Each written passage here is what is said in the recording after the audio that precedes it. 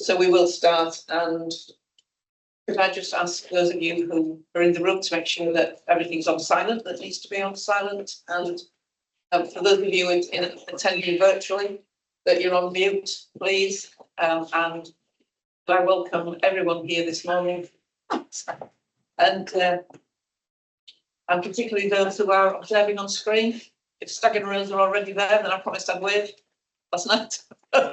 Can't actually see them yet, so perhaps we're going a bit late. But it's good to have everyone here this morning for what is a fairly hefty agenda. So, could I take declarations of interest? But first of all, it's a gentle reminder to everybody that we are a board meeting held in public. We are not a public meeting. There is a difference. We have public questions at the end of the agenda, and today's agenda. And Phil will need those, and we've not had any so far, have we, Phil? But the board is here to debate, other people are here to observe. It is our governance and protocols, just to make sure that everyone is aware of that. Could I ask for your support before we start to make a couple of amendments to today's agenda? We will break about just after 11, by the way, for a break, but you know where it is. We'll take lunch break about 1. Public session should be completed by 3:30, and we've got a very short private session after that. But you'll be aware that the enabling plans have not been circulated. They're not on today's agenda. We've got enough on today's agenda, to be quite honest. With Toby and I've had a discussion. I'm going to suggest that we take the enabling plans to a special meeting of the board, which we'll hold as part of our next away day in April. And I think it'd be a far better way of getting those through the governance rather than trying to squish them into a meeting like today. So with your approval. Secondly, could I ask your permission to move the finance plan discussion until right at the end of today's full agenda? You will be aware. So that will be after lunch, to be quite honest. It will give Toby time, and he's asked time, in case there are any last minute messages, last minute changes, last minute. Deep breath is asking. It gives us the coffee break and indeed the lunch break if there are any late amendments. We're not expecting them, but in today's climate, you never know. So with your approval, we'll move finance to the absolute end of the agenda. Is that okay? Madam Chair, I think there are paper copies of last night's addendum to the finance paper that Phil has that can be sort of handed out over lunch if people haven't got. So if people don't realise there's a late paper came out last night. Thanks to Toby and to his flipping late last night to make sure we're in a good place today. But we'll take it later if that's all right with you, so just in case anything else happens. So we will, apologies from Richard Falk, who is in New York. Didn't seem to think that was the case. Richard's gone off to New York, so his apologies. We are quorate, and the declarations of interest paper is before you with some changes to those relating to ISAS and Steve Forsyth. So could we agree to receive the deck of interest paper with those updates? Thank you. And we will go the staff stuff. And today we've got 2 colleagues from Physical Health and Neurodiversity Care Group working in the Neurodiversity Directorate. We've got Emily and Melanie, and they're both ADHD practitioners. Yeah. And Emily is a fairly new recruit. I am. Right? I started in end of October. I'm new to the team. I'm new to prescribing. So yeah, for me it's been quite a big, fast change. And we've got Melanie, who's been with us a bit longer. Well, I started in adult ADHD in May last year. That is a bit longer then. It's a bit longer, yeah. She was trying to make you sound like the really experienced. So not loads, it's really a bit that. I've worked for RDaSH for a long time now. Oh, fantastic. So yeah. So you're going to talk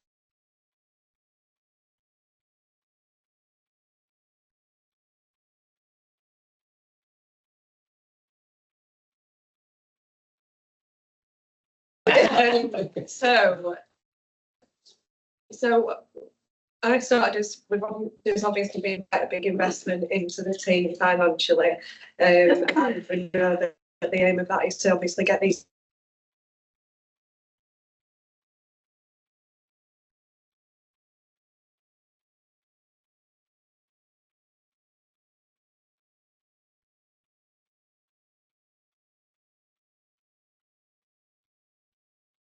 So as I started in the team, it started growing a little bit.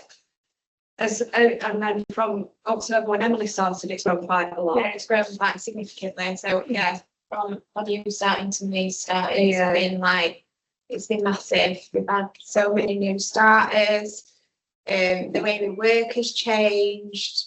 The expectations of us has changed, hasn't it? So it's been quite massive, really. And I think that's as practitioners, for us to get a waiting list down feels really good. And to see people, at the moment we're taking people for assessments from a list of somebody who's been waiting around 2.5 years,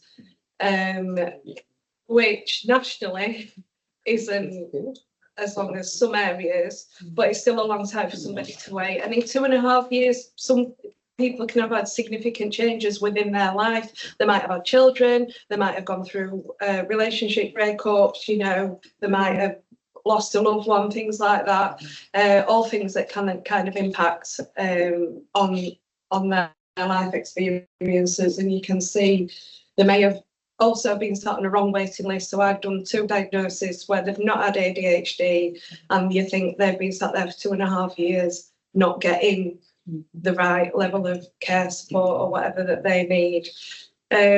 So there's a lot of work that's gone in initially around that referral point. When somebody's coming in, we're checking the referral. We've got 2 band. Well, we recruited 2 band 5s in the team to do the triaging and referrals now. So one of them unfortunately has left for another post.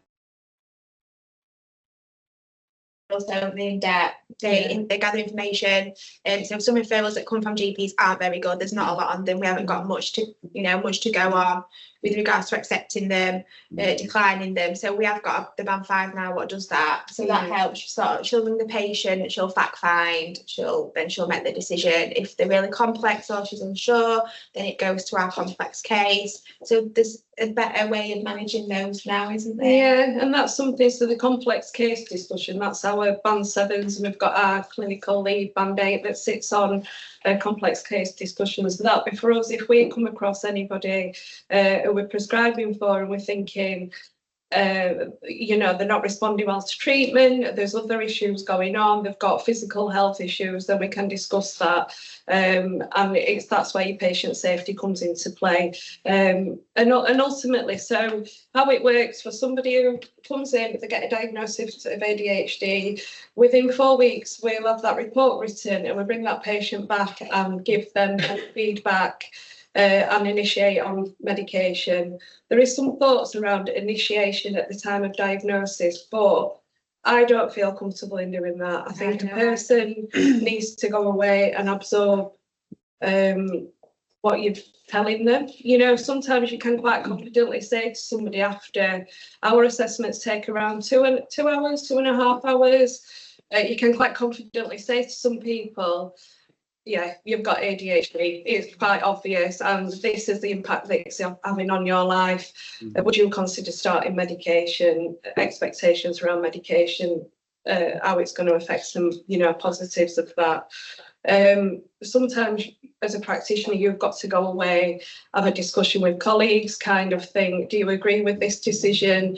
It's a big thing. It's a big thing for somebody to take that on board and give somebody a diagnosis it's a lifelong diagnosis as well.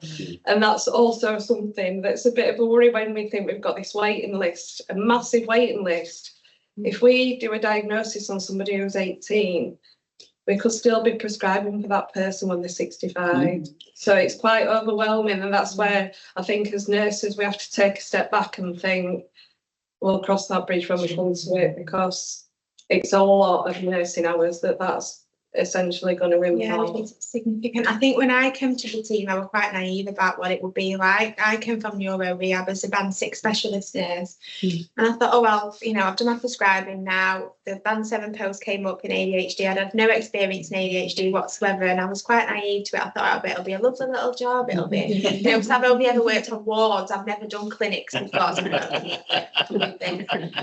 it's really hard. Yeah. It's a really hard job. It's the physical element's not there. You're not sort of running about all day, you know, you're not physically tired, but it's mentally tiring, it's hard. And the patients that we see day in, day out can be really challenging. They can present so differently as well, can't they? And Absolutely. and it's hard. And then we've also got lots of other new starters, like new band 6 is what I've started. We've got new band 3 is what I've started. So, you know, I'm new myself, but I feel like as a 7, I've got to support them. But I also need the support from like Mel and, you know, clinical lead. And so, yeah, I was quite naive when I came into the role. It's hard. It's a hard job. We are really conscious of that as well. So we know that we've got these pressures in place to see so many patients a day, but then you're also wanting to nurture this new member of staff because, like we said, we've had a band 5 who's left already. Yeah.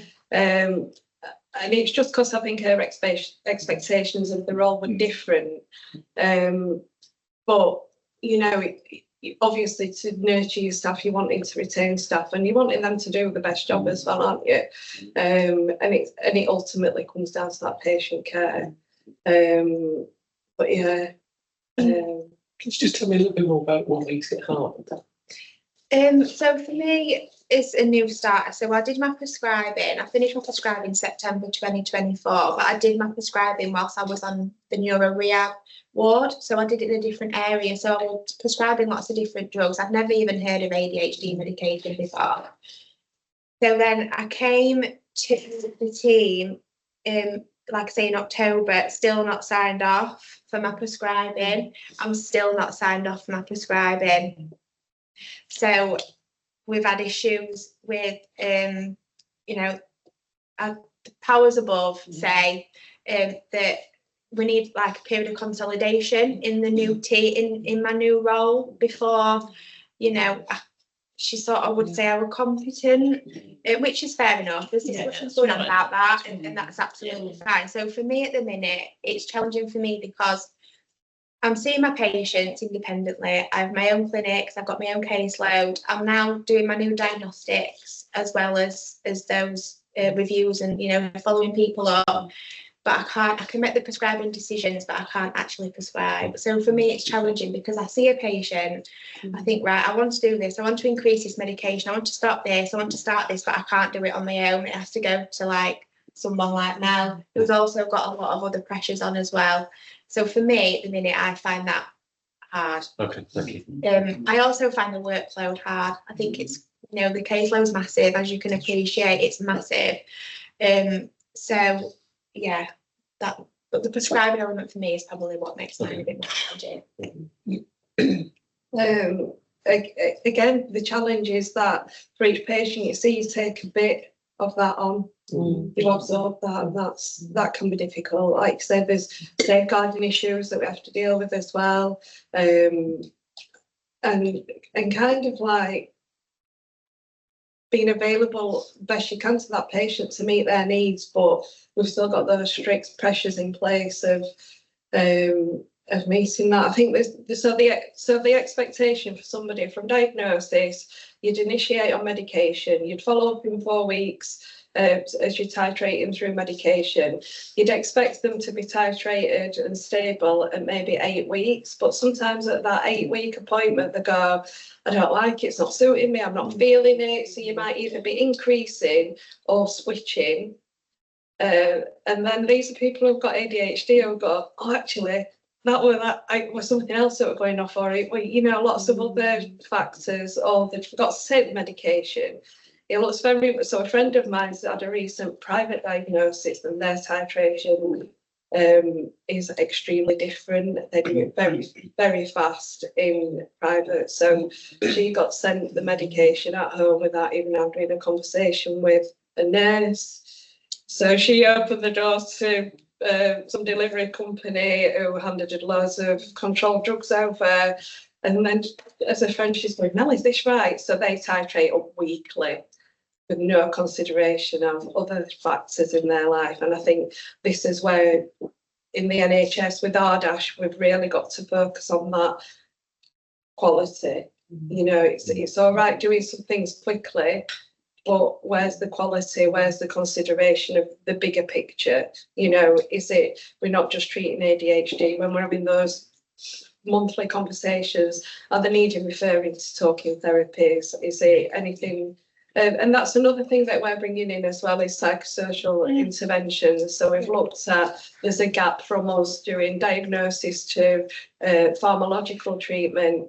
Actually, we're missing some specific psychosocial interventions. So we're training up our band 5 and some of the band 3s are going to do some work as well around that. So again, that's where it's coming back to retaining staff and providing quality of care and kind of bringing it, because we're finding that people who are neurodiverse have typically not got on too well with the talking therapies as how that is. So we're looking at getting something that's tailored specifically for people who are neurodiverse. So, and some people can't have medication, can they? Some people, because of like the physical health issues, people can't. So some people have tried it, haven't they? And it's not worked. So it'd be nice to offer them now something other than medication. And that's another way of getting, you know, that overwhelm of actually we could essentially be prescribing for thousands and thousands of people. Offering that non-pharmacological interventions really good for people. You can draw breath. We could go for hours. It's fascinating, believe me, but I'm getting questions coming in. So you draw breath. Let's take some questions. So I've got Toby and Jude and Rachel. Toby. Thanks so much. What comes across? I'm not very good at asking questions, so I'm going to make a comment and then feel free to ignore it. So I'm Toby, the chief exec, as we met downstairs. What comes across is the sort of sheer sense of responsibility that you're carrying. Do you know what I mean? I mean, both, as you were saying, at an individual level, but also you both come across as very aware of how much of a priority this is for RDaSH. Yeah. And you know, I suppose that responsibility could go either way, couldn't it? It's a really proud thing, and that comes across, but it's also quite a heavy burden, you know. So I guess if I've got a question, it's how do we help you to balance that sense of that burden? Do you know what I mean? Because it comes across. I think this is the only job where I've had that I've gone on annual leave and carried it. Okay. Okay. I go home every night worrying about something or worrying about a patient that I've seen, and I don't know. I don't know. I care a lot about my patients, so that is why. And I always try and I carry a lot on my shoulders. Yeah. Well, maybe it's good that Jude's following me with questions, because I wonder if there's a question about how what support we can provide for that, but. Quite a lot of questions right now, and I need to finish time to talk. So we'll take the questions. Jude. I'll play my question then, but I want to say one thing and then Arthur as well. So I think you're absolutely right. I think a lot of people think about ADHD as something that's just not a very severe thing, but actually the opposite. It can make a lot of impact on people's lives. And I talk as a person with lived experience as well, but who doesn't take medication. So we know that the prime treatment is medication, but you can work without it. And what you were saying, this is where people need to think about, and that pregnant people can't have medication, people who take illicit substances who often have comorbidity, and then also it affects things like travel and things, because it is a controlled drug. So I think that's why people don't always think about this thing. But it's one of the services, and we have certain services that are very, very high paced, because predominantly some of the people who you see don't have other services involved with them as well. And it's a bit like our talking therapy services, and their propensity for burnout and the propensity for staff stress is high. So I suppose the offer for me is to come down. I know that you're working with Julie, Nat, and also Vicky at the moment. So we can see what we can do, because we don't want you going on leave and feeling because you do a really responsible job, but equally somebody else has to be able to pick up. If you were, and let's do it the other way around, if you won the lottery tomorrow, that service would need to go on. And we are in a syndicate as well. I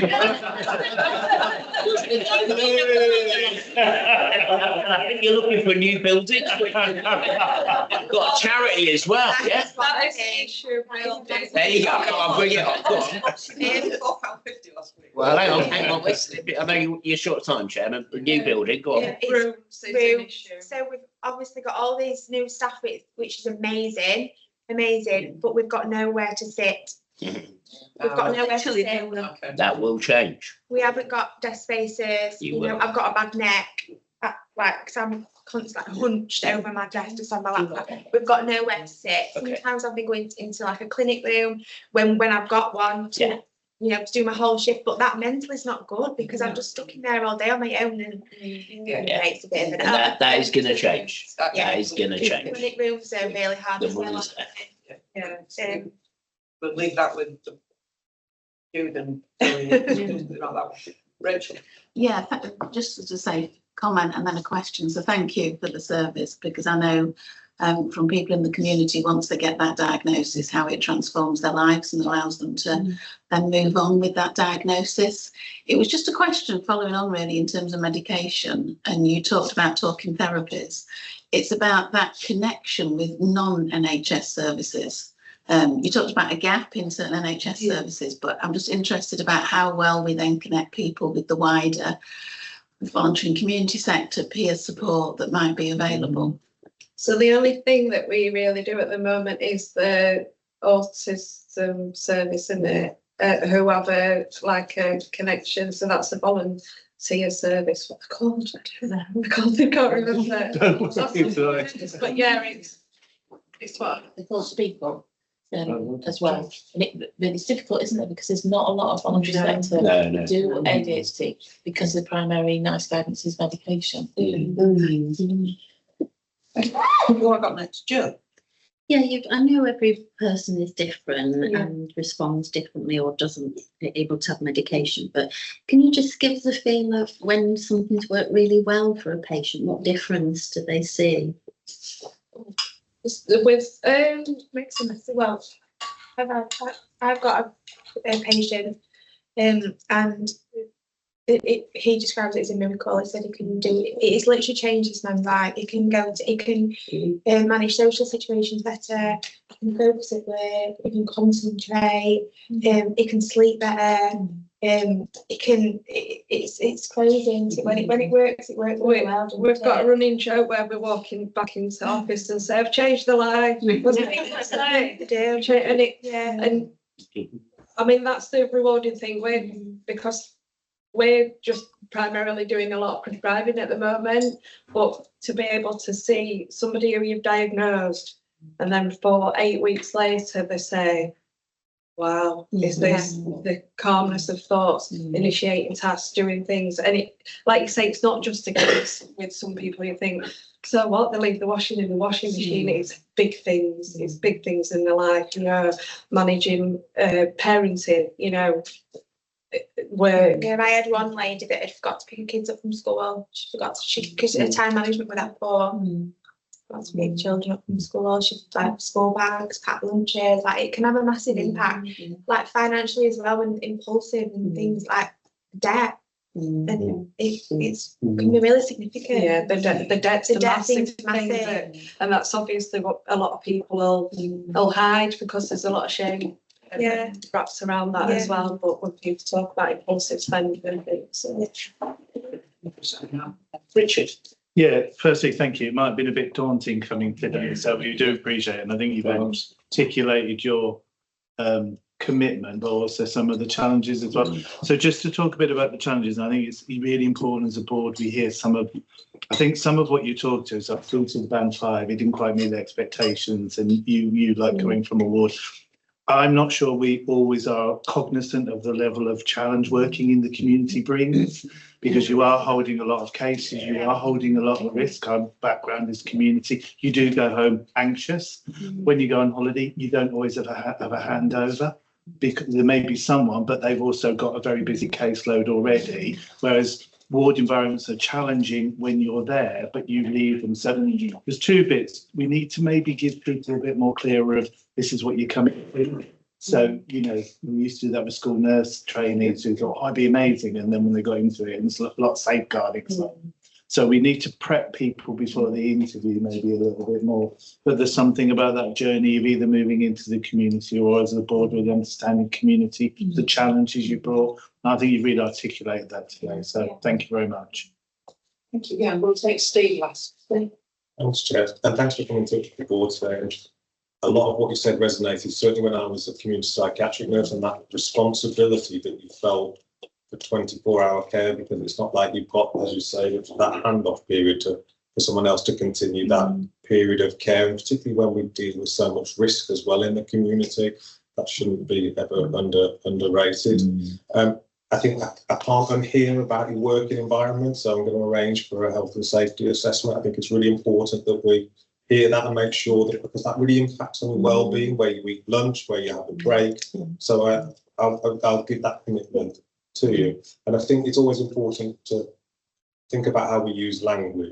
And whilst you said you joked about changing people's life, you really actually do. And it's good to keep a sense of humour and keep morale up, but really just echoing that you are changing people's lives in that way, and what can be perceived as minimal changes, like I say, has such a big impact, not only on the person, but the wider family as well. So thank you. Well, thank you. Thanks for coming. Thanks for being so honest. Yeah. I like what Stephen and others have said. You are changing people's lives. We're very proud of what you do. We're proud of you. And it's not just about tipping up this morning and telling us stuff. We are listening. And we always discuss this item in private in the afternoon. And it always brings about actions. Steve has already said that Jill will come, as committed to come down and talk to you.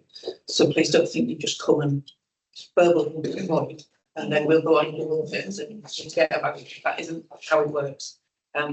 It's meaningful that you're here this morning, so thank you. And you can leave if you like, or you can stay and listen if you like. We'll do some burgling now, yeah. We've got Yeah, I was about to say. Well done, thank you very much. He wants to come in shadow us. Yeah. More than that. It's really, really interesting work, and when we've had new staff, the patients are always more than welcome for people to come in. So if Brilliant. anybody else wants to can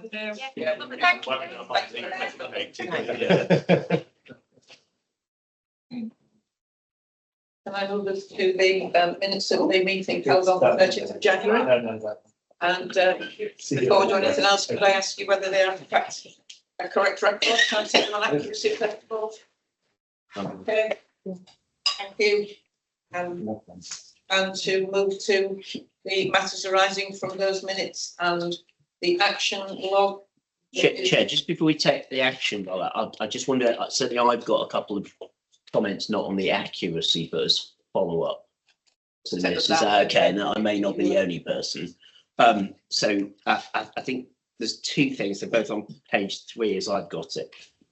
One is in terms of SGR reviews, and just to confirm, we agreed to cease the use of duplicate SGR reviews from next Monday, but we've given a commitment, haven't we, to deal with the backlog.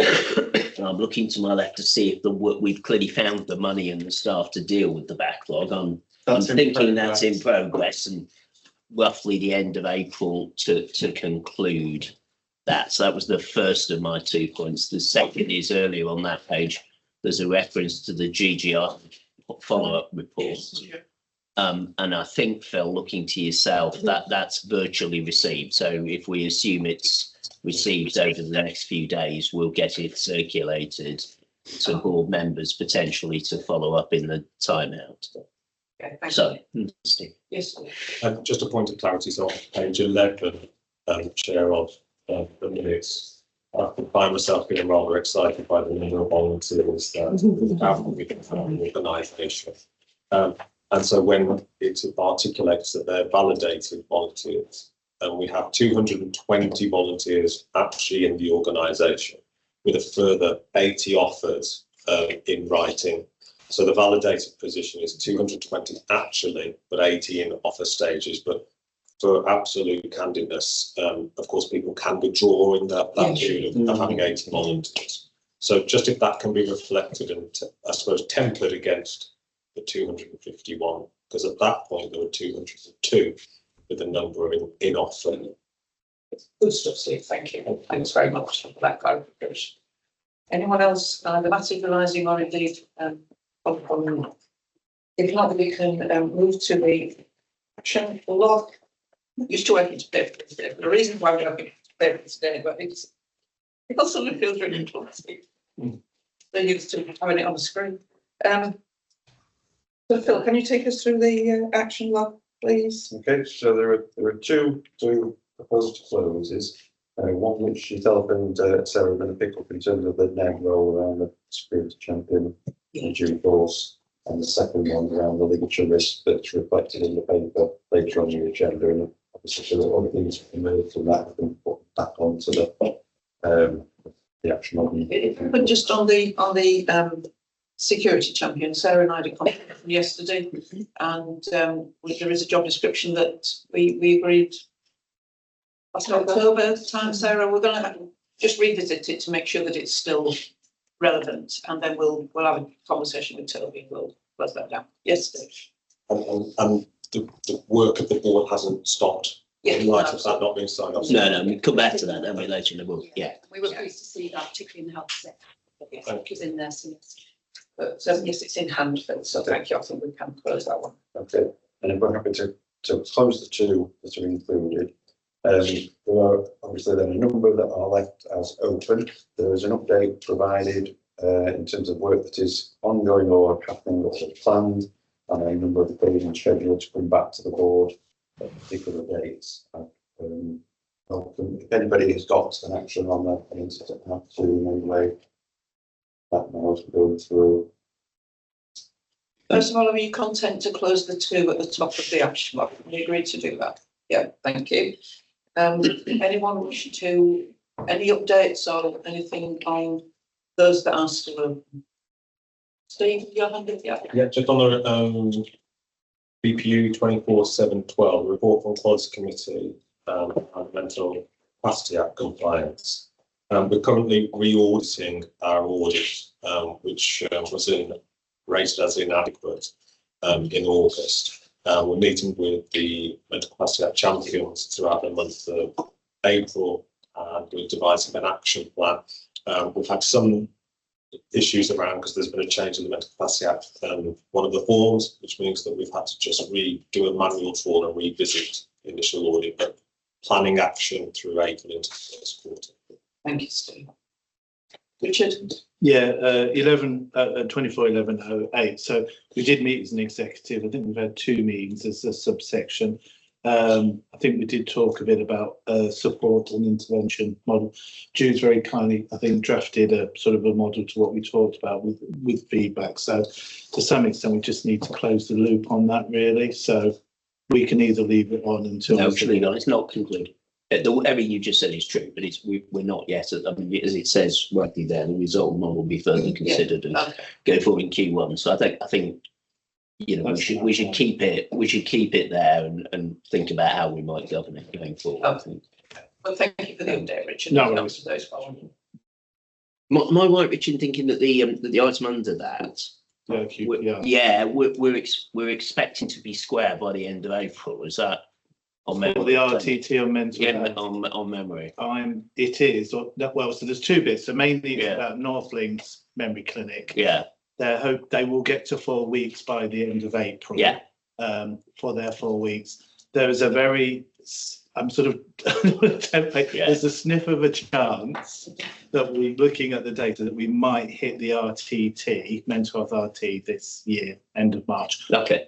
But I guess, because don't forget, when we go into next year, we'll be resetting the RTT as well. No, so it's next year I'm probably particularly fussed about. Yeah. So it's the end of April position and the May position. For the North Links Memory Clinic, but the RT, this is specific to the RTT, and there is a possibility, as I say, we'll hit in March. So I wasn't sure if it was an action, really. I think it was more like a comment. Yeah. So I think it can be closed because we track it through the IQPR, and it's more a comment that I hoped we would achieve the 92% because I have to say North Links have knocked it out of the park with their memory clinic work, and Toby's supported investment into that, so they're already recruiting to be so that they have got it down to 4 weeks, then we maintain that, so really good. Yeah, thank you, Richard. It's a really, really good report, and yeah, we can, it sounds as though we can close that and then just monitor it through. Yeah. Acutely. Okay, thanks, guys. Chair, the two other sides, I know it's always happens, isn't it? So one, I don't understand the numbering. The ones about workforce and staffing overview, Yeah. I don't think we'll be bringing an update in May. I think we'll be bringing a finished piece of work in May. I know I'm playing with words, but I don't think this is an ongoing conversation for reasons that are obvious on later items in the agenda. We need to take a fix on our legacy staff growth and form a view about which posts we're keeping and any posts we're not keeping. So I think that's probably just in the wording of the thing. And then I was very surprised to find that there is no disengagement risk on the risk register, given that we had a Regulation 28 report on disengagement. So we will deal with that as an executive team, but there's perhaps something also to reflect within the risk management group about how material matters that are discussed are or are not getting translated into the risk register. Because we probably discussed disengagement in the Regulation 28 at this board 6 times in the last 15 months. Yeah, no, that makes sense. Yeah, you know, well, that's why it's there, isn't it? So, yeah.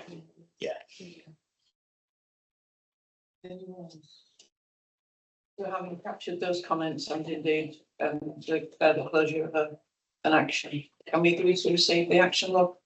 We'll note the comments that we made and act accordingly with actions. Recorded. Thank you.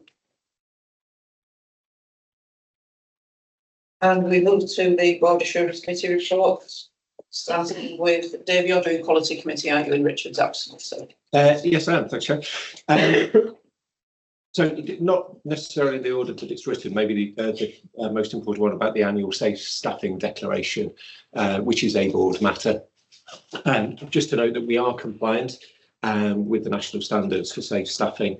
We had quite a long discussion just to remind everybody that this is about nursing and support roles, which is the legislative regulatory requirement, not about everybody. So we did have the discussion about multi-professional in work and the workload that we need to be clear about. There is a couple. Just to note, Dave, that the annual safe staffing declaration is on the supporting papers on the state's agenda. Yeah. There's a bit of jargon in there, but there are 3 things, and that second line, M-Host, SNCT and Safe Care. They're actually helpful things. So the mental health optimal staffing tool, which links with the Safer Nursing Care tool, which is a nice approved tool to link acuity to staffing. And then Safe Care, which is a module within the rostering platform. So tools that help us keep on top of, have we got the right folk and enough folk to look after the patients that we've got. And what we did take assurance from was the work plan going forward, that there will be a relaunch of M-Host. There will be a review in July of all the establishments against the M-Host, and then again in October, which will link into the budgeting cycle to make sure that we've got establishment budgets, safe staffing regulations tied up. So we felt that they were positive. And then Steve made the very wise point that actually all these tools don't take away from professional judgment. And actually that is the biggest thing to make sure that we're meeting patient needs. So maybe Steve, there's anything else that I've missed on that, because it's also an important sign off. It is, and Chair, we've got the annual safe staffing declaration. So I just think in terms of budget setting, M-Host is an acuity tool which is different to the budget setting. So that gives us a view of what are within our staffing levels, which we've done in May last year, all the data and triangulated it against patient harms complaints, etc. We are going to review that with clinical judgment, but I think it's separated from the budget setting. Yeah, thank you. So for purposes of the minutes, to be clear, we have set the establishments for this year. The M-Host in July and November will not change them. this year. It might change them in 26, 27. Clearly, if professional judgment is that there is an egregious difference and we would be putting patients at risk, notwithstanding the papers later on the agenda, we will revisit that. But we mustn't relaunch MHost with any implication of an in-year establishment change. Yeah, which is what the committee understood. Yeah. So second point is the progress on the violence prevention reduction standard and health and safety action plan. And just for the avoidance of doubt, I don't know whether Richard did reach out to you, Pauline, because we saw that quite a few of the actions were on an estates basis, and rather than two committees duplicating, felt that it would come through to your committee, but just to make sure that we're not seeing things fall down the cracks. So I think Richard and yourself just to agree, which bits go where. Third point is just that observation Toby did raise about the backlog of SJRs. That I think is the third or fourth recovery plan in QC in my time, and linking to the first point about the complaints management process, which is the fourth recovery plan in 5 years. There's something in the organisation we're not getting right of seeing the early warning signs and responding to that, because we end up in a position where it's kind of going too far down and therefore needing a recovery plan. So it was just that observation of types of people, simplicity of process, how do we keep on top of this rather than allowing it to get out of control. Positive digital programme for safe quality care. That was really well received, Richard, from David and your team, and just felt we should air and share that more widely because the board members would be interested. And I'm sure, Chair, you will come on to this, but Richard did want to note and the thanks to Janusz for his service to the Quality Committee. So thank you to Janusz. Yeah, thanks very much. Thank you, Dave. If there are no further questions, then we'll move to Kathy and the Audit Committee. Thank you. I'll take these sort of chronologically as presented, if that's all right. So there were no key matters of concern or risks circulated to the board, but for interest with regard to the progress for the annual standard return about fraud, bribery and corruption, that is in progress, and nothing concern themselves about completeness or timeliness at the moment, so that's on target. Internal audit progress report was positive. There had been 3 audit reports issued. Some of these pop up, like the states ones, with other papers and so on. So it's quite useful. That was limited and useful lessons learned about how when we have a project or a change, it's about engaging particularly stakeholders and having those people involved so that they understand what's coming and are able to pick things up when things have changed and are changing. And so that was useful. The final accounts timetable and plans are in hand. Usefully, we've had an interim audit for the first time in this financial year, which has been great step forward with the external auditors, and that gives clearer line of sight feedback for us as in the team. So progressing well and sounding good. Yeah. So he's happy. That's one thing less to worry about for his house. So that's good. There was one thing that was detected, which was the classification of property as John's Hospice considered to be donated asset rather than how it's been currently accounted for. So that is an adjustment that, as it says further down, it may, depending on the magnitude and work is complete, result in a prior year adjustment depending on materiality, but otherwise it's about disclosures really rather than anything fundamentally changing the results. So that's progress as I understand it. And can I just understand the likelihood of a prior year adjustment? Yeah. So from a prior adjustment, so the St John's Hospice issue at the minute is with the Deloitte's technical accounting team, because depending on the interpretation of the accounting standards, it's either a £10 problem or it's a £2 million restatement. Right. From a 24-25 year end audit perspective, it doesn't impact the accounts. It's more about the restating of the accounts for the prior years. So what that essentially means is more work for the team in terms of going back and unpicking some of the numbers. So it doesn't actually impact the materiality from a 24-25 accounting perspective. It's more about the amount of work required to go back 4 or 5 years to sort of restate some of those accounts in terms of the presentation of them. So yeah, I understand what prior adjustment is. when will we know if we've got a prior year adjustment? Because it's not a good habit to have, is it? No, it's been with the Deloitte technical team for about 10 days. Okay. So we're meeting with them again. We have a Friday sort of checking meetings, how things are going on that. So we're expecting an update on that. I think that your earlier point around the interim sort of audit, I think that's been a really positive move by Deloitte, and we've seen a real sort of shift in how they're working with us this year. So I think that's something for the board to be aware of. I know we've had some issues over the last few years, but there seems to be a shift, and yeah, it's working well. The interim audit's gone really well, and it's meant that a lot of the testing that's held things up in the previous years and the core audit period has been done beforehand. So that's a real positive, and something we'll look to keep doing every year.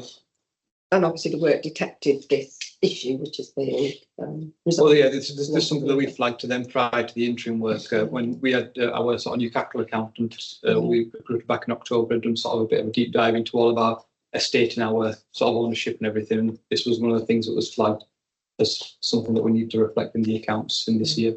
So it's great. So the purpose of the minute, we identified Yes. it rather than the auditors identified it. I mean, we shouldn't be too good at it. No, not all that. That feels like something to record. Yes. Yeah, I think Yeah. that's wise. Thank you. Any more, Catherine? Just to, well, I suppose just being a bit quicker about it.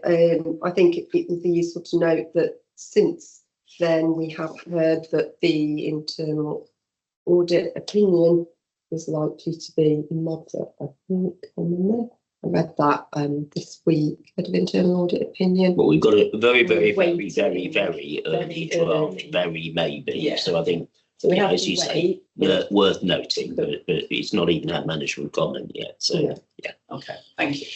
Okay, those were the key things. Thank you. Thank you, Cathy. If there's nothing further, then it is Sarah. Thank you, Mr. Chair. I'll take the report as read. There are really just two areas that I want to highlight. First is the identification of issues with care plans, which I know is not new to the board, but this appeared both in recent CTC visits and also every year we do an annual analysis, thematic analysis of what issues have been picked up by the CQC when they've done their MHA visits. And that's come through quite strongly in that too. So I was assured that work is underway and so trying to agree what we mean by personalised care plans and then putting actions in place so that they can be implemented and people understand them. So that was something just to make people aware of. Seclusion is still a challenge. We now have the additional area of recording. We just need to get that right. But I wanted to move really on to more of a highlight around the positive progress that's being made, I think, in a range of areas now, particularly around MHA compliance. So we're seeing sustained improvement. It does fluctuate a bit, but we are seeing some sustained improvement around MHA training, Section 132 rights and consent to treatment. And these are really stubborn things for us. So I think we are, it feels like we're over the hump, but we just, there's more to do. But it feels like we're anchoring into a range now that is closer to where we want to be overall. And also other things that are coming through that are really challenging, like patient and carer feedback work that Jude has done with her team. It's really challenging to be able to do that in an area where people are detained and really have a whole range of emotions and conditions. So to be able to get, I think, some feedback, while it's not great in number, is of good quality. So I wanted the board just to be aware of that too. So on a number of fronts, I think we're moving forward, but we still want more work to do. But it's feeling better, I think. That's feeling better. That's a good report. I mean, so yes, Richard. Yeah, just as a point of triangulation as well with the case recording. So at the delivery review this week, we asked teams to sort of suggest what the training analysis needs might be over the next year. In two of them, it included care planning, and there's 2 points, I suppose. There is doing it, and then there's doing it well. So I think that'll probably feed into our training needs analysis to make sure that that's part of next year's programme, I think, really. So it's helpful just that there's triangulation. Thanks, Sarah. Yeah. A really positive report. Sorry to Thanks, Richard. So I agree, it's really positive, isn't it? And so conscious of the comment made by our clinical colleague about not taking work on holiday, I'm going to ask Carleen a question, but since I haven't given her notice and she goes on holiday tomorrow, I don't want you to take it with you. Obviously, I'm going to ask about 52. I was going to ask about the 52. Have we got any sense of whether the 52 is now a smaller number? Because I think what I feel Dermot and I committed to with Sarah is in the nice possible way, if the 52 is still 52 at the end of April, we'll need to be having a slightly less convivial conversation with them. The 52 is a lower number. I will have an update tomorrow. There's been given me a Friday update. We did schedule a further RRI training course, which would take 18 colleagues. Unfortunately, the attendance on that course was lower than anticipated. So I'm more confident in the progress towards the mental health at level 3 training. RRI, we have got some further work to do, but there are courses still available in March, April and May, where we can take some additional colleagues. Well, thank you ever so much for sticking with it. We'll pick up when you're back, if you like, the consequential elements of that for individuals, because just to translate for the board, these are the 52 people who have been multi-year non-participatory in these two very important elements of statutory training. So there has to come a point where one has to do this or something else happens. So we'll pick that up when you're back. It sounds like progress. So thank you. Some of the exceptions, though, just to give a balanced response, is where individuals are currently on long-term sickness. And that's a different situation. That's a different situation because the patients are not at risk in their practice. Thank you. Yeah, thank you. Well, to Rachel at People and Nuding. It's actually me because I stood in as chair. Right. I'll try and do a good job. Everyone's playing different positions. I mean, anybody want to be chief exec? It's all right. It's an option. Just to keep you on your toes. How hard can it be? So we had our meeting on the 19th of Feb, so I'll take the papers read. But I'm going to focus on some things out of the dashboard, a concern that was raised with the junior doctors and some really lovely highlights. So integrated gas dashboard, the area there, sick absence, slightly upward trajectory. Took assurance that there's a small group now doing a deep dive into sick absence in February, and we've got a new sick absence policy going in April, which I think we've heard a lot about. So some real action taking place there. Vacancy position, I'll try and get this right, Toby. We're close to our in-year target of 3.3%, or less than 100 vacancies is how we want to think about it. So again, we've got assurance around progress there, and we monitor and track that, really carefully in this committee. And then turnover rates significantly reduced to below 10%. So again, on a downward trajectory, but again, one we have to keep a close eye on, it's really important. Around a concern, when we talked about safe working hours, the emergency closure of brambles, and some of the medics around junior doctors placement and training impacting on that. And there is an interim quality review taking place to look at those placements. There's some action taking, but I think we've covered that in other places on the board as well. But some concerns raised there. Draw breath, Pauline, Carly. Was that a question? Come on. Just in relation to the resident doctors and the placements and the emergency closure of the ward, we had a review with the deanery yesterday, and it isn't a formal quality review. I was going to say. They were very clear about that and the purpose. Yes, we will have a letter that summarises the discussions. I think Nikki Thomas, who's a lead in that area, she detailed 7 colleagues who were affected from a resident doctor and a placement perspective, and they've actually had an improved experience as a result of the changes. I know that sounds quite strange to say, but Nikki was saying because of the blended approach, the different community work, the different experiences that they've had, they've been very grateful and very positive about their experience. So although they were impacted by the emergency closure, their overall training experience has been much more positive.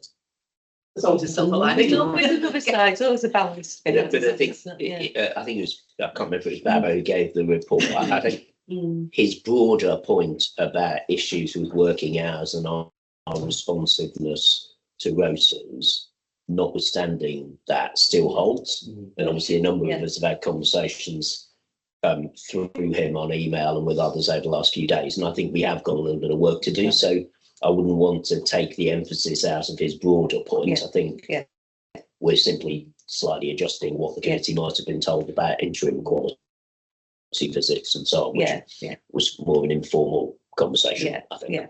Potentially got a one-sided view, I think. Thank you. Couple of highlights. Leadership development offer we've got cohort 2, we've got much broader, diverse community partners attending the cohort 2, which is really positive.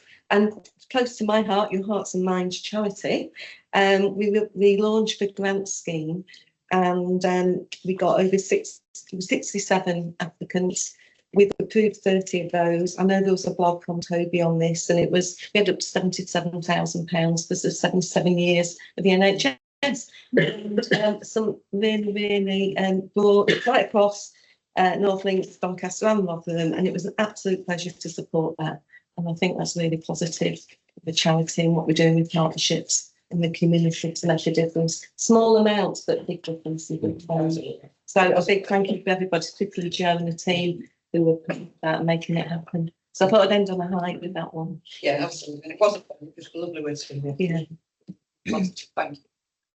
We all okay? Thank you, Polly. Thank Dave, public health patient involvement and partnerships. Thank you. So Jeremy, just to balance out on that opening statement about the Eating Disorders Collaborative, where the closure of Ellen Mead has been noted and relocation of long-term patients to London.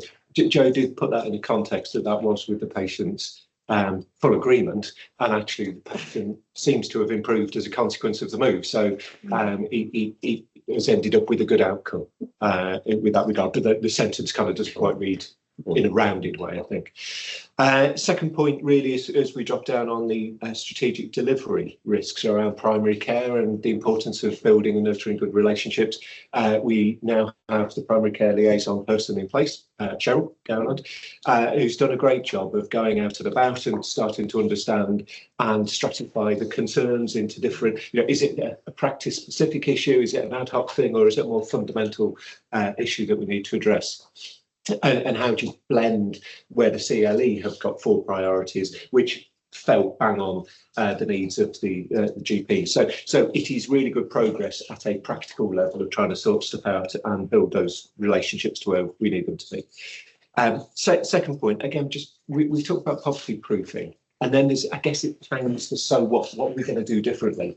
And this time we heard the service specification of citizens' advice, having 2 days a week across the 3 places in some detail. So credit to Joe and the team for doing that, as well as the £35,000 of additional transport monies to help people get. So they are substantive things that go alongside the service-specific poverty proofing reviews that we do. Flipping over the page on the health inequality, just to try and bring that to life. For the lower decile poverty areas, for example, in Rotherham, the DNA rate was 42%, which is massive. Yeah. And so having the data triggers the action. And I know it sits with you, Richard, and people are having a look at, well, what are the things we can do? Again, it links with the some of the monies that can be put in place to help people get to appointments. But it's having the visibility of those issues, which I think, Toby, when we talked prior public health, we work out what is the board's and visibility to that inequalities data. So we've probably got an action for that to come through to the board on a regular basis. Thank you. Thank you. And those are really, really important matters, Joe. Just to clarify, I think that just the wording under the eating disorders gives a bit of a misunderstanding. So the extra package of care that the patient is on has reduced significantly, but that doesn't then bring the funds back into the trust because NHS England are paying for that extra package of care. So just to clarify, that isn't a gain to us. Yes, thanks, Joe. Yeah, there is a very expensive patient protocols or whatever it is. Yeah. Richard, yeah. It's okay. Where else have I got? I've got Jude and Calvin too. Sorry, I wasn't quite quick enough with my hand for the people's one, but actually it applies to this as well. I just think a comment really that, this helping people to get to appointments easier, real investment in people who struggle because of poverty and things, combined with the fact that we have filled vacancies that have been there for years, meaning that people weren't being seen.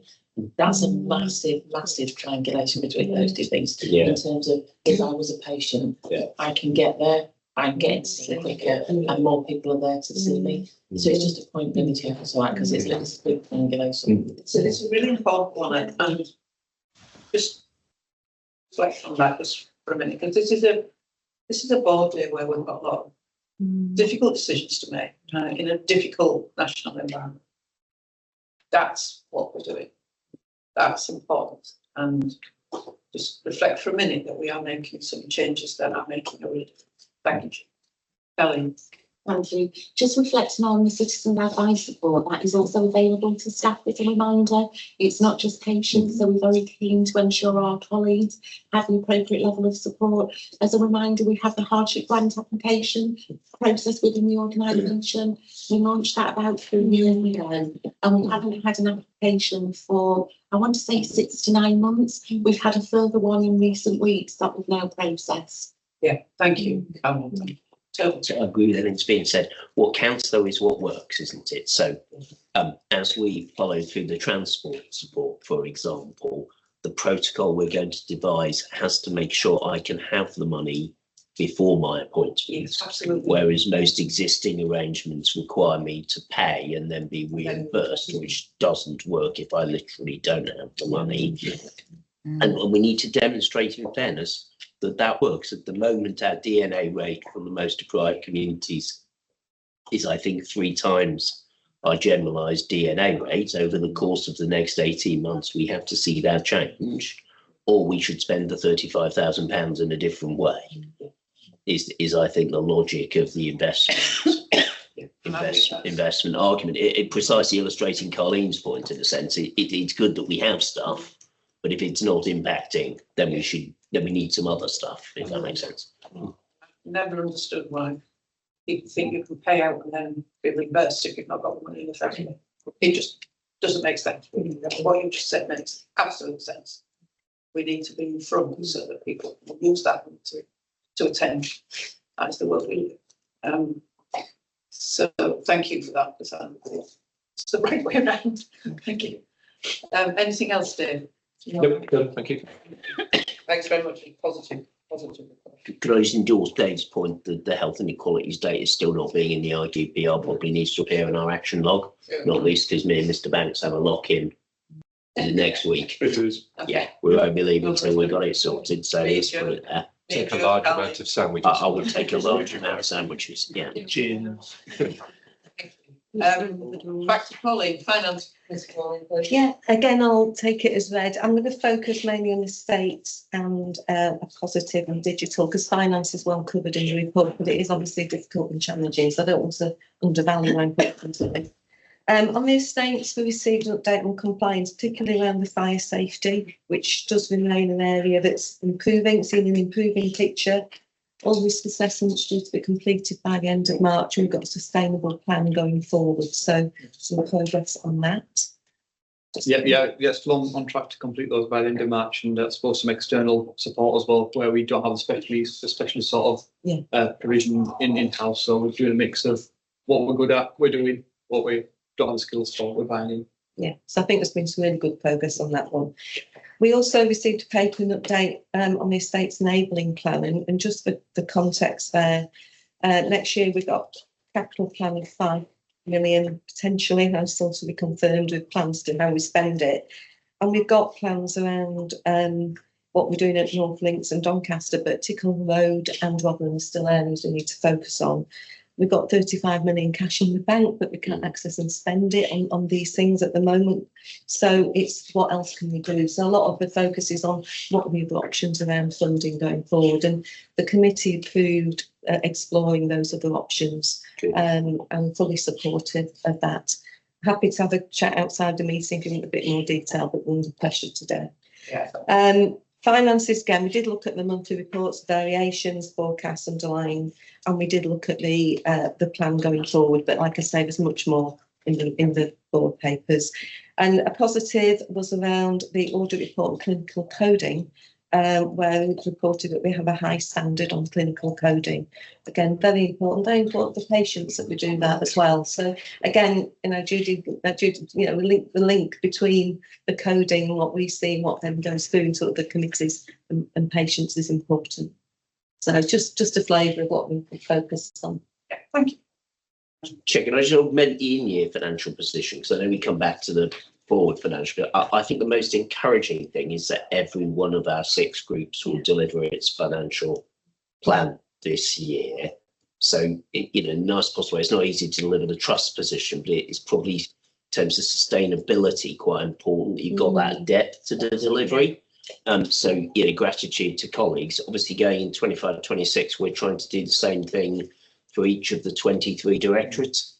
So in the budget sign-off meetings on the whichever day of the middle of April it is with myself and others, it's at directorate level this time, which I think is the first time we've probably done that, certainly in my 2 years here in the trust. So we're trying to get closer to that sort of level of delivery, if that makes sense. Yeah, so it's certainly seen a shift, I think, the last year in terms of how much focus there is on sort of people looking at the budget reports, scrutinising their positions, getting their meetings in, looking at things like forecasts and control totals and sort of non-pay spend, etc. So I think, the next sort of stage in that is what Toby described, which is that directorate level review of it, and it's linked to, I think, directorate work as well, probably trying to embed. So, And we might need to just think how we focus on that in the committee going forward as well. Not what we get into the detail, but see the progress. Thank you. And finally, it's my report on the remuneration committee last November, which the note is there, and there's nothing else to say. If anybody's got any questions, I'm more than happy. But it is the work that came out of that to complete. I think we are increasingly confident, aren't we, Chair, that we will get the national VSM restructure. Yes. And I think, I'm just in the interest of candor, we are anticipating that to be quite disruptive. Disruptive is a neutral term in that sentence, but quite disruptive to current arrangements. So, something to recognise that will create stress for colleagues around the table as well as others. Yeah, just to add to everything. Just before we finish with the committees, I really just wanted to take the opportunity to thank Janusz for the work that he's done me and with the Mental Health Act Committee. I just think that his challenges and his interventions have really focused us on the direction of travel, like having that clinical depth to complement Dermot. Really powerful. So it just gives us confidence to push where we needed to. So I just wanted to record that for the record. Janusz doesn't know this. I will take a Janusz item before we go to lunch. If anybody wants to. We've got to make sure he's still on screen, Chair. Say that Janusz item. You didn't know I was going to do it. So okay. It's Janusz's last one. So thank you for that. That is the total report from Tier 2 committees, for want of a better word, and we'll move to the Chief Executive report before we take a breath. So, Chair, trying to do that without sniffing too much. So, first of all, I suppose what's not in the report, I think needs to be in the room is that the most important health issue, certainly in my mind this morning, isn't anything we'll talk about in the board today. It's the fact that carers' allowance was reduced yesterday for the first time in a decade. Disability payment arrangements have been radically rescoped. And my point isn't per se a political one, but it is that I think, yes, we have a set of responses. We've heard about them in what Dave and Joe have said. We recognise them in the fact we'll be paying the real living wage from April. But probably when the dust of all of that change has settled, we just need to find a space in May or June to revisit whether our proportionate response is now proportionate to what feels like quite a difficult landscape. So perhaps that is a plea, perhaps for an action somewhere there, Phil, which I'm happy to own, that we look again at these issues. That makes sense. So the point I was going to draw out, work roughly from the back of my report. First of all, to recognise that there is positive news. I know Richard Falk is now on a well-earned vacation, but there is positive news in the GP interim contractual settlement. But for us, what that might mean is that, for example, the equivalent of Mel and Emily, who were with us working in Rotherham, we might start the shared care agreement for ADHD in Rotherham that has never been activated, which means effectively nobody who is on prescription ever leaves the service, which has a consequent effect for people's ability to enter the service. That there'll be other things in terms of other shared care. So that's a positive thing. Clearly, the interim arrangements announced by Secretary of State, at least on the face of it, remove some things that are quite fundamental to care. So notably annual health checks and things this board has been particularly interested in, like SMI registers. I do think, and I keep saying to colleagues that optimistically, it is an interim GP position. I'd be very surprised if the forward contract simply replicated what's in the interim position. So I think we need to hold our nerve on some of the things that we're doing and then see where they go. But recognising that this is a big change, but potentially an important space.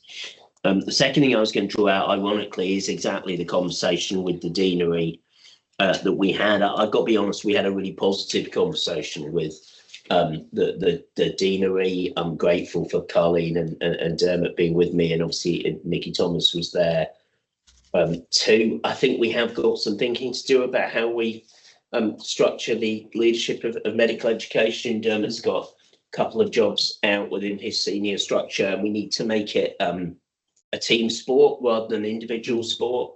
Resident doctors are a really important part of RDaSH. If you think, for example, about the future of Doncaster mental health services, we don't have sit hire trainees because we don't have consultants. Arguably, we don't have consultants because they won't be supported by our trainees. So yeah, there is a series of changes that we need to make. So it's a strategic issue as well as an educational issue. That the opportunity to visit allowed us to have, I think, quite a structured conversation with specifically the School of Psychiatry within Medical School of Sheffield about potential future changes in the curriculum. And I would highlight two for this board. One, obviously, we've talked about all age services quite a lot, but we have college guidance that is not so facilitative to that in the way in which people are trained. Yeah, I was really pleased to hear quite a reflective sense from educational colleagues about their approach to that, probably closer to our mindset perhaps than to the historic position.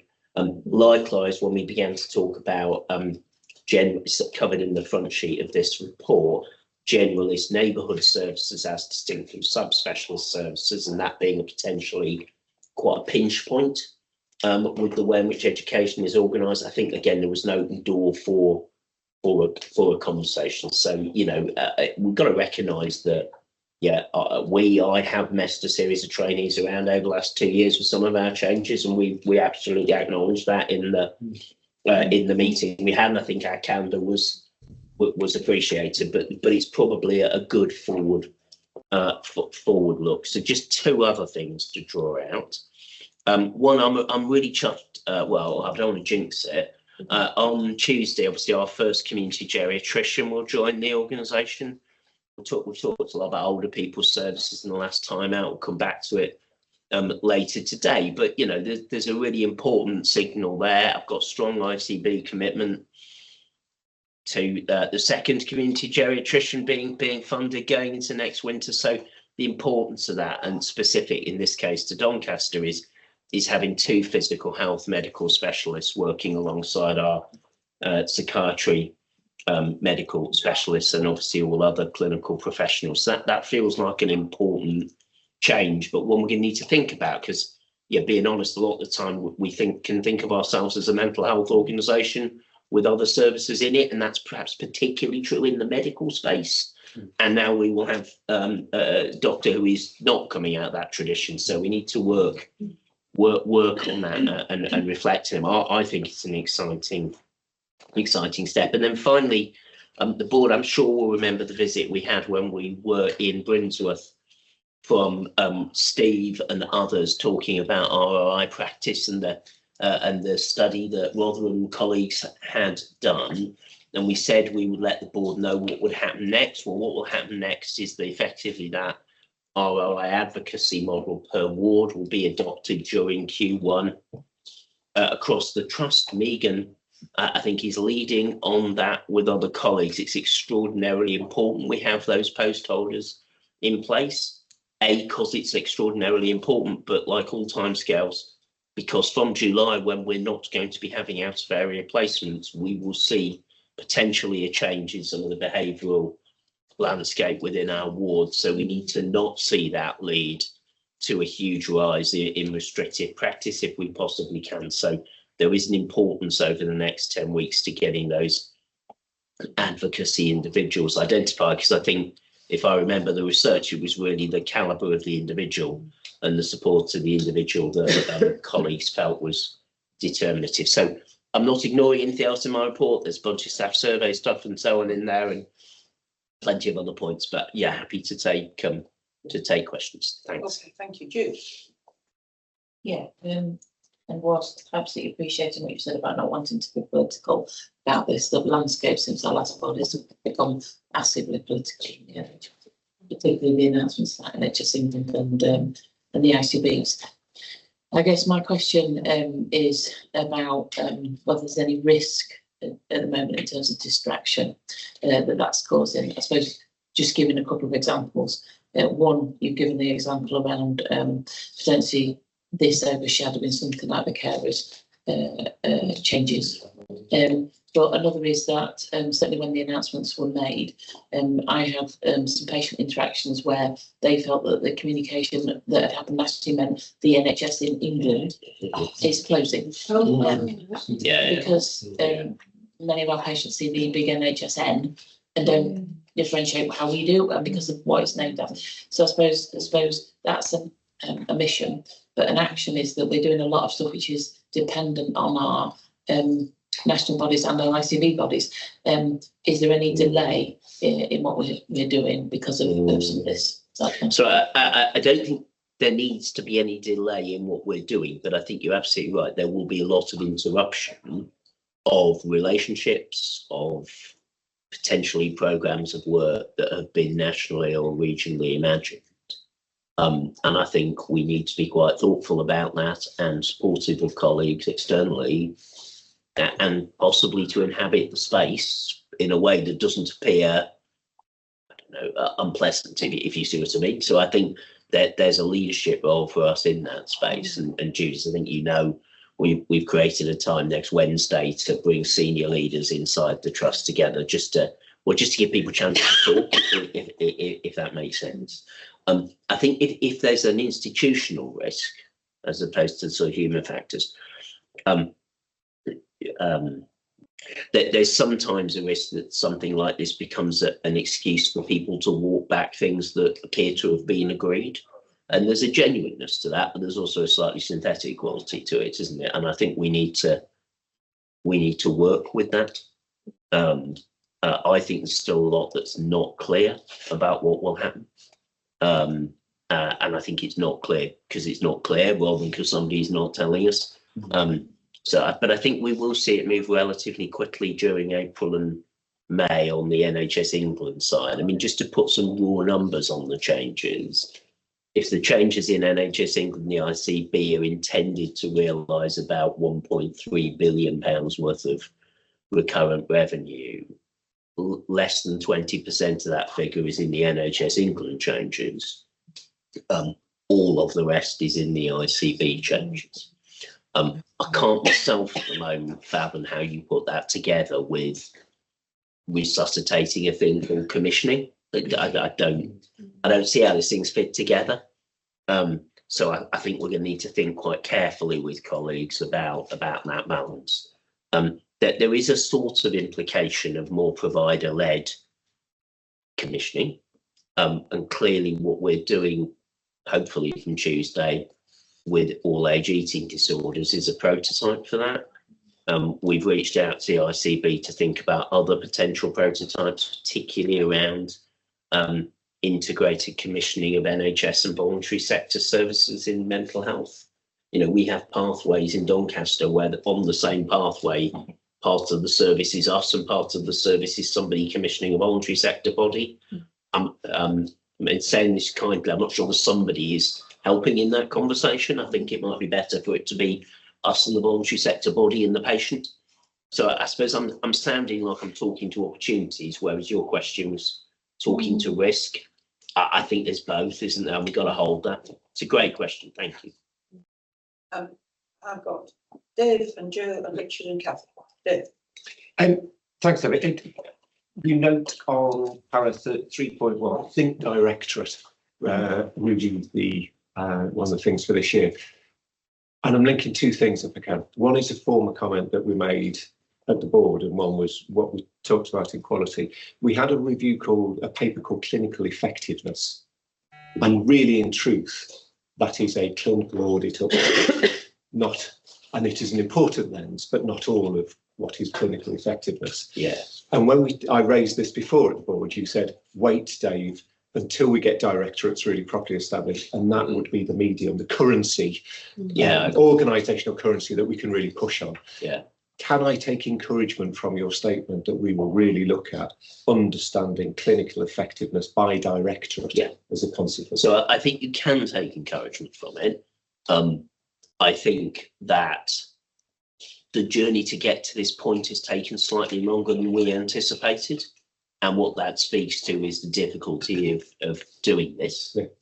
I would probably pick out a couple of points. One, I think we have got further to go in all of our corporate functions and the people within them, understanding that we're intending to work in this way and understanding what that means for them.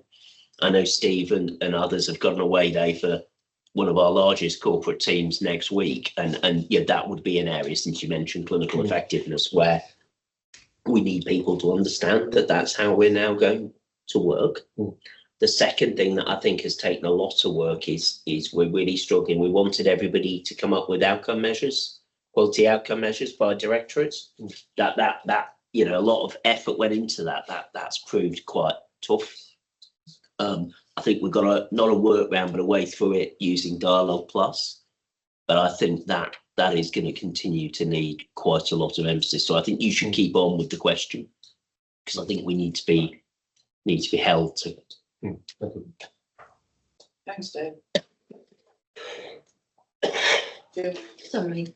No, my question was what you were alluding to, Toby, around how does that new commissioning or redevelopment of the commissioning role of the ICB sit with the cut by 50%, but there is no clarity as yet from what you're saying, and we'll just have to wait. I think the particular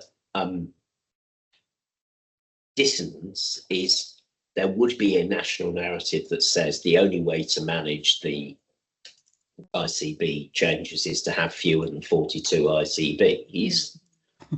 Yet on another level, the emphasis of policy is on place and indeed neighbourhood, and those two things appear to be divergent. I think they're not divergent if perhaps you develop ACOs.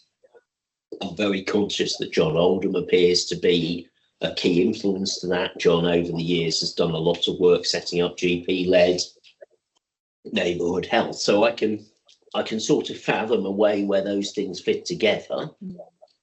But if we go back to Jude's point, if you're currently working in ICB, that is not at all how it feels.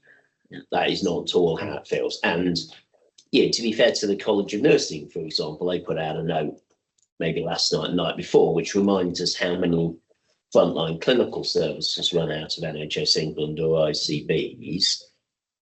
And there's a real risk that issue gets overlooked, and we need to give that some thought.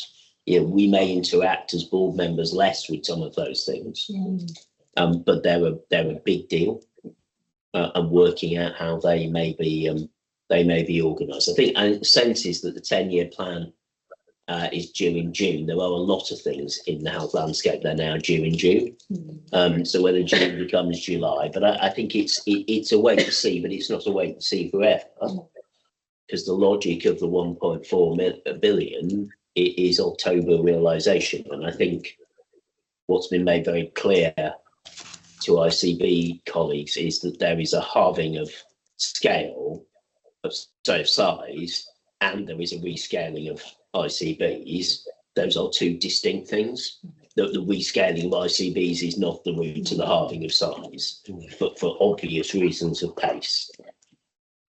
So, so let's crack on. And also, as I said in my last report 2 months ago, let's keep the mayoral authorities absolutely at the front of our mind. I think strategically they're potentially more important than the NHS conversation. We all understand, I think, that the South Yorkshire one, we've got to get ourselves educated around what might happen across the north of Lincolnshire. I think that's a huge change, potential collapse of two council entities into one unitary space. I don't want to be misquoted, but there's a big change there as well as a mayoralty. So we need to make sense of that. I think that's a big shift for us as a geography. And it feels like a real splitting away of South Humber from North Humber, with that new mayoralty and. Defer to your local knowledge, Chair. It's been coming for the last couple of years in all sorts of ways. Yeah. Well, and I think we're doing quite a lot of work, Richard, on how our North Link services and our Doncaster services move from a sort of associative reliance on one another to a properly integrated proposition. We were chatting to colleagues in the North Links Care Group, weren't we, on Monday about how we recognise where there are specialisms that can't be organised at that scale, and we properly structure the relationship with Doncaster rather than it being a sort of knock on the door, can I come in type relationship. So I think we've got some actions we can take as an RDaSH to recognise what I think is the human geography of people who live in the north of Lincolnshire, many of whom look to Doncaster. Absolutely. So let's recognise that human geography. It's not about institutionalism. We built a bridge, but it never quite melded the two banks. No. Richard. Yeah, 2 points. One, to talk to, I think, Jude's question to Toby.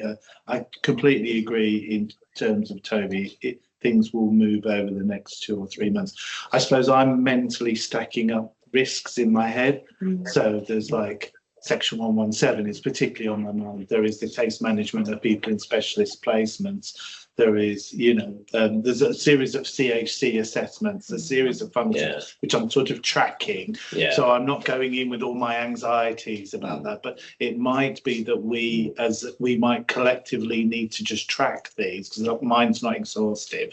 We might need to think a bit about how we then relate to our risk register. But as Toby said, it's far too soon to do that. That might work its way through. I suspect quite a few of us already going, so what will happen to that bit?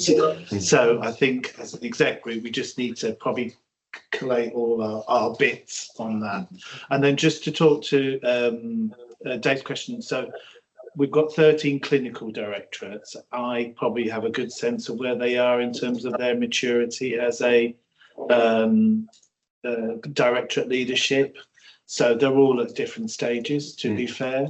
There are still some clinical gaps. So we need to bear that in mind, particularly around some of the adult doctors in the acute. So, that does have an impact. So I think they're developing, but I think we still have to continue to focus on that. And then, as Toby said, it's about the corporate teams leaning in directorially as well. So, but it's a very, very live conversation. But I think the twist, it may be useful if we could perhaps turn the noise off on the computer. The twist is to now behave as if it's going to work that way, but recognise it won't. But by behaving as if it's going to work that way, we will cause people to realise this is now a thing. Am I making sense? Don't say it. And I think we've probably got to a point where she's done some cracking work on a maturity matrix around how directorates, particularly clinical ones, might work. And my judgment is we're now at the point where we need to behave as if it's so. Even there's a bit of a Wizard of Oz element to that, and then we'll see how it develops. And obviously all exec directors have signed up to the taxonomy, and so are committed to being able to report in that way.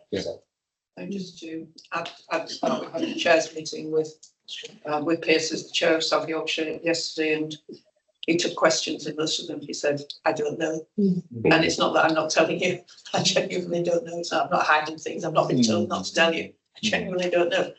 But we are expecting more information over the next couple of weeks. Okay, that's really helpful. Yeah, and as I say in my private report, I think the regional role is the oddly under talked to and not yet clear element of this, and that is I think I wrote a paper about 2 years ago on how regional health authorities could be subsumed within combined authorities, that would be one version of life. Clearly, the NHS tends to go its own unique way, but I think that will be important because if you remember, if you go back 8-10 weeks, when it appeared NHS England was going to stay, we were going to have NHS England regional officers doing performance management and ICBs doing commissioning. So it's a moving thing. In a funny sort of way, Charlie, I think the most important thing for us to do is to pay lots of attention to it and not that much attention to it. We got 28 things to do and people to keep safe, and then there's all that other stuff. Yeah, absolutely. Interestingly, the advert came out for the chair of West Yorkshire yesterday, which we sort of didn't think would happen in the current climate, but it was on the national advert yesterday. So they are filling Cathy Elliott's role as chair of West Yorkshire. Wow. Which I sort of didn't think would advert. Always need a chair. Always need a fixed term. I can't function without a chair. I think everybody would agree with that statement. We've got quite a lot of questions to come. Let's see if we can get it through by about 11:05. Oh, I've got to quarter. No, sorry. Thank you. Three things based on sort of linking some of the conversation. Quick thing first on Think Directorate and the conversation we subsequently had.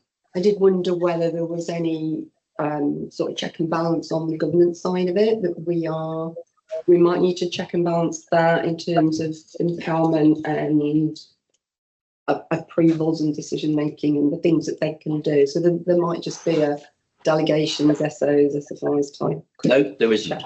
So I'm happy to confirm that there is no considered it change to the SFIs arising from it. But it's a fair question, that there is no change to the SFIs. That's great. There may in due course be. I think it's a very fair point in, let's say, a year's time. But I think right now, this doesn't require a change of the SFIs. That's okay. It's on the, it's in the think space. Yeah. We just talked about, sort of prototyping things and later on some of the models that we're taking on are slightly different, should we say, so I did wonder whether, and you touched on it as well, Toby, to be fair, you talked about sort of looking at outcome measures and tracking, impacts of those sometimes slightly novel ways of doing things. But is there anything we can link to any sort of research about effectiveness on that? Now, I know clinical research and so on, or if it's not the clinical research team, but something similar, just to look at the impact of those and be able to evaluate sort of progress as it goes. So that's a consider that thought.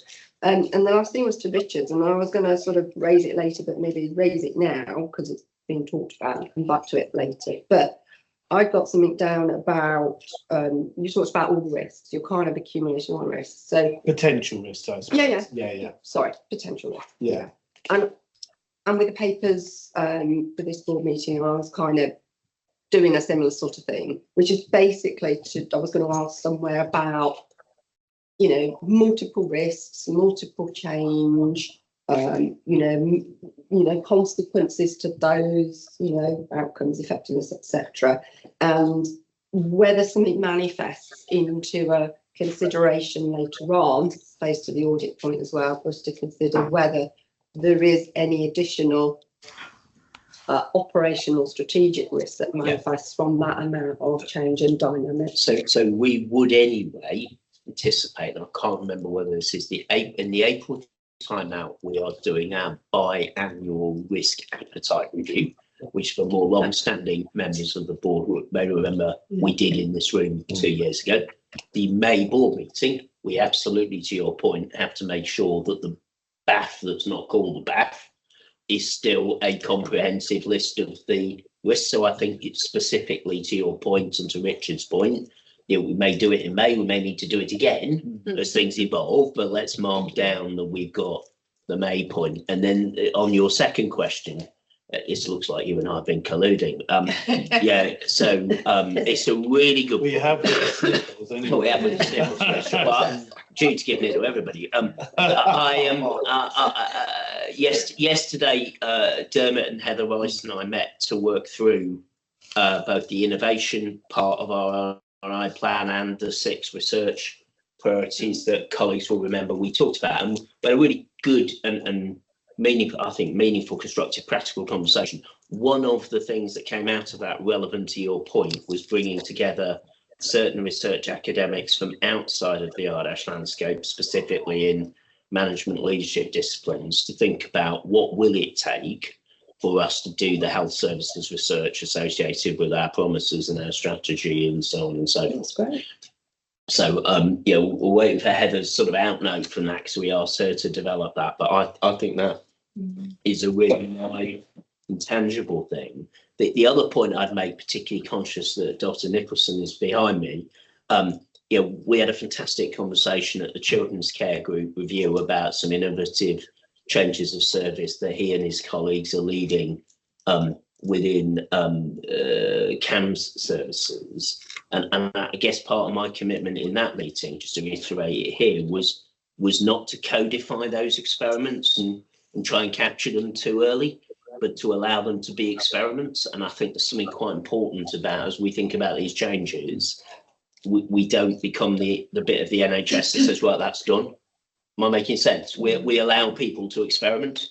We're trying to create a culture where people can experiment. I had no idea until Children's Care Group walked in the room that they were doing that. That's fantastic. I think that's great. I don't need to know. I want to hear about what.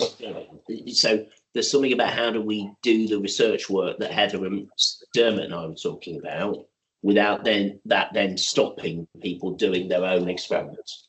I'm making. I keep saying I'm making sense, partly because you'll gather I've got so many medications. I have no idea whether I'm making sense, but I think that balance is quite important as a board, and we need to kind of hold that experimentalism alongside some of what we're doing. Does that help? Yeah, very much. Thank you. That's right. I've still got 3 people. I'm going to ask, unless it's something really pressing, if we break for coffee, if there are things that you want to ask Toby. Give him some dedication and then let's give him the question. He's hard.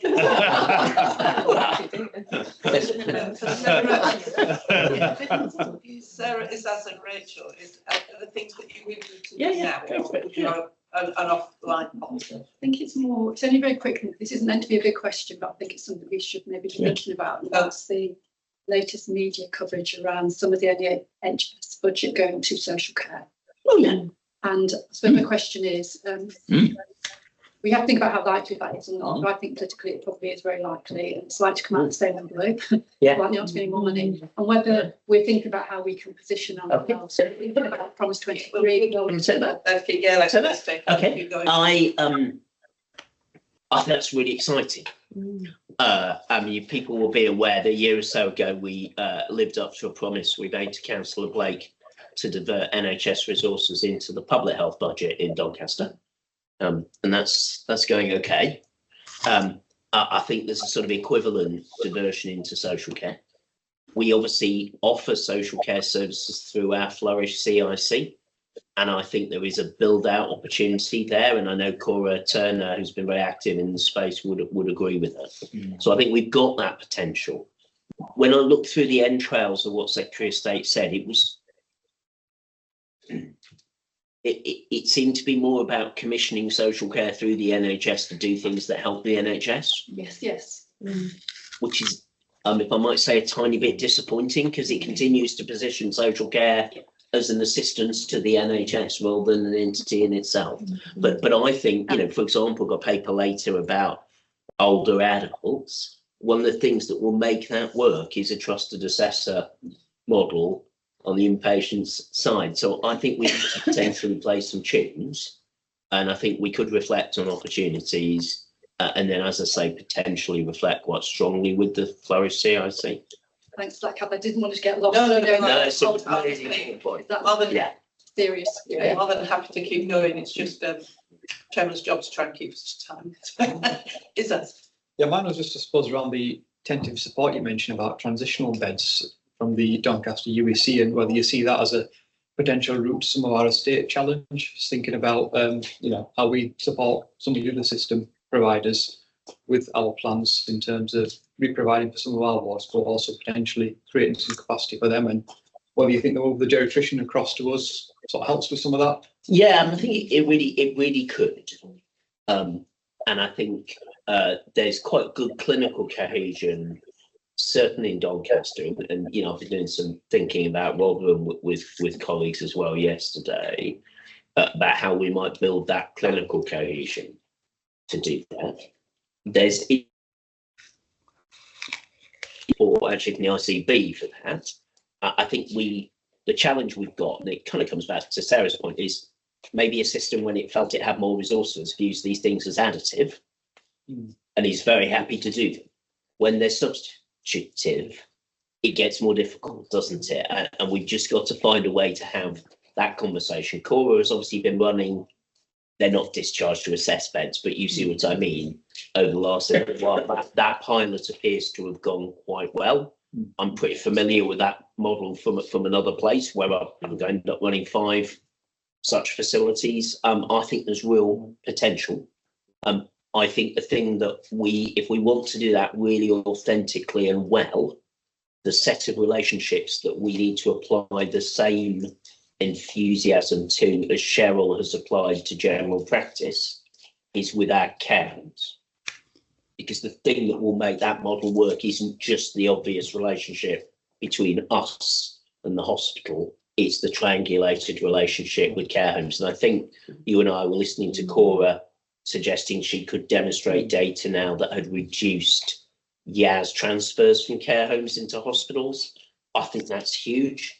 I don't want to steal Jude's thunder, but when we get to the Rotherham paper later, yeah, the care home relationships in Rotherham are a huge part of the current Rotherham landscape and the challenge we've got to sort out. So that's a really long-winded way of saying I think there's an opportunity, but if we miss the care home, I think we might just move location rather than alter patient experience. Yeah, so I'm able to appreciate that care home element of it. Yeah, and I don't mean we're about to send Cheryl around all the care homes. What I do mean is that the individual relationship thing is important, because care homes are as different as care homes, aren't they? Scene one, the second one's very different. We need the same mindset in our care home relationships, I think. Thank you. Rachel, did you want to come in? Oh, no, You're right. That's how you handle it. Thank you for that. That concludes the Chief Executive's report in public. I think we have explored patient, people and population issues described. We've done that a lot. Matters of concern that not in the report have been raised. See those, and we will note the results of the staff survey. I know we've particularly talked about it this morning, but the results are being, we'll have a bigger debate in the future, I'm sure, but at the moment the results are in part of this report, and we'll note those and the work that is planned. Can we agree to do that? Can you take Cork now for coffee and anything else? And we'll see you back before 11:30. And we will start with agenda item. It's 17 now. But it is the paper on serious patient safety incident learning 24-25, and is in Steve's name. Over to you.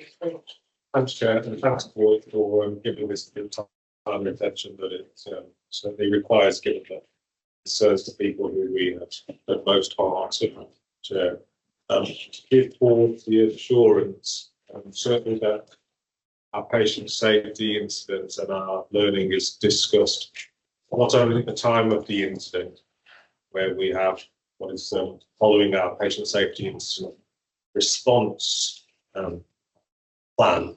It's not a plan in the true sense, it's certainly the framework where we take the immediate learning through to where we undertake the largest scale investigations where there is significant learning to be had. And I suppose, Chair, to the discussions that we've similarly had, I just wanted to reflect certainly on Sarah's feedback from the Mental Health Act Committee about what we've discovered, the continued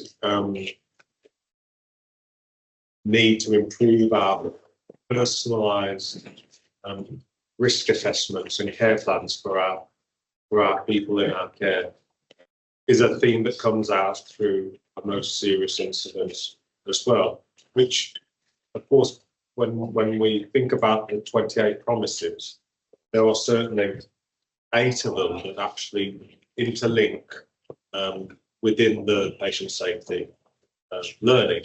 And to reflect a few of those, if that would be okay, Kim. So when we think about Promise 2 and how we support our carers in our community, Promise 3 around our volunteers and how we include patient safety partners in our investigations and how we learn from our incidents, through to Promises 14, 16, 19, 22 and 26. So if we think about the outcomes for our patients along the line of the promises, the Promise 16, but also certainly Promise 26, of which we've got a paper as well within board chair, how we think about the health inequalities and who we do most harm to in terms of the protected characteristics. I'll pause, Chair. We have a plan in terms of those patient safety incident investigations that have exceeded the 6-month period, of which they will be completed and the learning shared before the end of this quarter. We have a really clear trajectory on that, and the delay has been around the nursing the structure which we've spoken about, but also sort of the internal sickness that we've had. Thank you, Steve. And as Steve has said, this is about learning the incidents during the year, and that's what the paper is about. So the paper in front of you, Toby. So 2 points, sorry, in the gaps. So on the process point, which I agree isn't the purpose of this paper, just to check the way I'm choosing to read this, given that there is an aspiration to have a quality count 24-25, is that of the 8 not yet completed on the first page, 7 will be completed by the end of April. And likewise, the five that are later in the report will be completed by the end of March. So I'm taking it we'll have a very sizable body of knowledge to report at the beginning of May. And I just want to stress how important I feel that is, and I know that's shared. So working with the 5 that we have here, Steve, just I suppose I'm trying to get a feel for what it is that maybe in 6 months' time would tell you and I and board colleagues that we've delivered on those learnings, and it'll be different things for different of the 5. Is that something you can help with? Yeah, and I think our review of the patient safety framework that we launched initially in January last year is taking iteration, a new iteration, Toby, and I think there's learning not just for RDaSH, but how all organisations have implemented the new standards. Yeah. I think specifically what that will look like to give board further assurance and demonstrate the learning from incidents. We'll see a reduction in how we present our themed learning from the specific systems as well, that we've seen that the challenges. So that, for example, the handoffs between different services through to where we've had a preventive future death regulation 28 around an ageless response to crisis and carers. We've seen significant changes that will preempt or stop a further incident of that type happening again. Okay. Thank you. So but just taking the 5 that we've got, the way I've chosen to read it, and I'm a non-clinician, one of them, ending 5228, in a sense, there probably isn't change-orientated learning, but the other 4, 4279, 4896, etc., I guess I'm happy to see it outside the meeting, but I would find it helpful for us to have a clear understanding of when we say, let me just take 9565 because it's sort of an area I understand. crisis assessment in A&E, what it is we're going to do and what it is in future that we're going to start thinking about that would give us a view that we're good at that. Am I making sense? And I know we're learning how to do this as a board, and I'm learning how to. That's where I'm trying to get to with these PSIIs. That we know for the most serious instance what in future we're going to do and what would tell us it's working. Sure. Sorry, it's a really wordy question. Pick a different example if you wish than the one I've chosen. But No, so it's a really important part, Toby, because linking it all together. So we know that personalised risk assessments, as described by yourself, Sarah, also is attributed to this particular learning incident. Where okay. So 2024-9565, page 71 of the bundle. Actually, when somebody is and it talks again to the handoff issue as well, Toby, where we have somebody who is all of our responsibility, the patient who's in A&E, who leaves whilst awaiting an assessment. Okay. And how do we ensure that that person is, that we record what they're wearing, what they look like, and whose responsibility it is to take the lead with that person. So how we'll share that learning and stop that happening is that multi-system working with the acute district general hospital. So when we're never going to stop somebody absconding, no, sure, because of course they're in a public. It's our response to ensure how we keep that person safe.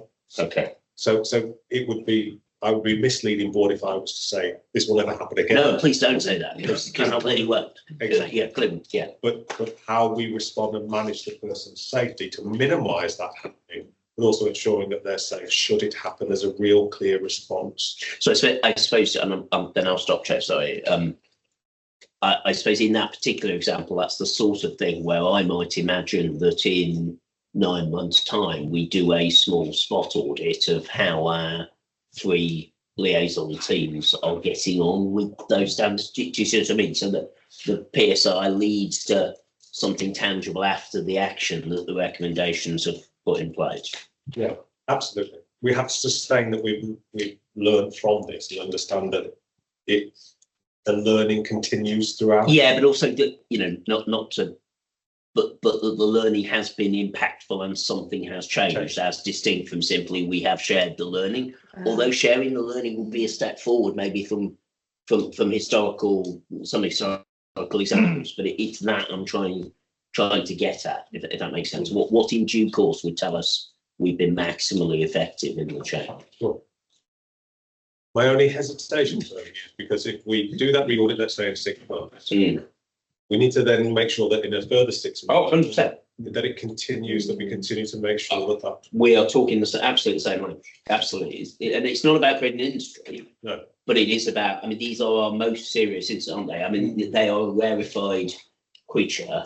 We probably owe those patients and those staff following down the hole and keeping following down the hole till we come out the other side. Yeah, which is where I think the policy and safety plan and when that builds momentum, we go into the next year and the year after that. These where we cause the most harm really feature within that, and there's real interlinkage with education and learning. Okay. Policy and safety and the policy.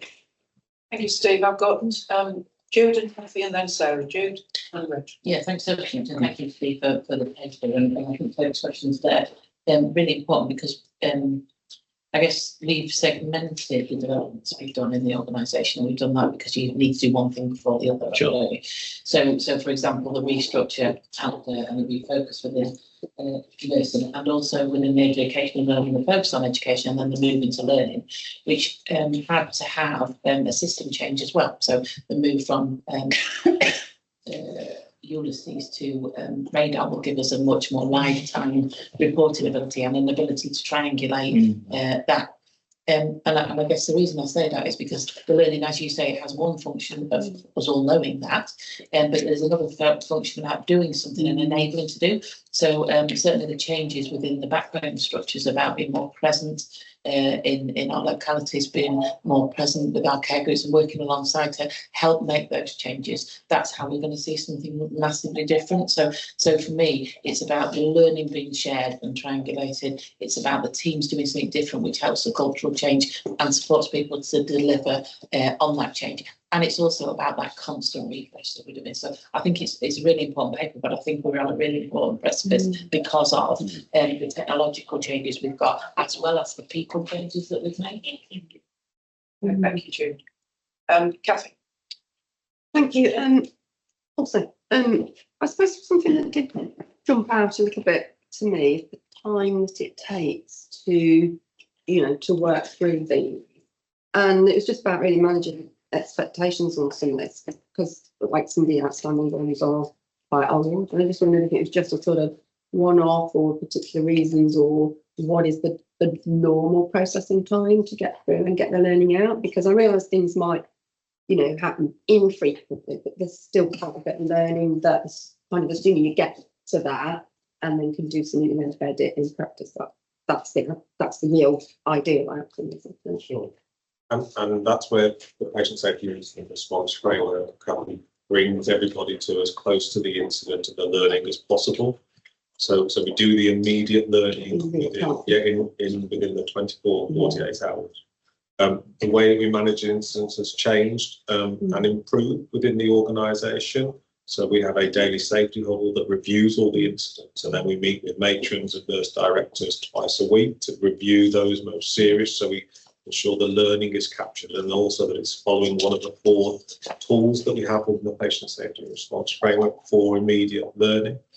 The most serious incidents, of course, can involve multiple different organisations and be hindered somewhat because of any legal implications or any criminal investigation. So there are those exceptions. The anticipation certainly, well, from the older framework, the serious incident response, the serious incident framework, used to give a timeline for up to 6 months. PISA is usually 1 to 3 months, but no longer than 6 months, which in some cases here we have absolutely breached, but we've got a plan to get us back on track. Okay, well that's helpful. So in due course, when we've caught up, we would be closer to those targets with an exceptional and multi-agency type. Yeah, but there will be again, Kathy. So again, it would mislead me, but to say to board, we were going to hit all of those incidents within 6 months, because actually there are some real significant complexity. Yeah, I understand that. Okay, thank you for that.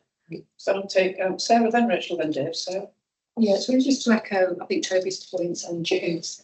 Something that I've noticed when we're doing our work in the Mental Health Act Committee, and I've seen it in other papers, is the way that we conflate learning with actions. And I think it's Toby, for me, actions, you've done something which people might think is learning, but for me, learning is when things like what is different, what's different that wasn't there before.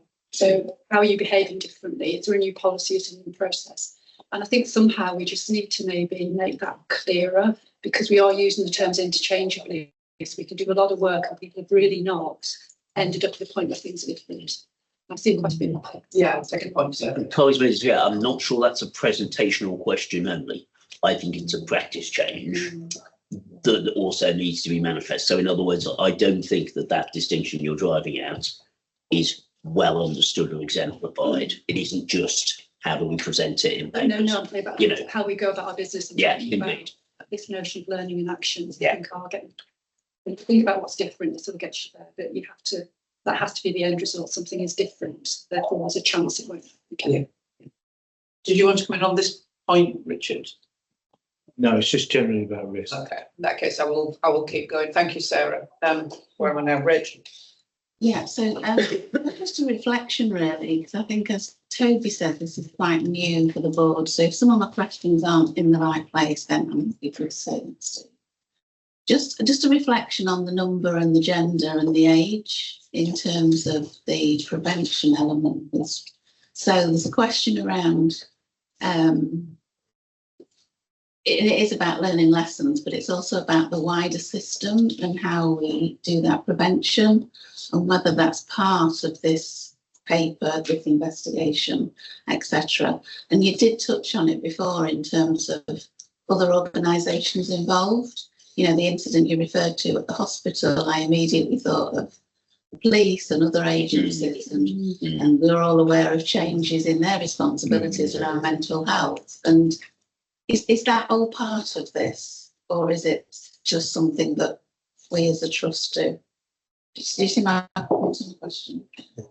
And then we have this conversation at our place. So when we go to commissioners and talk to our other colleagues around that and unlock some of those other areas, but ultimately we're responsible for raising the incident, and we take the learning and share it with other organisations, and we're seeing an improvement in that since the development of PISA, certainly with our acute district general hospitals around diagnostic overshadowing. Remember, we heard of our last patient story and some of those conversations that are now taking place, and to Sarah's point about action and learning being two different things. So taking that on board as well, not just as an organisation, but as a system, and having to take care of the person and learn together.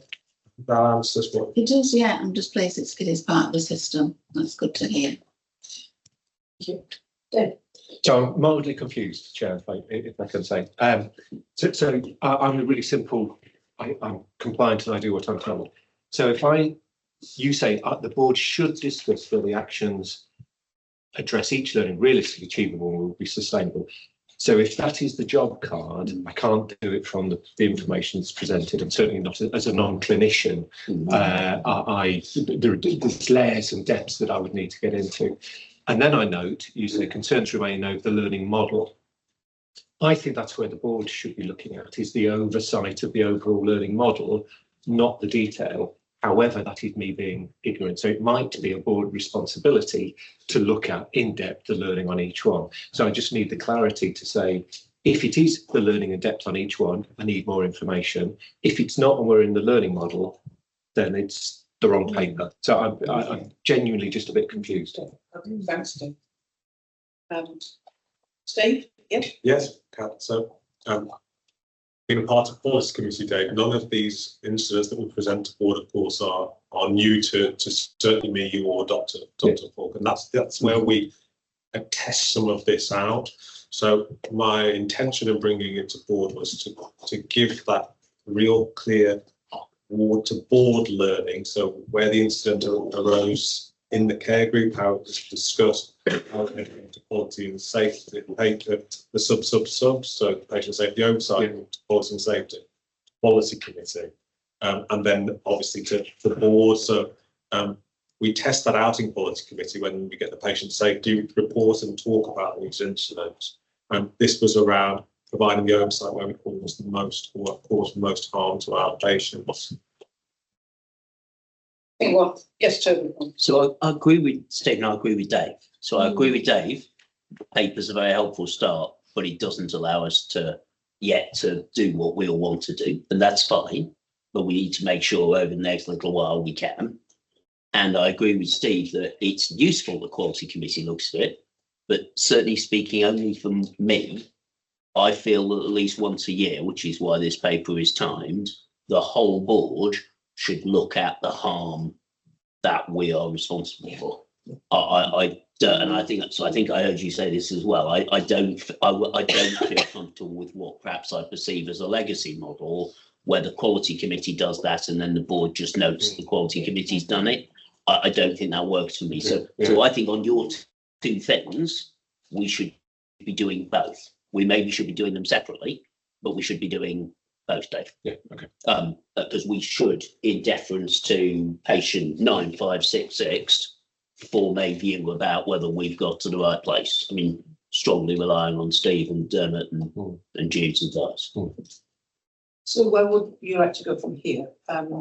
Obviously, we can note the lessons learned, note the intention to include 12 months' work, the quality account, and discuss the outlined actions. I'm picking up, Steve, that I think you're right. I think Tommy's absolutely right. The board needs to see once a year the serious harm that we've done to individual patients. That is part of our governance, and we need to see that.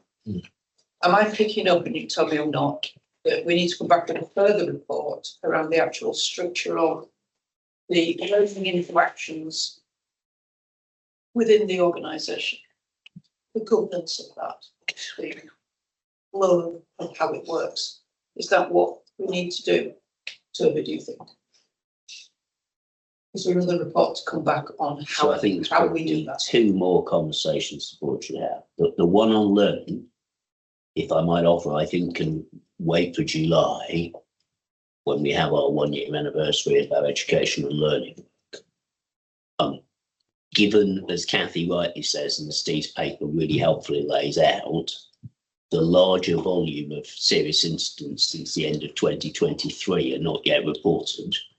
But given the commitment to hit the end of March or the end of April, I think in May it would be useful to review a paper like this, but one that covers all of those.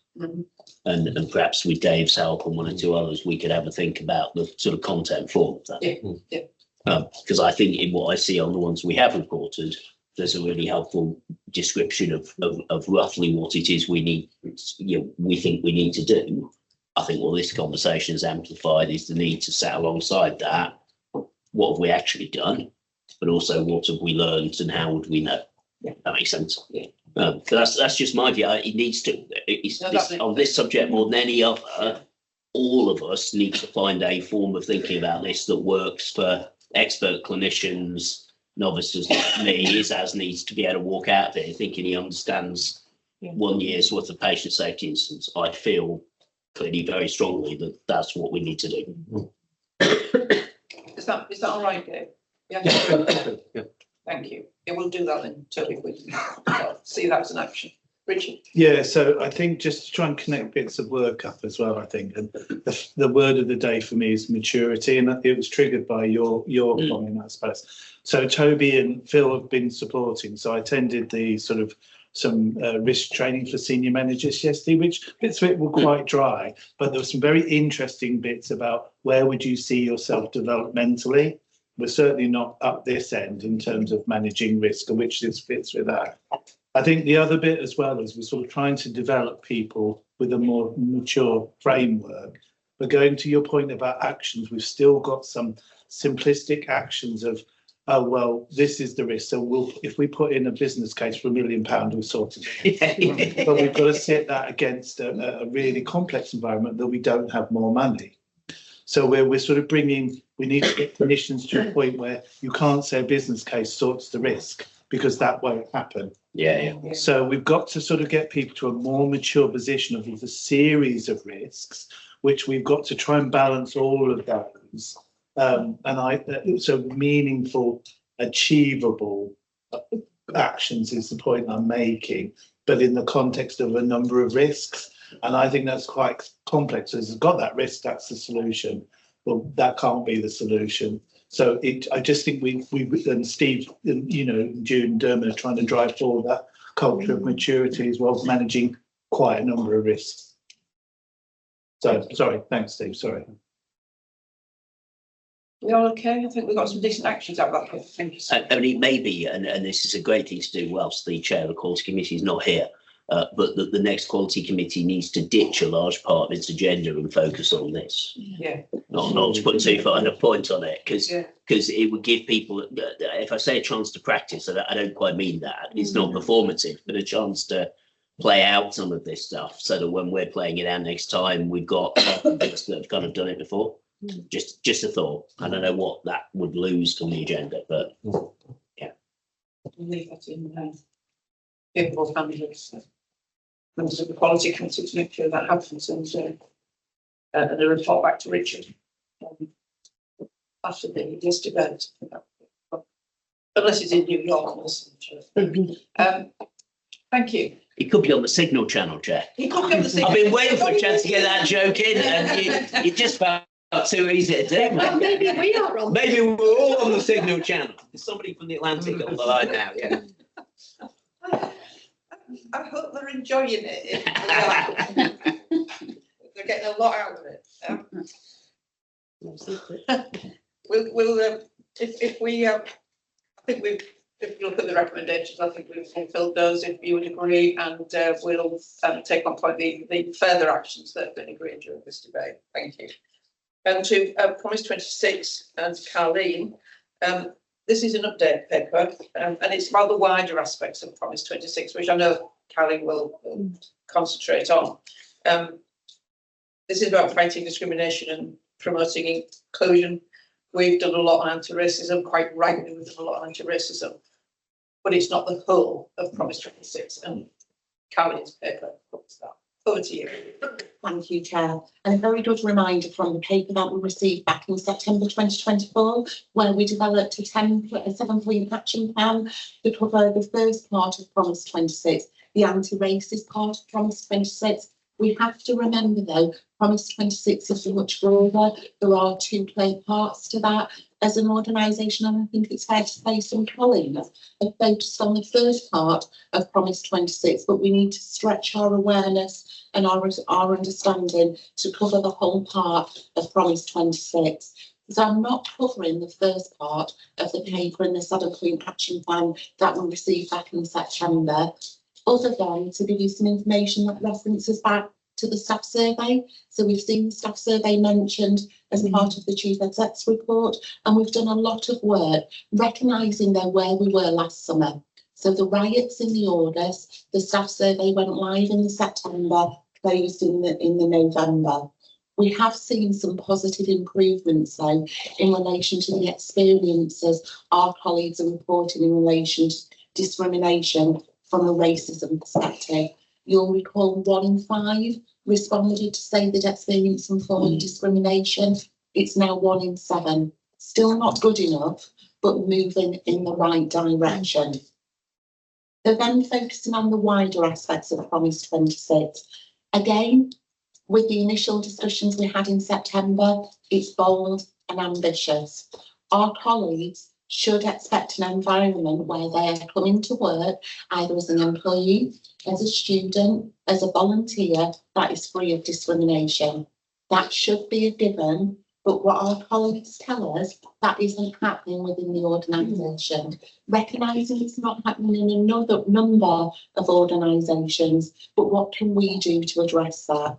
So we have a 10-point action plan focusing on the wider aspects of Promise 26.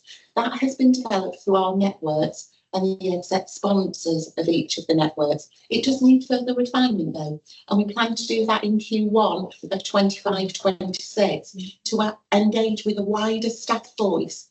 Have we got it right? Can we tweak some of the areas, or have we missed something? Are the other areas you would have wanted us to focus on? And as part of that, we'll do a PDSA cycle, reviewing Q4 as we move into 26-27 for some further objectives and priorities. This will be an area of continued focus.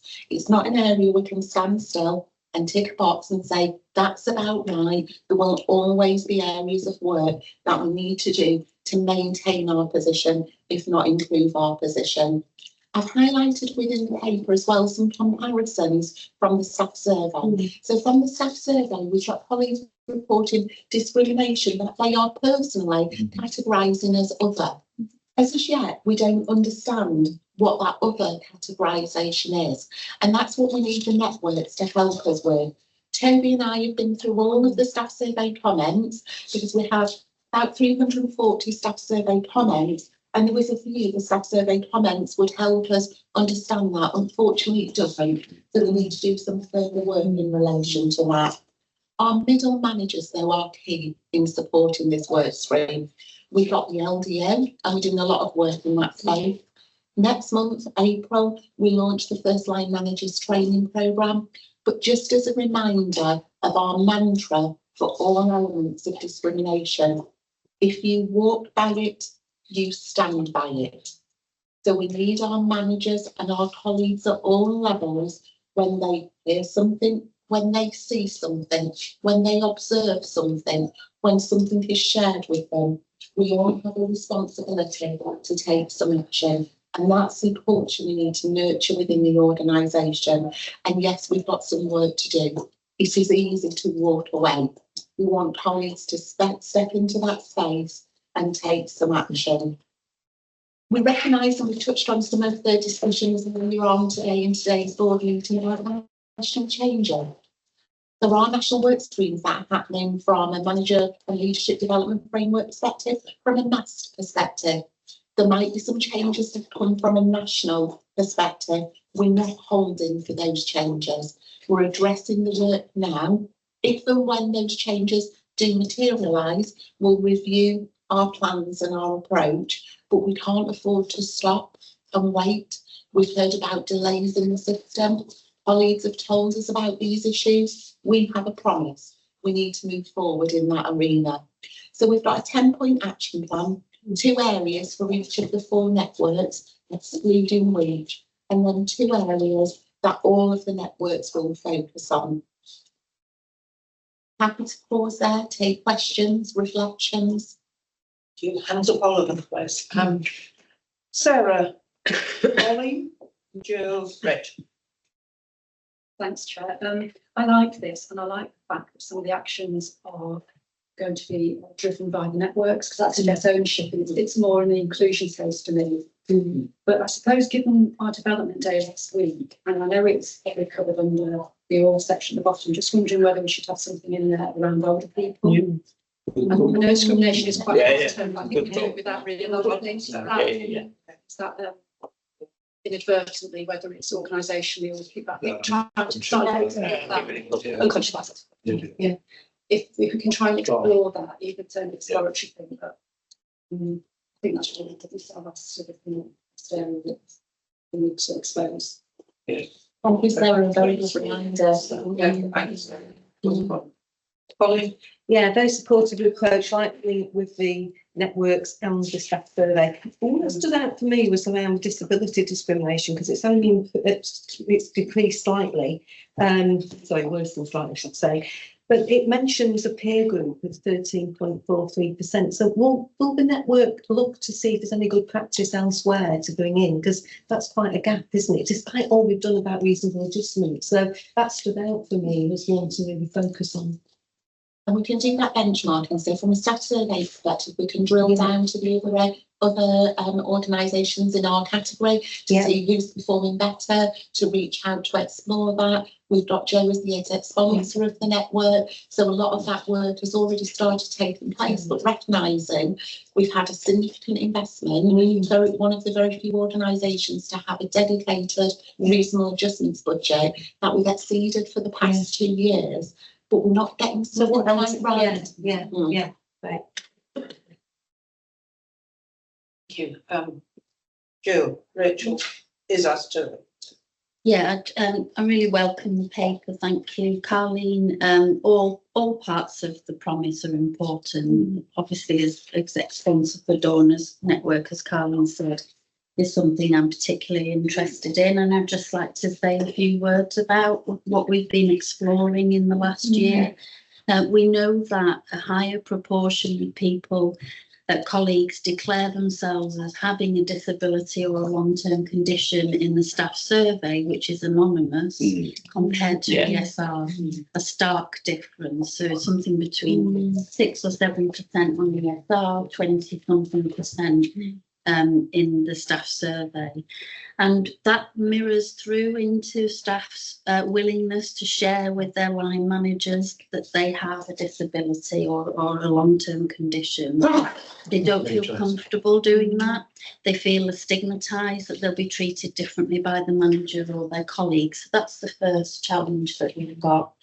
The second, I think, is that our line managers don't always feel confident or skilled in having a conversation with the member of the team about their disability when they're aware of it and about what can be done to support them. So I think if it's a kit issue or additional budget on reasonable adjustments, I think that's not too bad. But where people largely need more flexible working or an understanding of their condition and how we can help them thrive at work, that falls short. There's either a lack of compassion in the conversation or an over focus on the manager's view of, well, we need to deliver the service and that comes first. So we are getting a lot of stories through into the network about poor experiences with line managers.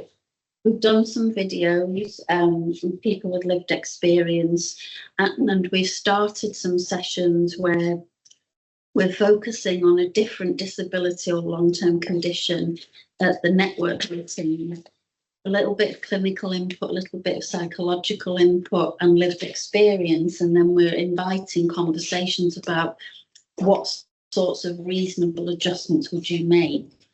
But it needs to get into the ether of the organisation, and I think we need to really work with how we do that going forward, because I think an inexperienced manager reverts to policy, one size fits all, doesn't feel comfortable giving that flexibility to other people, and that then just sort of exacerbates individuals' confidence in coming forward and saying, I need something a little bit different to help me here.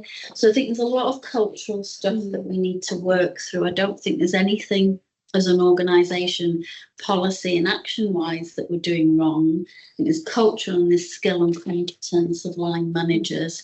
And whilst the network attracts a lot of support from people who identify as disabled or having a long-term condition, it doesn't necessarily bring in line managers who think I could do with understanding how I support my colleagues better in this way. So we need to focus on that in the next 6 months. Thank you. And Richard, are you on this point? Yeah, I just wanted to sort of bring in some of the sort of more nuances about the complexities of the relationship. So speaking as a person with a protected characteristic and with a son with learning difficulties, I'm not always easy to talk to. So it isn't just about the inexperience of managers. Yeah. You know, I can get individuals. I can be a bit of a grumpy gay. I sort of do that. You know, you have lots of experiences that tells you that actually people aren't going to really take it seriously. I'm circumcised or that. So I don't think it's just about inexperienced managers. No. I know it's hard to acknowledge that people with the protected characters can be hard to talk to, but I'm owning that personally, and it's a relationship and interactional. So I don't think it's just about training the managers. So I just wanted to balance that conversation out. That's fair, and I think, you know, with the point that I made, that people don't feel confident about talking about it or don't want to talk But I about won't it. always So, know what I want, and I make it difficult, and I make people work to help me. yeah. So it's just to acknowledge some of the complexities of the relationship. No help for all the people watching. Well, I'm just talking to you, you know what I'm saying, to be able to talk to. I'm glad you've got it out there. But what everyone thinks I'm an absolute. Yeah. Tell him I'm just sharing your pain. There's an increasing disability in my hip. Anybody who suggests that there's anything wrong with it, Yes. I get absolutely. It is quite difficult. It can be, yeah. Rachel. Yeah, thank you. Thank you for the excellent paper. And I think it's following on really from Sarah's point in terms of ageism. I wonder if there's an opportunity when we understand more about that other discrimination that we can actually add in other categories to Promise 26. And I just think often we have the set protected characteristics. I know we've gone a little bit wider, but I think there's probably, as I say, I don't want to preempt what's in there, but I think certainly the conversations I have with community members is that certain people feel that they're very much overlooked.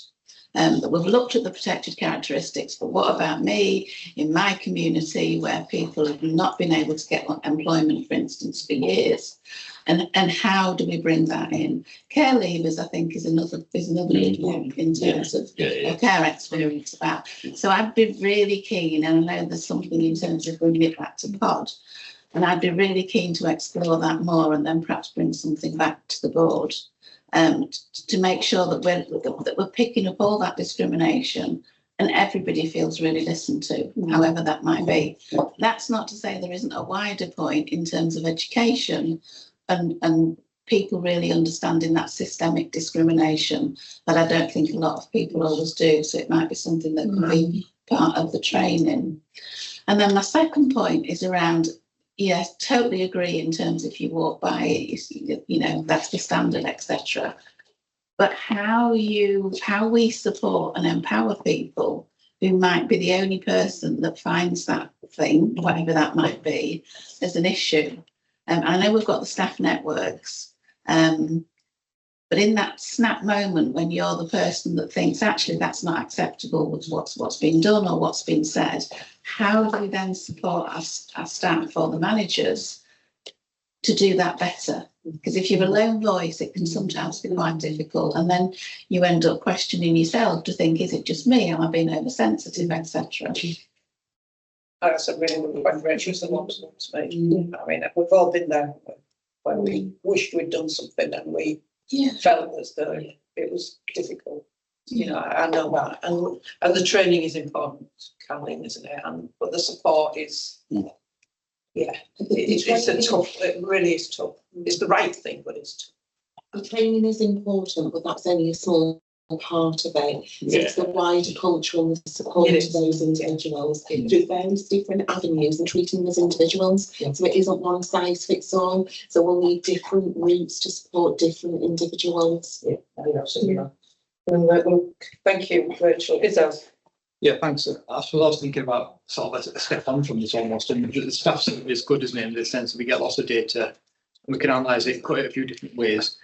Just thinking about how we'll sort of assure ourselves or understand whether some of these actions that are working and sort of some more immediate sort of feedback, and what your thoughts are around how we do some of that. Because I'm thinking we talk about the anonymous sort of nature of some of our sort of staff survey versus the ESR, and how people feel comfortable sharing their experiences. Have you got any thoughts around that more frequent reporting of this to understand whether we're having an impact or not? We have the luxury and the flexibility of a quarterly people pulse. And as part of the people pulse, nationally, a number of questions are predetermined. It's much, much shorter than the staff survey, only a handful of questions. But we can add on some local questions to test out whether our work is having an impact before we get the annual staff survey results. So although the annual staff survey results is September through to November normally, we get the results February, March time. So there's a significant time lag. So we've got the people pulse that we can utilise, we've got the networks, and we've got various different engagement events. So we've talked about reintroducing the engagement events where we're going out to certain areas and having more conversations, more discussions with those individuals. So we've got multiple routes that we can look to test out, is the work we're doing having an impact? In the interest of your timings, Chair, I'll leave it. I've got Jude, Richard and Steve, and then that will be it for this debate.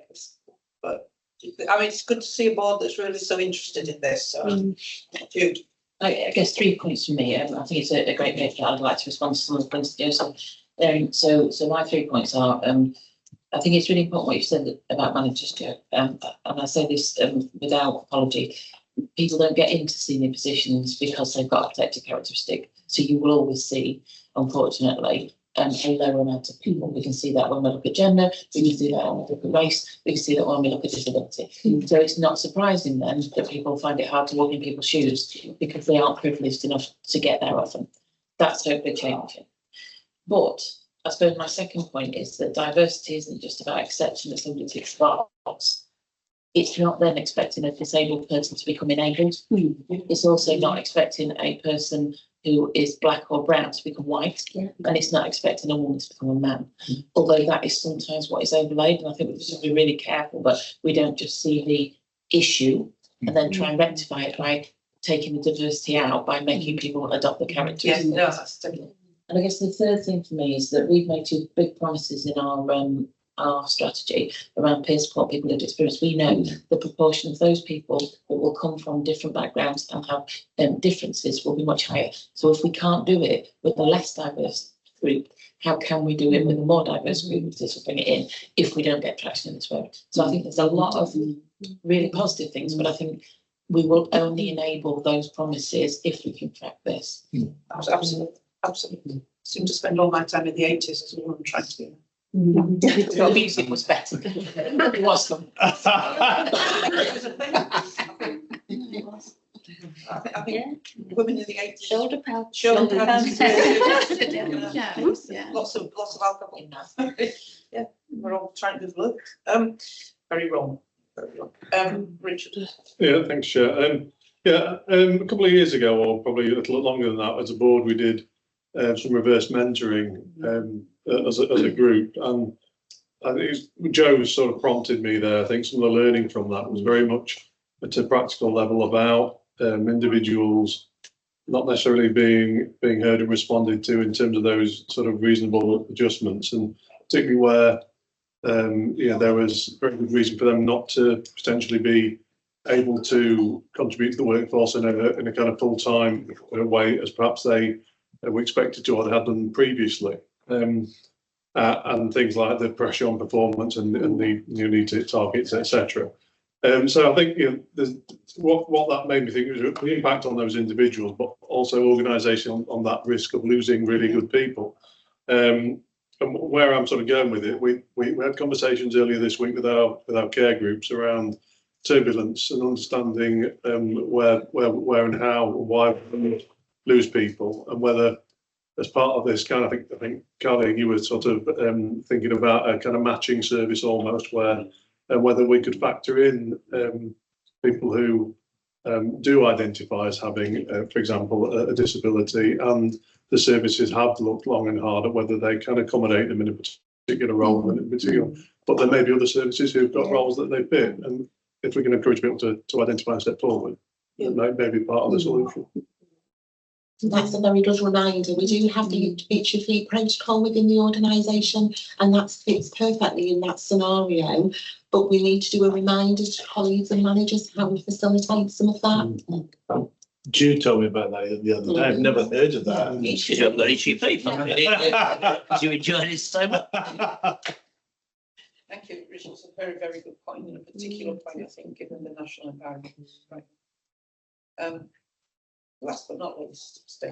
Thanks, Chair. And it was probably just to build on the 3 points that Jude made in terms of we haven't got the policies. So I do disagree. We haven't got the policies right in any organisation. We know that the organisation public are discriminatory.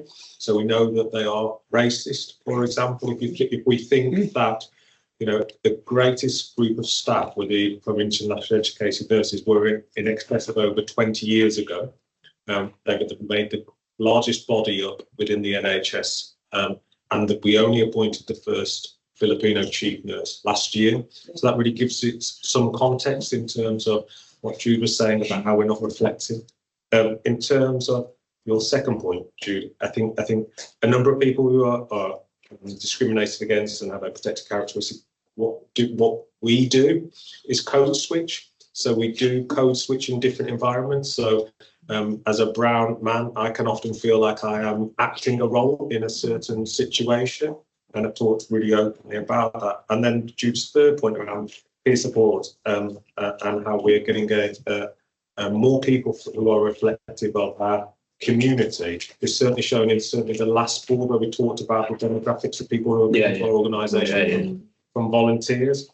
I'm not criticising the NHS or our organisation. We're having the conversation, which is the first part of it. So Richard is really talking openly and showing his vulnerability and the ability that we're having that conversation, and that's the start that we need to make.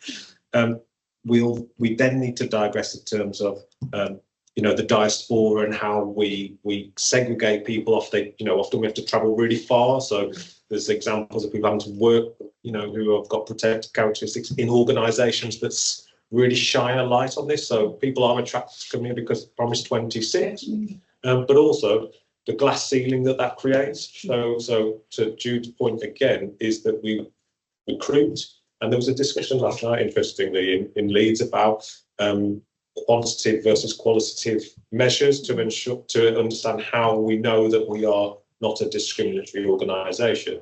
But of course, it's so dependent. So we could set a target to recruit people from a global majority, 20% over 8A. But then what's the impact of that in 5 years' time? Do we find that more people are in the fitness to practice in a disciplinary as a result of then all the points that you're making, Jude, that we expect people to no longer be disabled or no longer to be brown? Yeah, I think that's a really good point. Thank you, Steve. It's very important. I will bring it to a close. We've got a couple of big questions before lunch, but it is really good to see a board this involved this sensitive to the issues that are within this. As Steve just said, we've got to discuss it. It's got to be open and transparent. We've got to accept that we are committed to this, but we're not there yet. And that's part of it. You're not going to sit here and go, I regret. We know we've got that. But thank you. We are noting the content and the ongoing work streams. We are raising matters of concern, which we've done, and we've noted the staff survey results that feed into this debate. So thank you. We agree that, and we'll look forward to more progress reports, Carly. Thank you. And it's right that we get out there and talk to staff. Thank you. We come to the first of two reports that on our services, and the first one on all people services and proposed changes for 25-26. It's one of the big papers today. I don't need to tell you that. June will present, and including that the engagement and the options that have been considered. There are implications for services, that's obvious, and financial implications, because this does contribute to SIP, and we need to keep that in mind, and nobody wants to make money the thing, but it is a thing, and we all know the pressure. The KPIs, the monitoring of this through KPIs is important, and it is a matter that we need to consider today.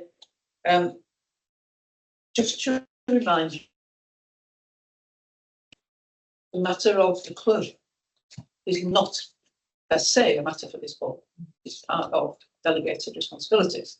But given the implications on SIP, which is absolutely a matter for this board, and the finance paper will come this afternoon, and the fact that the choices, the recommendation of this paper may not be the common choice. It is important that it's here. It is not a matter naturally that the board will always be consulted or make a decision, what in fact is an operational matter with regard to closure. This is in a different place. Jude, over to you, and I hope that helps. Thank you ever so much, Chair. And yeah, as one of the key authors, I'm going to present on behalf of what we will take questions from all of this. So thanks for opening it. It's a difficult, but if you don't mind, I'm just going to give a couple of 3 points that I'd like to talk to before we do this.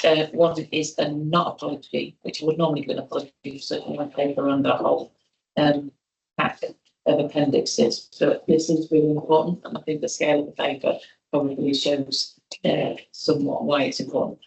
So the 4 points I'd like to just summarise before we take questions are around the engagement to about where we've got to this position, the rationale for the decision that is proposed, the quality indicators and the patient safeguards. And it's not that I'm putting in order of priority, it's just that you need to see it set before you get to the most important, which is the patient safeguards.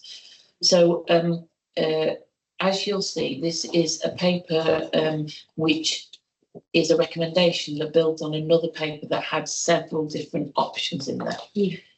Now, what I'd like to do is thank not only the people in this room, but also some of the people who've joined us on the screen and all of the care groups, but most especially Rotherham Care Group, for the amount of engagement they've done to help us to get to this place.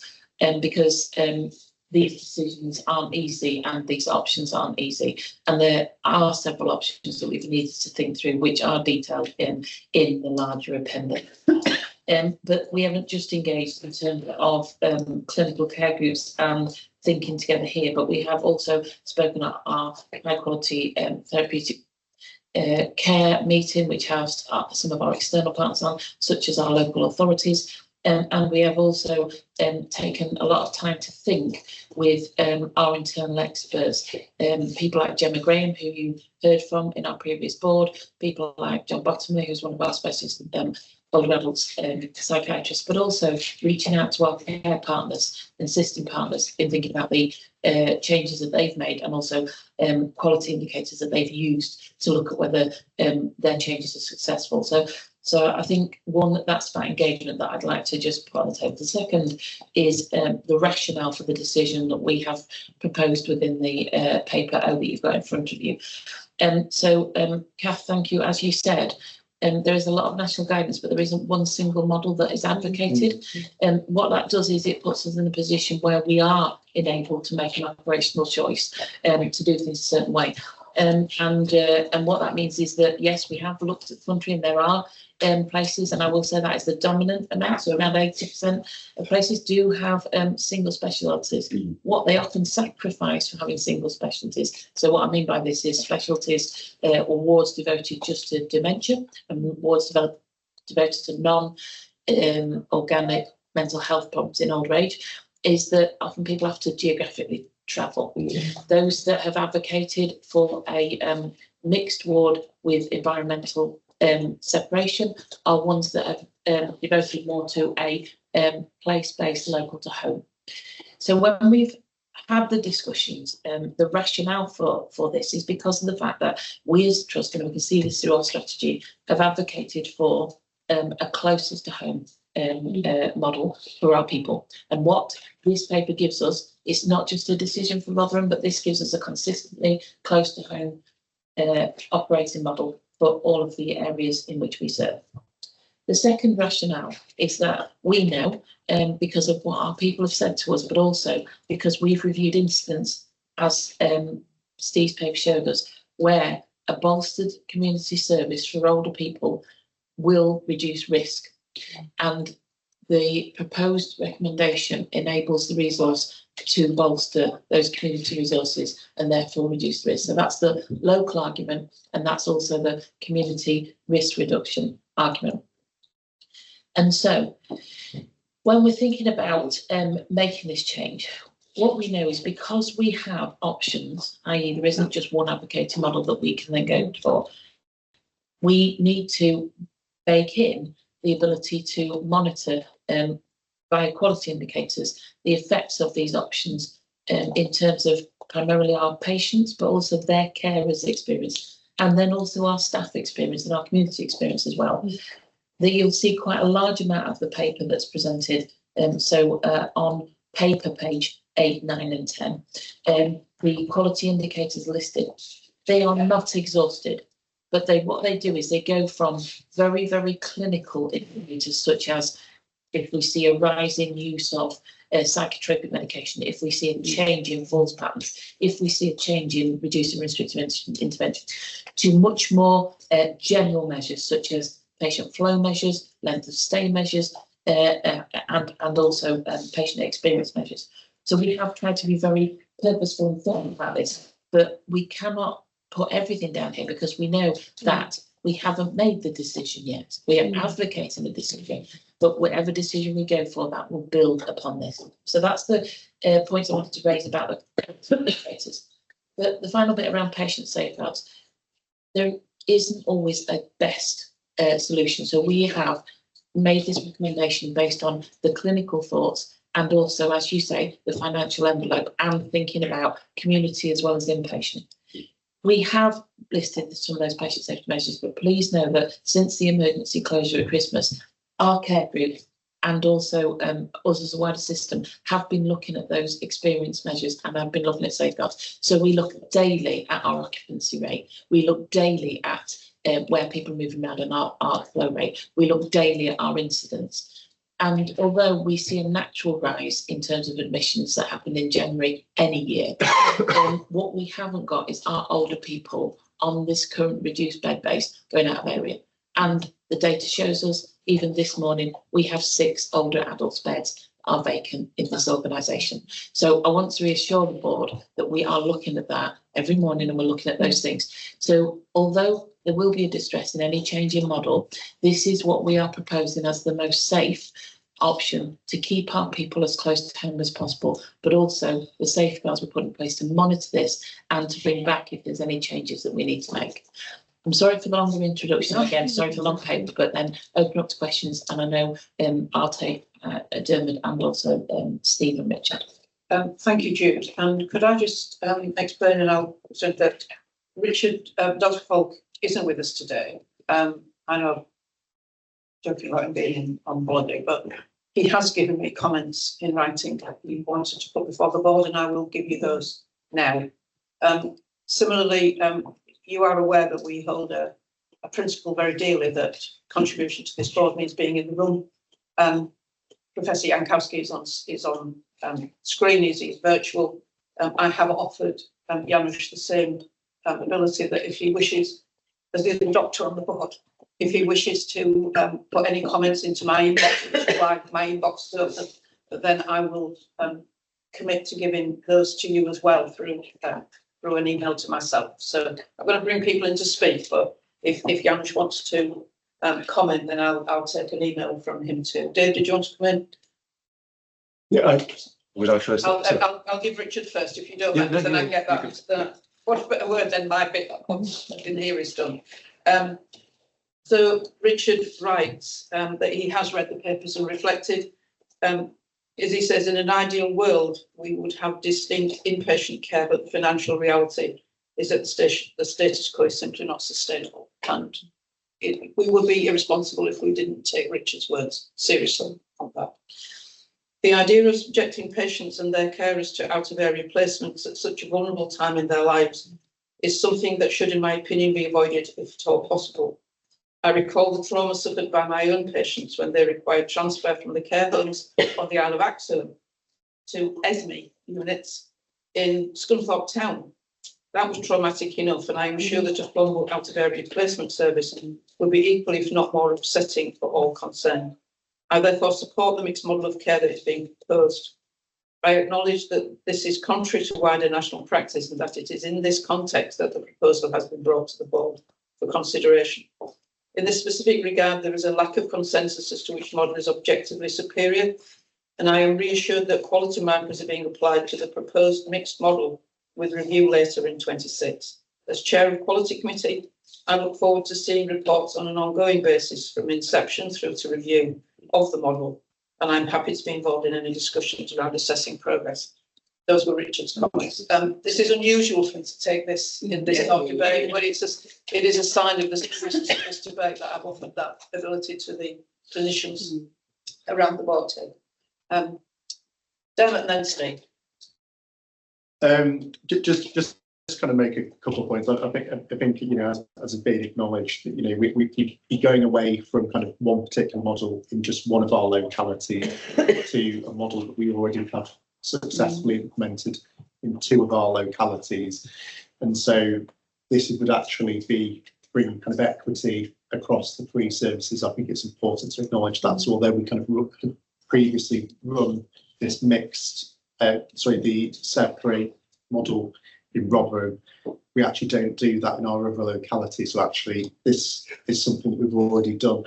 I think that it's probably worthwhile kind of having a view about tracking the key performance indicators, because this isn't kind of an unknown animal. Because we've actually done it before, we also kind of know kind of the natural history of this.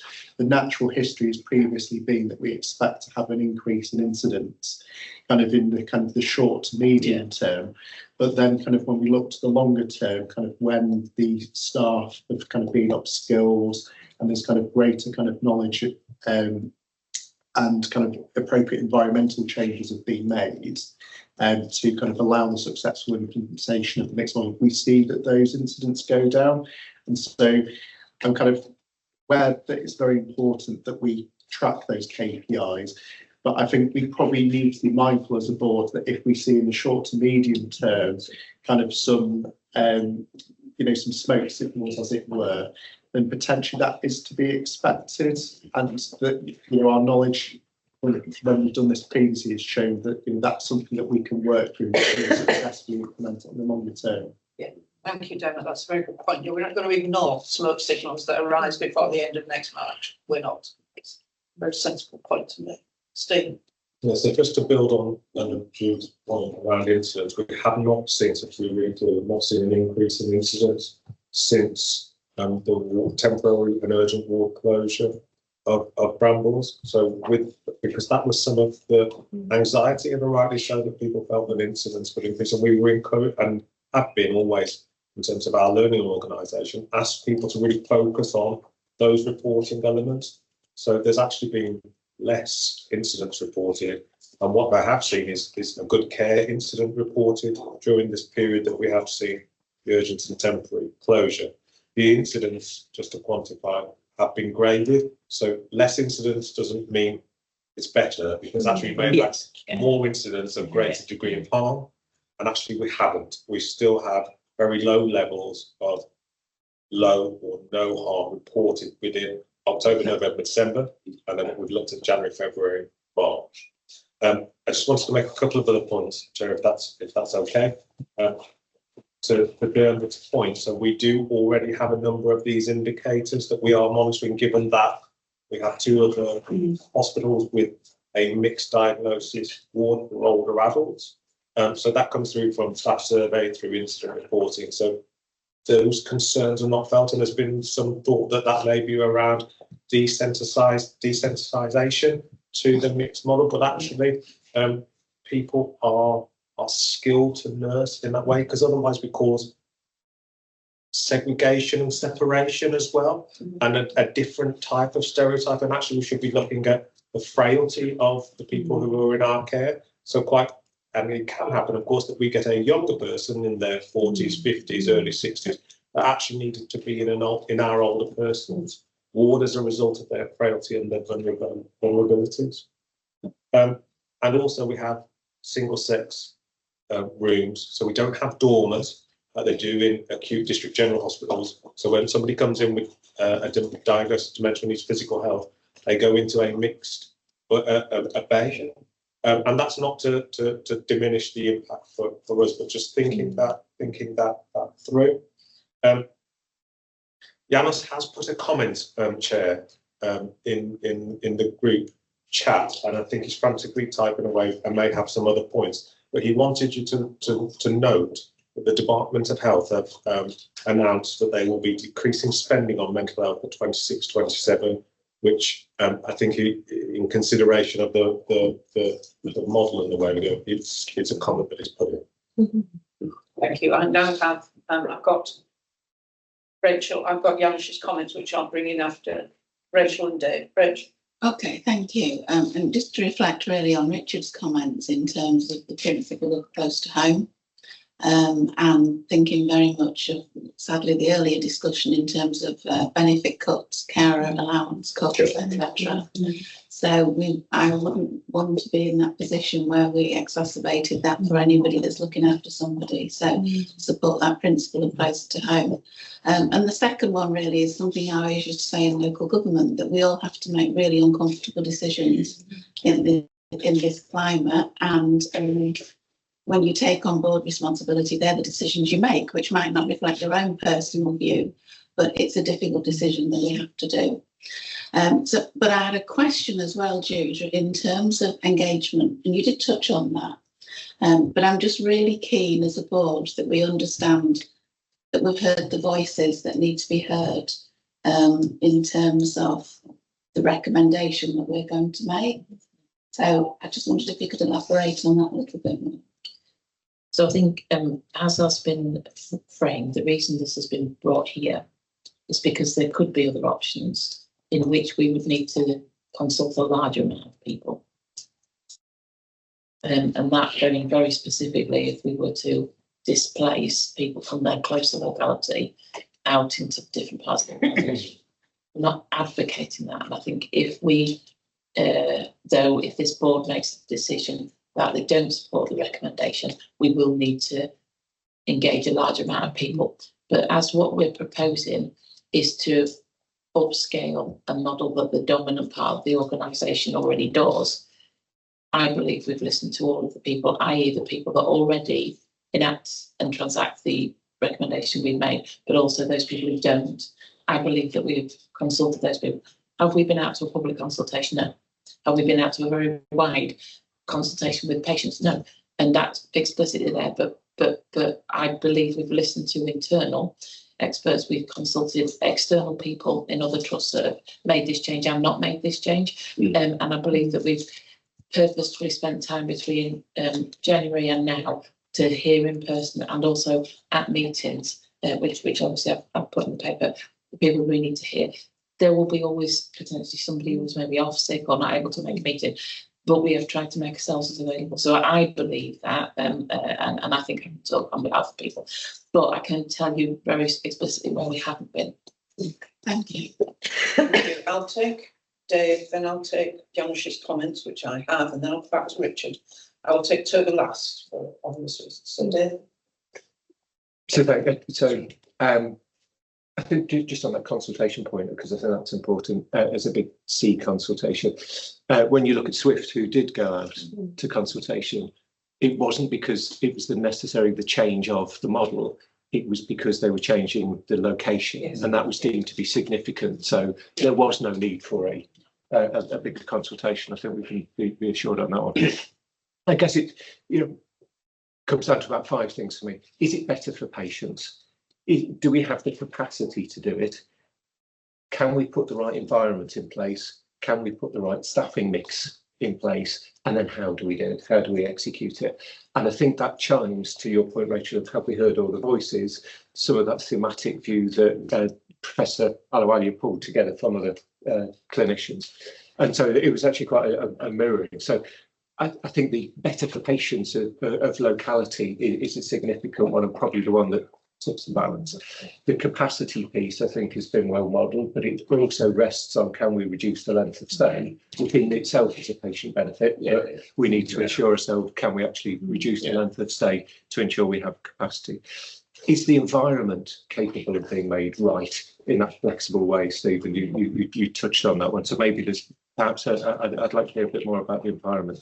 And then the staffing mix, which again makes it better for patients. And I had a really good conversation. Thank you to Carleen, who helped me understand how you potentially go about making that change, which really does look at a fresh look at that staffing mix and staffing model to make it better for patients. So I think certainly from what I've heard in looking externally and internally, it feels the right thing.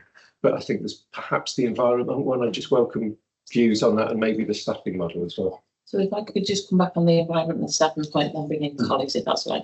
So the environment point first.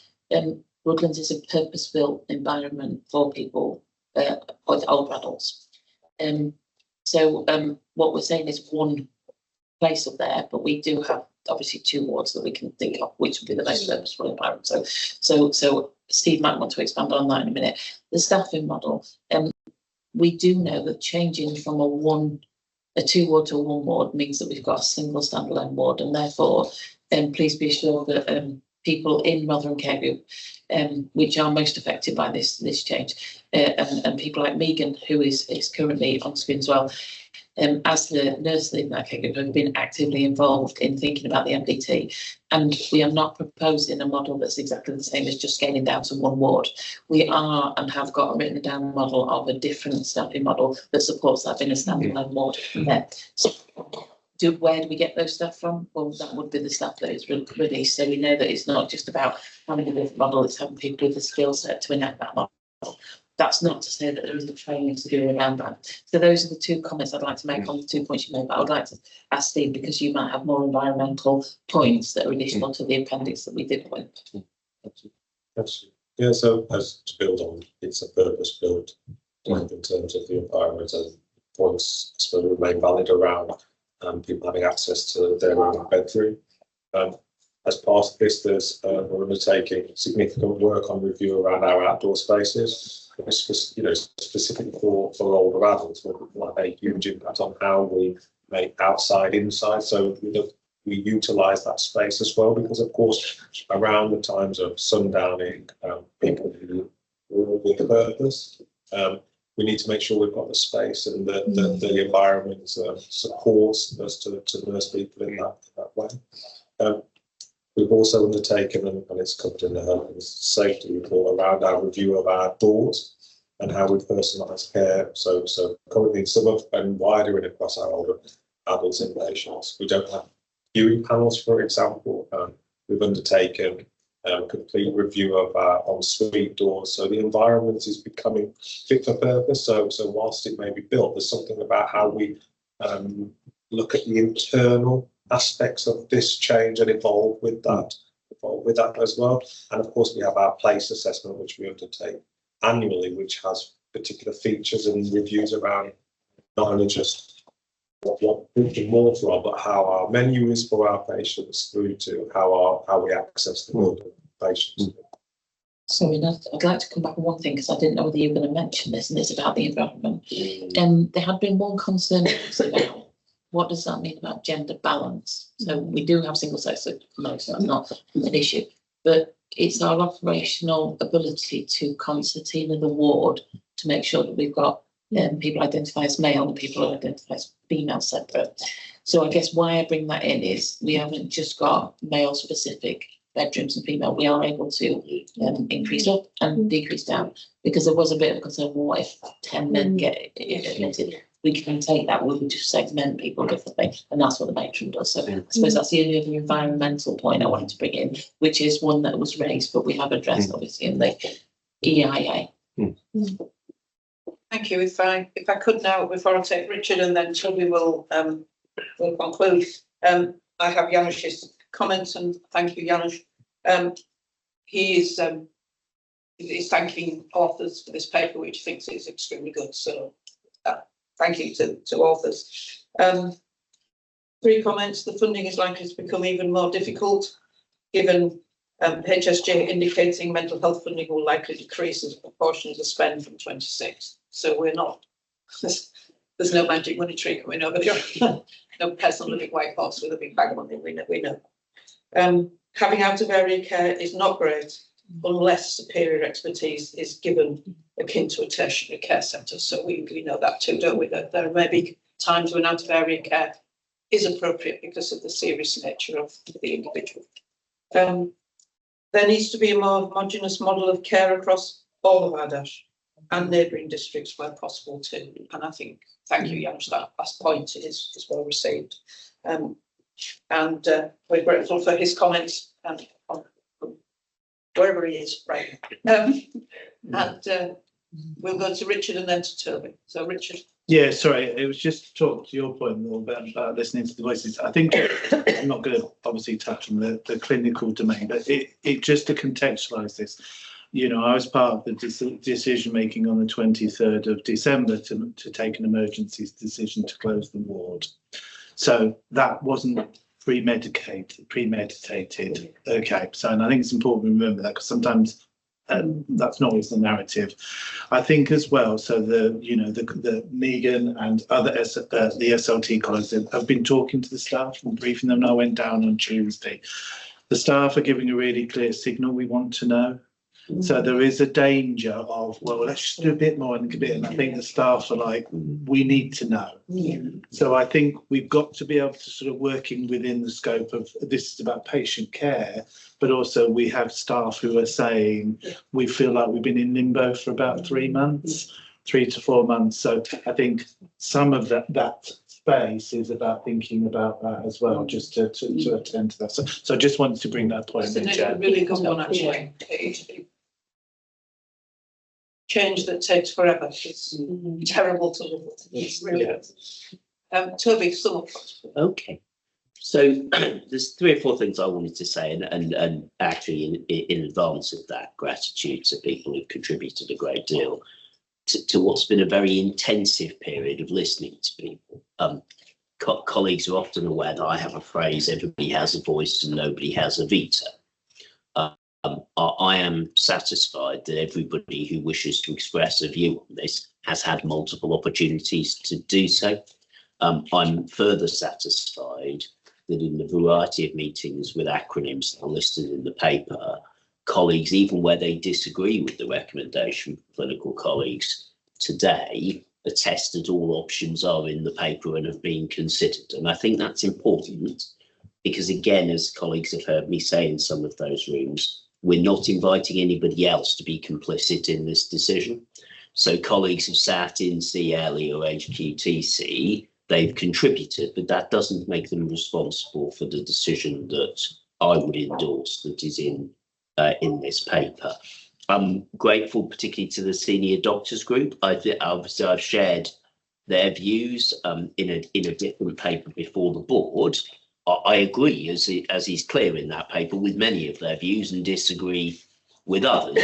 Broadly, I agree with their clinical considerations of what's important and disagree with their views about process and engagement for the reasons that Richard, I think, has just described.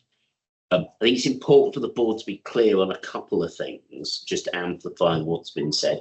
One, there isn't a clinical view and then a management view here, that there is a diversity of clinical view. And Dermot and Jude in particular have brought this out, and there are managers who disagree with this view. So it's important that this is a diversity of views, it's a fine line judgment, and we are in that sense where we are. So that's the first point. The second point is I gave an undertaking, I suspect, in the senior doctors group that we would develop, if you like, a sort of older person's financial precept. Because somewhere in this conversation, we heard it a little bit at the time out as well, that there is a concern that services for older people are in some way an easy or a soft or a predominant target. I don't think that's an authentic view of what we're doing here today, but I think it's a reasonable concern to have.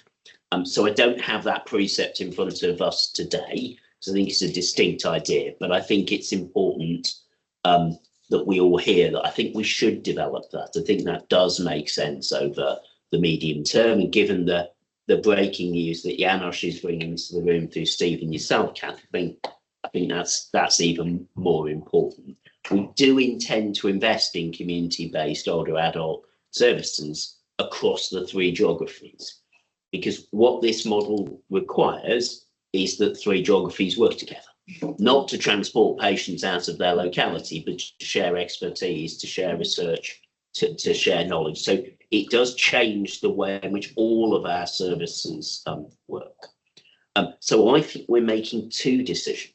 I think we're making a decision to go for the blended localist model, but we're also making a decision that if in 18 months or 2 years' time that doesn't work, we won't just carry on endlessly saying, oh, it must work eventually. We would then go down the more difficult specialist model that colleagues at Swift with whom I have met and talked about this would go down. So that's not offered as a kind of stop, but we need to be clear we're making 2 decisions. But there is blooming good evidence that we can make the decision that we're making today work. I agree there may be some choppy times, Dermot, as you've said. In a sense, now let's get on and make it work. And if somewhere in there we can make something wonderful out of the woodlands in combination with physical health colleagues at Rotherham Hospital, as we were talking about this morning in respect of Doncaster, let's do that. So I'm keen that we crack on. I must say I'm slightly minded to think that maybe March 26 might be October 26, given what I've heard from clinical colleagues. But by all means, we can take both on advisement. Hope that's helpful. And I will move to a decision. Thank you for everybody for this discussion and debate. I take Rachel's point very seriously. When we take these roles on, we accept the fact that we need to make difficult decisions. It's not always easy around this board table, is it? And today is one of those occasions. The recommendations are before you. I don't need to read them out. What I do want to say is, seriously, if anybody is sitting in this room who does not agree with the recommendations, please do not think you cannot say so. No. It is really important that if you really are sitting there thinking, I don't disagree, I don't agree with this. This is a board which accepts that challenge. Please don't leave the room thinking I'm really unhappy because I didn't agree. If anybody wants to say so now, then you're welcome. We're all Okay. No. In that case, I will move the recommendations because I think that is my job. All those in favour, and can I please have some indication on this one rather than just people saying? Can you just indicate that you agree? Thank you. Thank you very much. And we are, that is the end of that paper. Mindful it's 5 to 1, and I know we have much to do. I'm going to break for lunch because I think I need to. We're due for lunch at 1 o'clock, and I hear trolleys apart from anything else, and the last thing you need is coat. But before I do, Janusz, this is your last meeting, and I'm going to break the habits and protocols and ask you if you'd like to say anything. But before you do, it's been a joy working with you. Janusz has brought a very distinct, in many ways, and my husband would say that you're either unique or you're not. You know, but you have brought a unique voice to this board table, and it's one that we have enjoyed and welcomed. And we wish you well in many roles you still have, and we will miss you from with us. And I know colleagues have already spoken this morning, but I wanted to add my voice, and I hope we do keep in touch because I've missed our conversations a great deal. But was there anything you'd like to say, Janusz, before we break for lunch? Yeah, just 3 brief things. Number You're one. on mute, Pep. Have we muted it? Oh, somebody. Oh no, we might unmute today. Can somebody unmute it, please? Not often I do that, but it's important. Can you hear me okay? Can you hear me okay? Janusz? Can you hear me okay? No, you have to turn up the froth on the speaker. That's it. We'll get you in a minute, honestly. Right now, Janusz.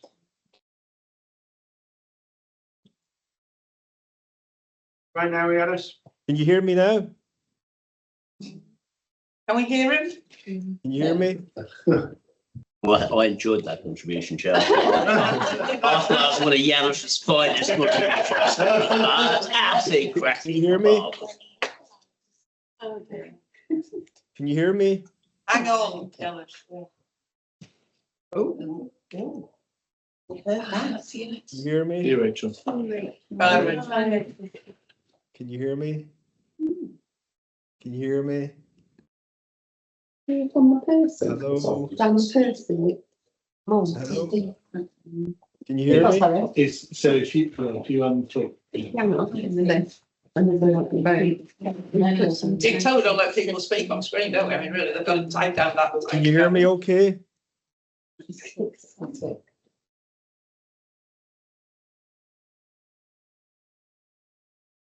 Can you hear me? Can you hear me? Hello? Hello?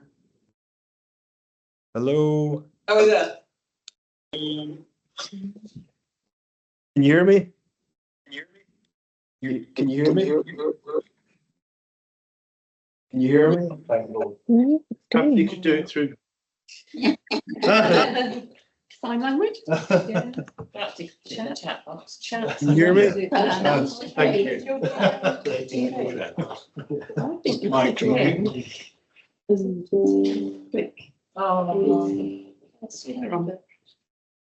Is you this hear not going to me? work? I don't think so, but perhaps we could break for lunch and do it after lunch, yeah, maybe? Yeah, we'll try and get you on screen good. after lunch. Janusz, No my problem. apologies. That's No not. problem. No problem. Base report next. We'll take finance and health and safety, then the apprenticeship levy, then RDaSH. What have we got after that? So operational risks, the strategic risks, the IQPR, and the promises paper. That should take us to about 4:45 if everybody. Reducing the pace. So with no more ado, could I move to the report 20, which is the trust bed base forward look to 28. Richard. Yeah, thank you, Chair. I'll take it as read. I think this paper, obviously purposefully, I think it's an important breaker in some ways. So I think there's a few purposes to it. I think one is to acknowledge the complex discussion that we've just had and the complex discussions that take place about ward closures create dissonance and anxiety, understandably. And I think some of the decisions, Rotherham, well, I think Rachel put our decisions have to be made. That's going to impact people, how they feel about things. So over the last 2 years, we've had 2 purposeful ward closures, but resulted in reinvestment in assertive outreach services. I think that's been very successful in Rotherham, and I think we're just bedding that in. I suppose we've now just made another decision to close a ward. So it's just to sort of acknowledge that. I suppose this paper then really is to predominantly focus on the 5 adult mental health wards. I've obviously referred to older adult. We've talked about through the HTQC, we are talking about PICU. So I'm sure that will come back later. There won't be any closures to PICU, but we just need to look at the sort of pathways and things. So I put some sort of bed modelling in there. I suppose on any given day, as if we go with the current sort of admission rates, occupancy rate, which I will say in adult mental health is between 98 to 100% constantly.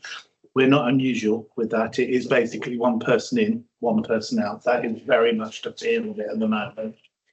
And with our current sort of clinical ready for discharge and length of stay, on any given day, we need 17.4 additional beds. So we need 18 more beds on any given day through the bed modelling. I appreciate data's not everything. It's just an opportunity for us to be curious.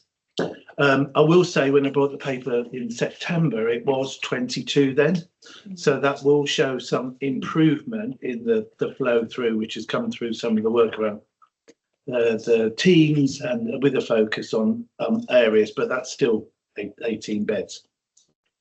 I suppose we've put then in scenario 2, I've talked a little bit about, well, if we model it in this way, which is to move the length of stay to 32 days with a 92% bed occupancy. And the idea we've gone for 92 is we're basically 100. The national percentage is 85, which I'll be blunt, feels very ambitious. So 90 to 92 is somewhere in the middle of that really and feels more achievable. And the 32 isn't a random decision. That is the national sort of average sort of determined length of stay. So if we just modelled that out, we would, as it currently stands on the current admission rates, we would have enough capacity within our bed banks to achieve that. I think going beyond that, we won't be able to sort of improve on that. And I'll talk to some of the complexities about length of stay in a minute. I suppose the point that this paper is making is that we won't be closing any more wards within the entirety of this strategy. And I think that's a sort of an important message to the board and then also to colleagues, I suppose, within the trust, because sometimes the narrative gets skewed. It might be today, it might be, well, this is the one of many and it's all going to close all the wards and stuff. So this is a sort of purposeful marker around that. I think that there are flows complex and I think people's experience is important, but I think one of the key levers is around length of stay. Hopefully what I've captured is, oh, well, that might don't you just go on with that, that's going to be fantastic. It's not easy. If people are cracked length of stay, particularly on mental health provision, then they would have given us the template of how to do that. So I don't want to make it by data can simplify things, but also I don't want to oversimplify the processes that are behind that to improve the length of stay. Broadly speaking, if we wanted to meet our demand, if we could increase our discharge by 3 a week across the 5, which sort of feels achievable, well, with a huge amount of work behind it, then I think we'd be saying we'd be meeting our demand. We have got a paper that's going to be coming in May about hopes pointing. So this connects to it, and I'm not going to go into that, but obviously we've got 20 odd people out there at the moment, and then we've got to move to also no further hope. So there's two issues we've been talking to in May. But as I say, we'll come back to that. So I think I've just outlined, and again, it's just broad brushstrokes. And we've got a lock-in. Toby's doing a lot of lock-ins next week. So be ready, everybody. People don't want to talk to you. Throw away the key if there's people more enthusiastic. Please. So just talking to Promise 19, but I suppose I've just put some broad outlines about what length of stay might look like, but a lot of that will be about planning from discharge from beginning, clear, purposeful admission, not just it's a risk. We've been talking a lot about multidisciplinary, multi-professional teams and really enhancing that. One of the key things, and I know we talk a lot about this, is, and we're doing some sort of watching at the moment, all the wards do something different. Yeah. So we need to sort of bring some consistency of it's working well here. So all of you need to do that, not like you do that, you do that. We're gonna make that a sort of a Doncaster thing. So I understand why it's gone that way. Part of this will be, if I'm a patient, whatever I will go on to, generally it will be the same experience and the same process. So even the admission paperwork is all over the place. It's been so that from a clinical view will be really helpful to simplify the paperwork, to be really clear about what the admission looks like, and obviously the therapeutic milieu of the ward's really important. We do need to be tackling 7-day working, so we do admit over the weekend, but we don't discharge over the weekend. So that's going to be an important one. That might be our services, but there are a lot of VSC fee services that work at weekends. We do have sort of home treatment teams, whether there's enough resource there is what we still got to work through with all of that. And obviously some of this has to be a bit about not only the pull in, but what the pull out like. So, the community's working integrated into if I'm a caseworker and my patient's on the ward, rather than like over to the ward, we've got to kind of bring some of that multidisciplinary perspective. It sounds also easy. I am being really clear that I don't think it's going to be that easy. We've had some success with clinically ready for discharge, but even today we've still got ballpark figure, it's about 15. So that's 15 people who are clinically optimized and so should be in the community, but for a variety of reasons they're still within our bed base. That is 15 beds that we could have access to, so that's a really important part of the space. So I think that hopefully that sort of summarizes. There's been an awful lot of work has gone on today, and I'd like to thank all the care groups and in particular the flow team. There are some risks, so to length of stay. So we've got some big capital program, which is all very exciting and it's going to make a big change to our, as Steve talked about, our environments. But for example, Mulberry will be moving to Laurel. We'll be losing 4 beds. So we've got other doors. So there's just a recognition over this year that we're doing that, which is great. But then we've got that. We still have gaps in some of our leadership. And I think I've probably been trying to make the point really clearly in here, but I think a lot of this also has to be clinically led because it's clinicians who are on the ward who know the patients. So I can do the processes bit up here, but it's the clinicians who have to make those complex decisions about a safe discharge, but with some risk maybe, and how we pull others in. So a lot of this work will be about the engagement and of our clinical teams and some who will be biting down very hard on this, and others will be taking on a journey, shall we say. So that's a whistle-stop tour, and of course I'm trying to save some time for questions and things. Dave, Toby, and Darren. Toby. So just 2 comments and then movement. So I think the first is exactly where you ended there, Richard. It's great. It's a good paper. Is why this is so important, because if we're going to get people to experiment with doing different things to reduce length of stay, among the other elements of safety that I want them to feel is that isn't to a purpose of their ward closing.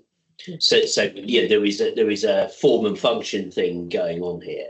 The second point I wanted to make in front of the board, I have talked the ICB chair and chief executive through the somewhat unusual idea of a board deciding it will definitely not close any beds for a period of time. A lovely discussion, and it was fine. But I think it's important to be clear, not a proviso, but just a context. The other thing here is, if you were going to have fewer beds than is in this paper, you would need to start shutting sites because you lose critical mass. So effectively, this is the right decision. But what lies behind it is if you wanted to go further on your bed reduction for any form of reason, including the money, exactly as we talked about with older adults, you would need to get into inter-site reconfiguration. Am I making sense? Yeah. So I don't want to big calm people with that, but that's the other bit of it. Thank you. Yeah, thank you. Dermot, Dave, Karen. Really helpful, and I think it kind of continues that story which you laid out, September time. The two drivers around the length of stay clear from that paper where the work is. The other one was reducing admissions, which the paper doesn't really get into. Is that because that then comes in for that's so when we focus specifically on Promise 19, that's where, which is coming in May, then we'll talk much more about that. But for all the best will in the world, I suppose, and others may argue this, we benchmark high for admissions, but we are still currently relying on our partners who predominantly make the decisions who are admitted or not. I think the reason why length of stay is put out is this, for me, is the key lever. It's in our gift. Yeah, and it is, and it's also Jude and Steve. That what happens therapeutically on the ward's really important. So there's all the environment work, the therapeutic milieu.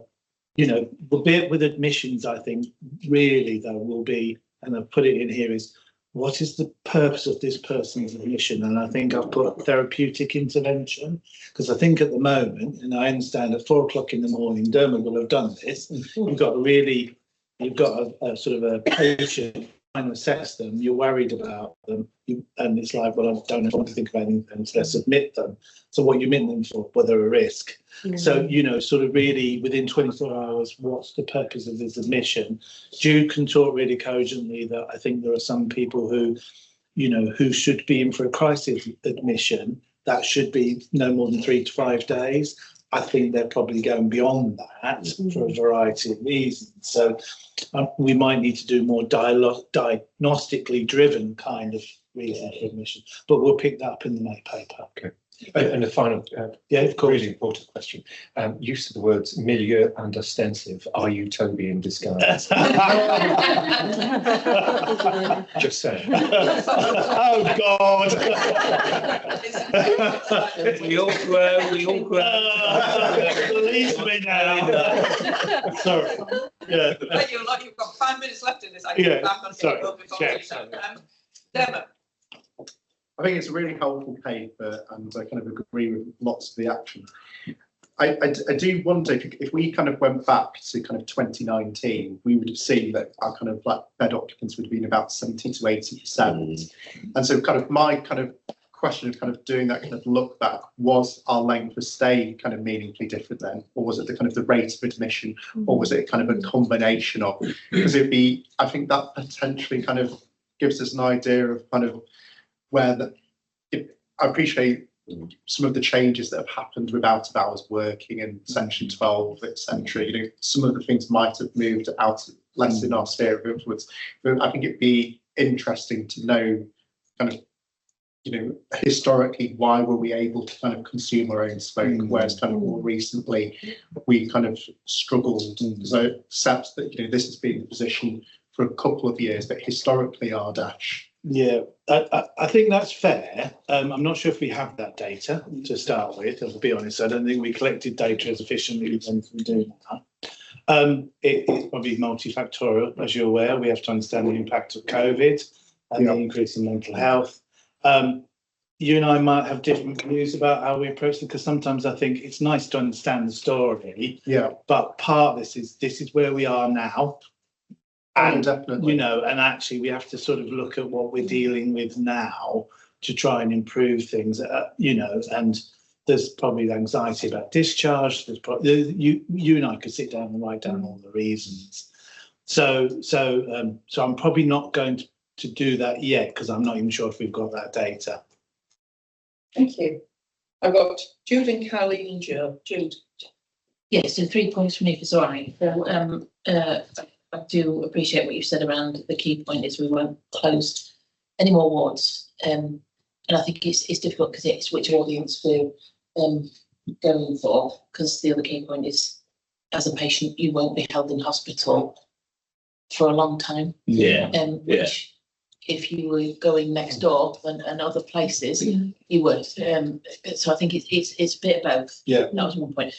Second is to reinforce exactly what you said. The issues are multifactorial and complex, but just to build upon and for this context, which we will talk about more at another meeting, is that we have put in very clear outcome measures in terms of the culture, in terms of some of the culture of care measurements, and also the transactional process, making sure that we look towards standardisation and only variation where it needs to be, and that's really the Royal College standards that we're pursuing, and that through the therapeutic base. I guess the third bit, and this speaks to what both Dermot and you were talking about, is we know that there's a post-pandemic decade, that there'll be a ripple about what's happened. We know that we've got poorly people, they're not here, so it's not just the factors that you've said, but we also know our inpatients are under different level of scrutiny.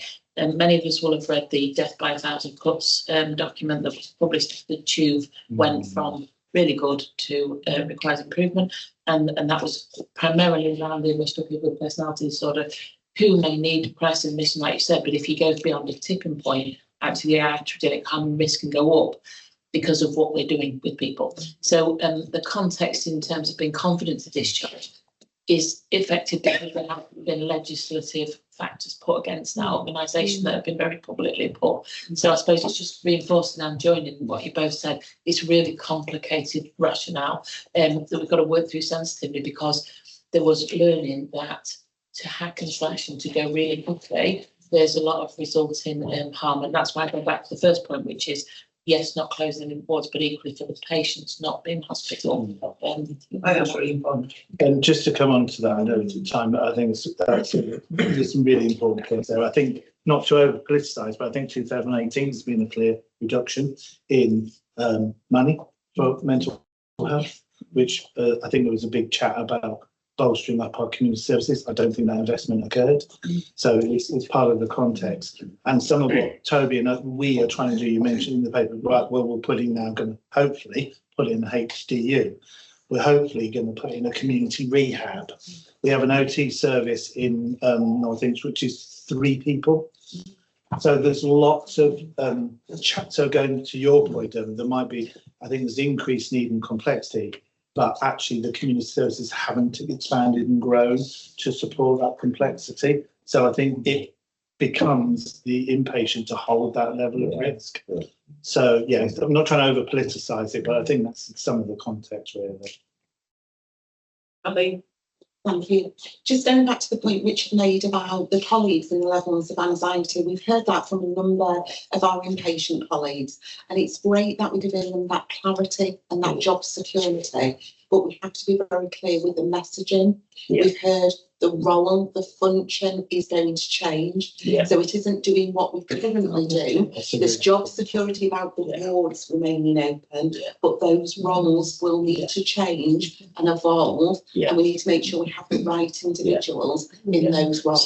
So in a sense, the quantity is what the quantity is. The quality needs to change.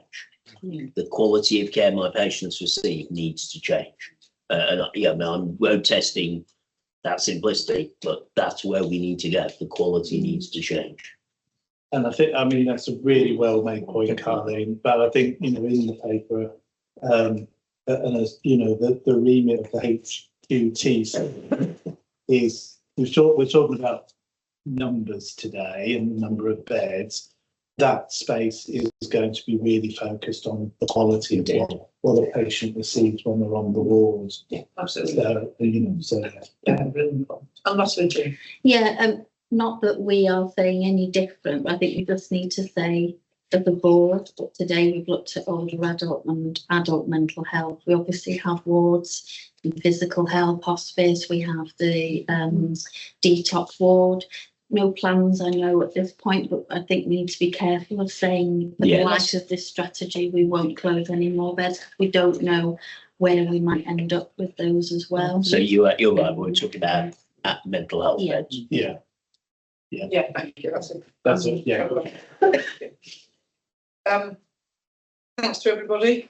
So, the resolutions are to note that there will be no further ward closures in adult mental health for at least the period of the trust strategy, which takes us to 28. Note the national policy imperative to reduce length of stay in acute mental health. Recognise ongoing work to that end and receive regular tracking data against our occupancy, bed days and average length of stay, potentially through the IQPR. You happy to agree to that? Thank you. Chair, can I just note, I suspect for whatever reason, Janos has decided that we're in a private board meeting and has therefore entered the link for the private board. So perhaps the clinical admin, the admin team could just iron that out while we get to the next paper. Yeah, well, we can try and bring him on to sound when we've finished the meeting now. Sorry, Chair. No, I noticed that one of our governor colleagues has placed a comment in the chat that suggests the way this paper is being heard is about limiting how long people could stay in hospital. And I just want to be clear, certainly my interpretation paper, no such thing is happening. No. There is no intent to limit how long someone stays in hospital beyond their own needs as assessed by themselves and their treating clinicians. So and we'll pick that up with them with that. But yeah. But thank you. Thanks, Toby.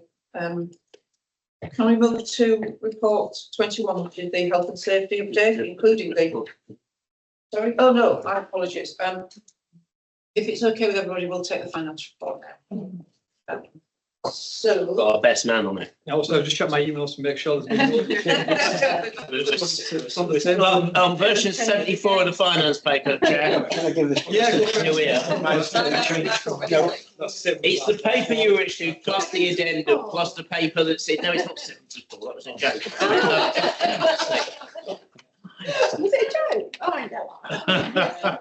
Well, how many versions do you think we've written of this? It feels like last night. yeah, you got last night. Yeah, last night. Well, last night in the public papers plus the private board addendum on what's called Plan B. Okay. And we're opening up. Yeah, with it. I'll take you through the, I suppose, a combination of both papers, because I think the original board paper has the bulk of it, you know, is as is. There's a few changes there since we've sort of reduced that. So last board meeting, we talked about submitting a deficit plan at that point, but that was prior to any sort of operational and financial planning guidance, and we've had that since then. And you'll have all seen the scale and pace of some of the cuts that Secretary of State is sort of proposing over the next year, and we've been sort of working with our ICB colleagues and other sort of funders to try to get to a revised figure, if you like. That figure was at 4.4 million, and within the paper I've also set out the underlying deficit position, which has sort of been a feature of my reports to the board over the last year, and I think it's important that we keep our sight on that as well. That's fundamentally, you know, making sure that our long-term sort of financial future is heading the right direction. So I'll keep sort of reporting that as we go along. Within the original paper, there's also our investment, or rather cost pressure funding that we've got, as well as our SIP plans. I suppose I want to draw the board's attention to the fact that around 60% of our savings are banked from the 1st of April. So thank you to sort of colleagues around the room and sort of care group directors who've worked really hard to identify those savings to this point.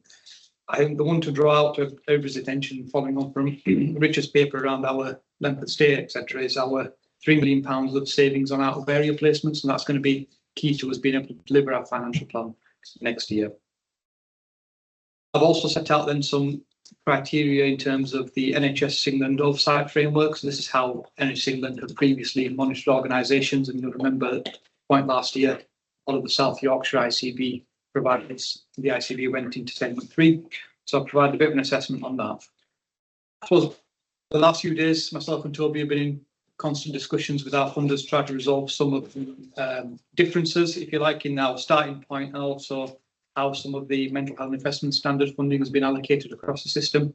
So the addendum that came through last night just sets out that we've now secured £3.8 million of recurrent funding from where we were previously. So that's positive from our underlying position, because that means that as well as getting to a better place in the year, we also improve our underlying deficit by a few million as well. And there's also then some revised numbers in terms of our savings programme, as well as a route to balance for next year.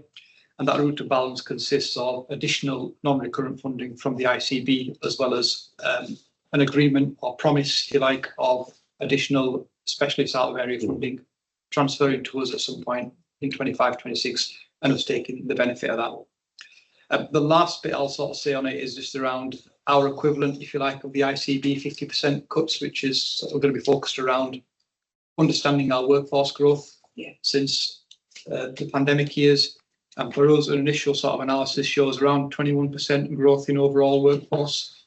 And what myself and Carleen will do over the next few weeks is try to drill into that a little bit more, understand how that's linked to some of the investments that we've had in the last few years, and where those roles sit, because it's not always clear from our coding whether it's in admin areas or whether it's clinical areas or where those roles are really. So we'll do some work on that to try to bring back something so we can understand what that growth has been. Toby, I know you've been involved in it. Yeah, let me just add 3 points, if I may, Chair, none of which moves to. So the base plan is risky. Okay, so we're clear. The base plan requires us in the last three quarters of the year ahead, so from July, to reduce our severity placements effectively by 2/3. That's what the money says, assuming every house severity placement costs the same, which we all get, isn't it? That is an extraordinary change. And so when people read the private paper, you'll recognise that a lot of the argumentation in there is why on earth would you do all these other things at the same time when you're trying to do that very, very hard? And I feel that quite strongly. The effects of the addendum last night is to remove all conceivable contingency from the base plan. So we have cleaned out the cupboard. What that means is that every single timescale in the SIP matters. So the shutting of our ward that we've discussed, corporate changes, colleagues extra 500,000, there just is no room for people to deliver it a few weeks late. That's just not an option. And clearly we need to retain a grip of agency. As I said, for anybody who breathes easily, which is clearly not something I'm doing at the moment, understand that Plan B will still be required. It will still be required because even though we are now submitting a notionally balanced plan, and so is the ICB, that contains tens of millions of pounds worth of ICB-wide assumptions that I think are not yet crystallised. So whether it's a question of this year being ready for 26-27, Plan B remains part of our conversation. So I know it just sounds like walking through difficulty, because it kind of is. I think we're the best place than we were 48 hours ago, but we're still looking at the same stuff. We're just able to walk on it, not run at it, if you follow my point. So that's where we are. Yes, I suppose a couple of things as well, just to add to that, Toby, I think is the phasing of our savings programme. So to Toby's point, every SIP plan hitting from when it's expected to, we phased our savings essentially in equal 12. So there's no sort of backloading of anything. The only exception to that is specifically the out of area placement savings, which start from Q2. So if we don't hit those savings, we will start to see the impact of that in our financial position from day one. The other point I was going to say was around the underlying position and the non-recurrent deficit support funding, which each system has received. Our system has about 40 to 50 million pounds of that. Our share of that is about 2.4 million. So in order to get to that balanced plan, we've got about 2.4 million pounds of non-recurrent deficit support funding, which certainly listening to Jim Mackey a couple of weeks ago, his ambition is to remove that from providers and systems at some point in 25-26 to show the real position, which is again why it's important we focus on that underlying deficit position. Yeah, absolutely. Spot. That plan B is still Yeah. live. Yeah. Thank you. I'll bring you in, Paul. Can I just say, we might be having a very different debate. I was expecting a very different debate today, where we had to have really, as a board, take a deep breath and decided what we were going to do this afternoon and how we were going to stand together in the decisions that we made. We're not in that place. And with credit to Isaz and to Turtle for the work that they've done this week. Often working late, I'm aware of that. It's been very intensive this week. Let's check out that. It was true. And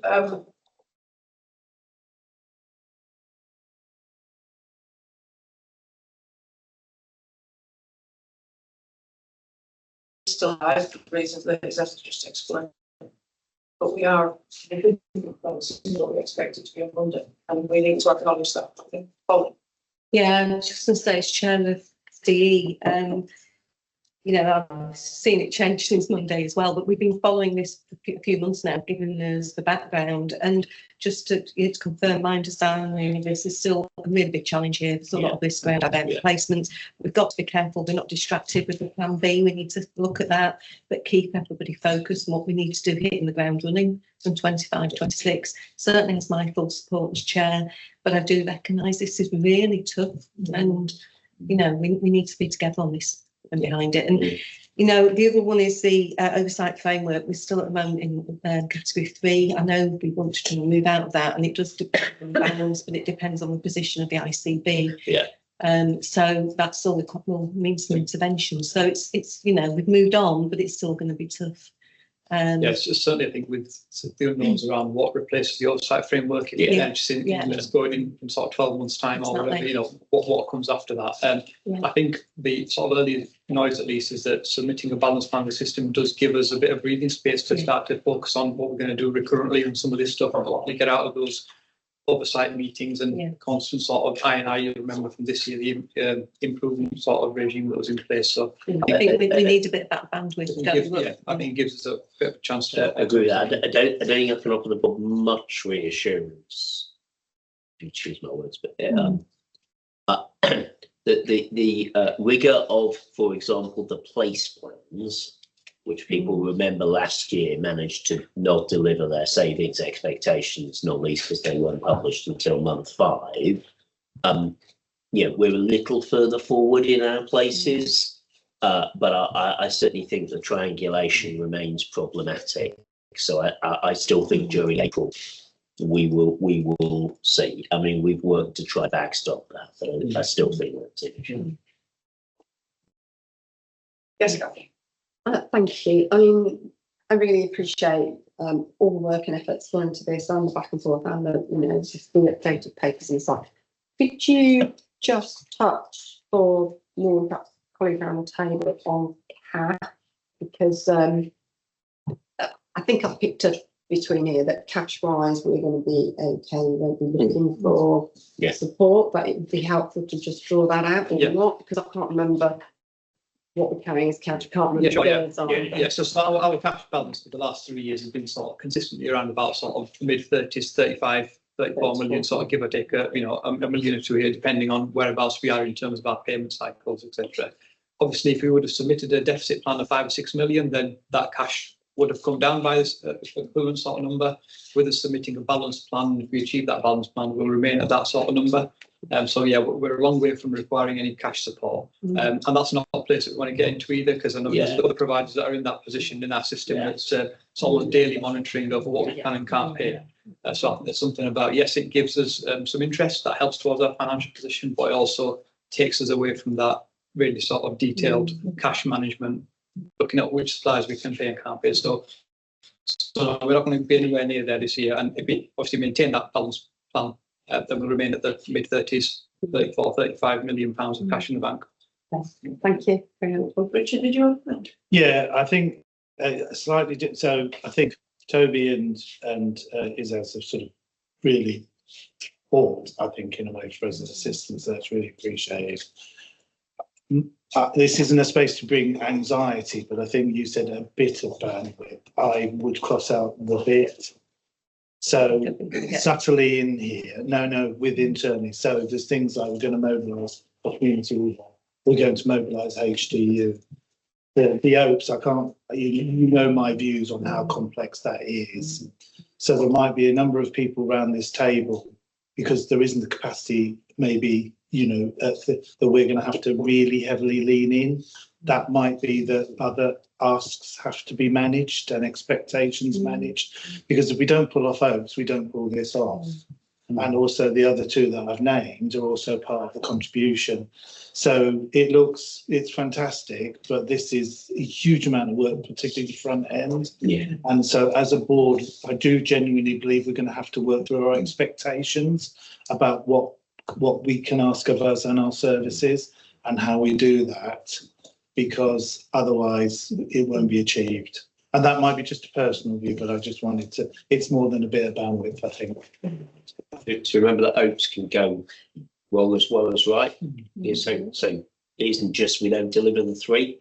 We could not deliver the 3 and end up spending more than the 3. You see my point? We end up spending 36. Yeah. So unlike everything else we're talking about, it's not a do we deliver the 3 or how much of it do we deliver. We could blow £10 million on OPES, and then that's on us. So I think everybody knows that, but just to remind people, we are taking the risk. With your agreement, I'm going to ask you to leave it there, because we're not going to, I'm not going to solve those issues. What we need to do is accept, I think, one, and I need some guidance on the resolutions this afternoon, but we will accept the budget that is before us as a balanced budget and acknowledge the work that's that. We equally note the risks involved in this programme, and then the fact that all the better work we're going to have to keep on it, aren't we? And we're going to, from finance committee's point of view, following is going to be constant monitoring of where we are, because slippage will put us in there. Let's bring it back easily. We're in this national situation, which we all know about, and where we are managing our way through that. And there may be times when we need to bring something back here to take it, because who knows what tomorrow's newspapers will contain. I think that's where we are this afternoon, and we can only accept what we have in front of us with thanks, actually. Go forward acknowledging the difficulties and risks that we've planned, changes in the plan, and monitor carefully going forward. I think with your approval, that is where we are, and there's not a lot else we can do this afternoon. We could have been we've been here till tea time wondering where we're going to make some extra savings. So let's just say we are where we are. That's great, but there's a lot of work to do to make it happen. Okay. Thank you. We'll sort the resolutions with Toby. But are you okay with that? Because I think we could talk about it for the rest of the day. So if there's any particular queries, then please emails to Toby on site. But also if you've got particular ones or anything that's come forward with the report and how we should do it. You concerned with that? I don't want to close the debate down. We've got lots of but these two. So with that in mind, we will move to the health and safety report, which includes the legacy risk assessment. Steve, please. Thank you, Chair. And just a thanks to this co-authored paper with ISAS and also the fire safety team, which we've already addressed in terms of our outstanding position in regards to our fire risk assessments, which will be as outlined. We were all reminded when we last discussed our health and safety annual report towards the end of summer last year, where we had a number of concerns that we needed to address, certainly over the autumn and the winter period. This report was moderately positive in terms of the actions that have been taken, particularly in relation to fire assessments, health and safety assessments, ligature reduction work. There's still much work to be done, Chair, certainly around our ongoing ligature reduction policy and strategy, in that we are addressing bedroom and bathroom doors, as was outlined in the paper. We've got work to do on our outdoor spaces, which we made reference to discussing the ward changes on woodlands. And certainly from a health and safety perspective, none of these things remain static, Chair. So these are all dynamic risk assessments that, alongside our learning from incidents, are reviewed on a daily basis. Even up until last week, we had identified a new ligature risk in one of our ward areas. Immediate remedial action between person and facilities, our care group, and his as a states team, which was undertaken immediately. Chair, so this paper talks us through what we annually do, but also want to give the board confidence in our daily review of all health and safety, ligature and fire assessment. Thank you, Steve. Dave. Just the fact that it's a good point where you raise the issue, you see the action ligature, it's actually on the operational risks and you know when you're going to close it. It's a good example of the whole thing working, isn't it? Okay. So that's fine, assuming what's being described is small cost ligature changes. Let's be clear, there is zero contingency in either the capital programme or the revenue programme for ligature remediation. So the work that needs to be done has to operate to a principle that it is zero cost. That needs to be understood. We spent money last year on the major ligature risks. That is not an ongoing process. It's done. So it needs to be understood by the team working on this, by the clinicians and by the board. The capital programme is fully committed. We just approved a finance plan that has no contingency in it. It is not a question of people doing assessments and finding pots of money and it being fixed. Yeah, I don't want to put a figure on it. If the fix is £5,000, different conversation, which is the soap dispensers. But there is £0 and pence in the next 18 months for material large scale ligature remediation. Yeah. Right, I did a bit. Which is I get. Okay. Can I just check that you feel the ligature leadership team understand what I've just said? Because it isn't a new thing I've just said. I've been saying it for several months. I've raised it in CLE repeatedly and various other places. So on that, totally, absolutely, we have updated our ligature policy in December. We've undertaken a review of all our ligature risks according to the new CQC framework rather than the previous Manchester ligature reduction audit tool. When we say ligature, just because something is anti-ligature doesn't mean it's got no risk of ligature. Yeah. So, but very clearly, we've identified what our ligature risks are and the mitigation as to how we're going to manage those, Chair. So Toby's point, absolutely, there are ligature risks within all our environments. Yeah. But the importance is the identification, the dynamic nature of the risk assessment and the mitigation to manage those areas, because no area is ligature free. Yeah, thank you, Steve. That is a very, very good point. Well made. Thank you. But I think in a previous discussion, Richard made the point that often, historically, perhaps the response of teams to stuff is let's write a bid. I think what I'm hearing is you're working to move the team beyond that. Good. I guess, yeah, the people aspects in terms of that, it's not just moving the team beyond it. We now have a designated clinical RRI specialist into knowledge. We know that ligature management isn't just about environmental change, it's about patient observations, care, quality, risk assessment. And all those factors have to come because we can make things as safe as we think we can.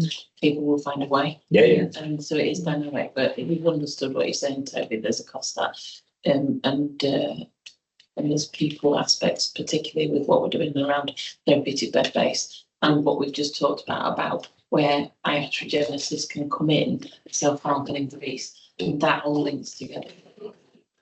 Thanks. Yes, That's very clear. Well, just to be transparent, I assume that health and safety, that anything that is identified through the health and safety assessments or processes would use our normal processes to find resolutions, whether those are requiring money or not requiring money. We have processes that would already be able to pick up those issues and remediation funds if there were findings. No, the fee answer already given. So the capital program is fully committed. There is zero contingency. So the answer to that question is no. There is a minor works program of about £150,000 a quarter. So if it's in that category, it fights with everything else. That's what I'm saying. No, it fights with everything else. So it isn't the case that a health and safety assessment that gives rise to recommendation gets funded. It's the case the health and safety assessment that gives rise to recommendation gets considered against everything else.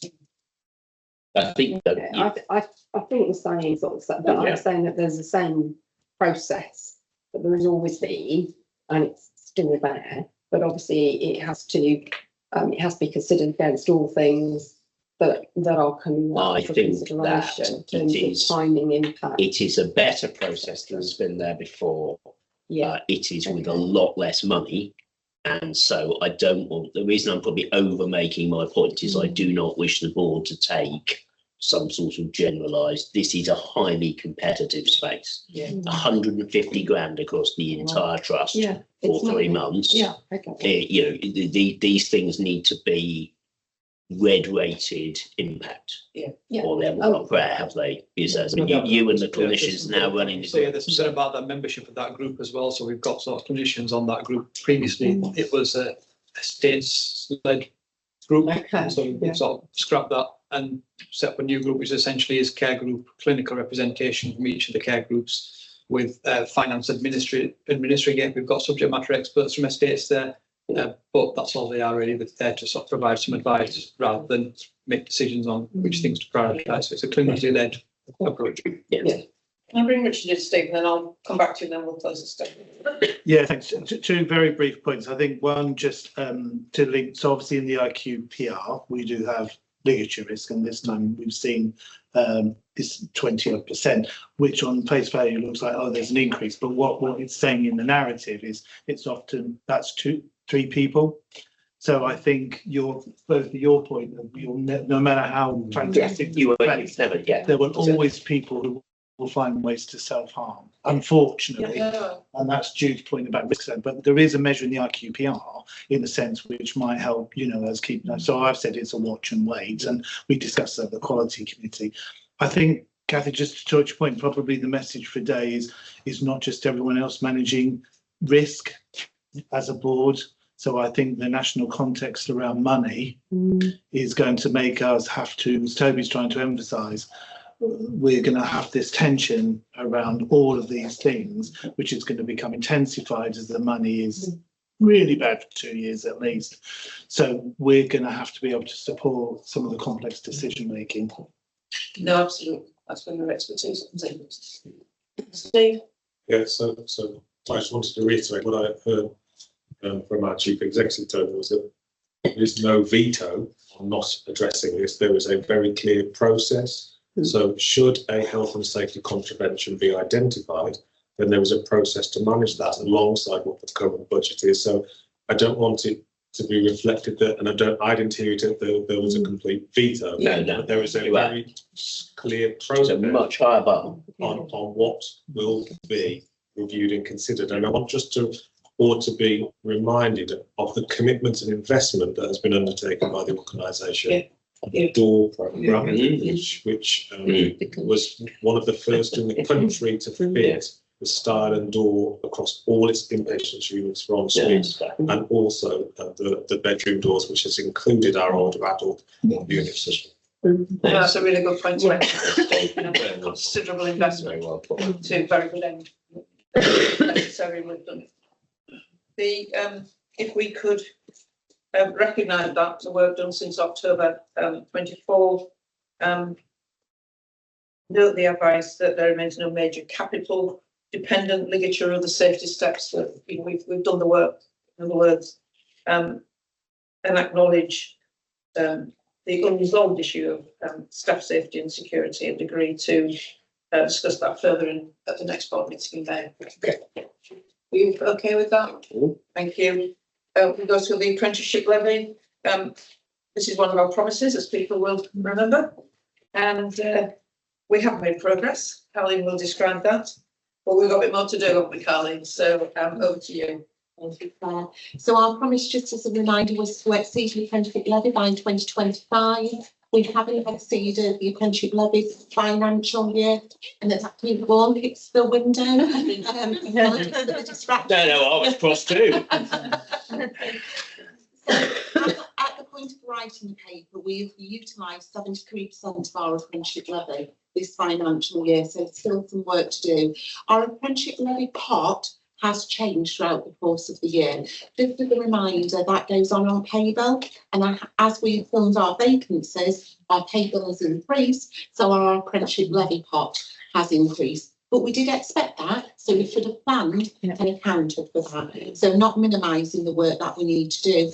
As a reminder, we had some discussions going back to May of last year, where we wanted to change our approach from apprenticeships. Historically, we've supported apprenticeships at level 6, level 7 qualifications in the organisation, and 2 years ago we had no apprentices going through at the lowest level, level 2.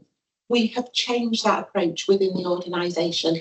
There's most definitely still work to do, but we've got a number of colleagues accessing the apprenticeship levy at level 2, level 3 qualifications.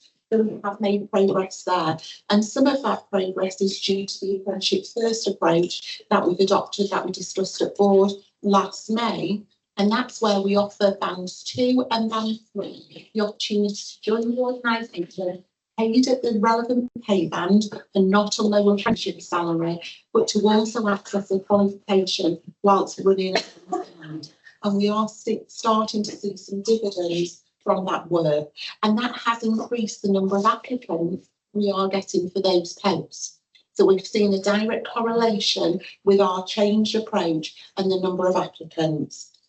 We've touched on national policy changes. We're expecting policy changes to the apprenticeship levy with the new skills and growth levy. Do we understand everything about those changes at the present time? Unfortunately not. That detail hasn't yet fully materialised, but I've detailed in the paper some of the planned changes, where nationally there's a view to look to reduce the level 6, level 7 qualifications to support organisations with an increased levy transfer pot, to also transfer some of the funding to non-accredited apprenticeship training.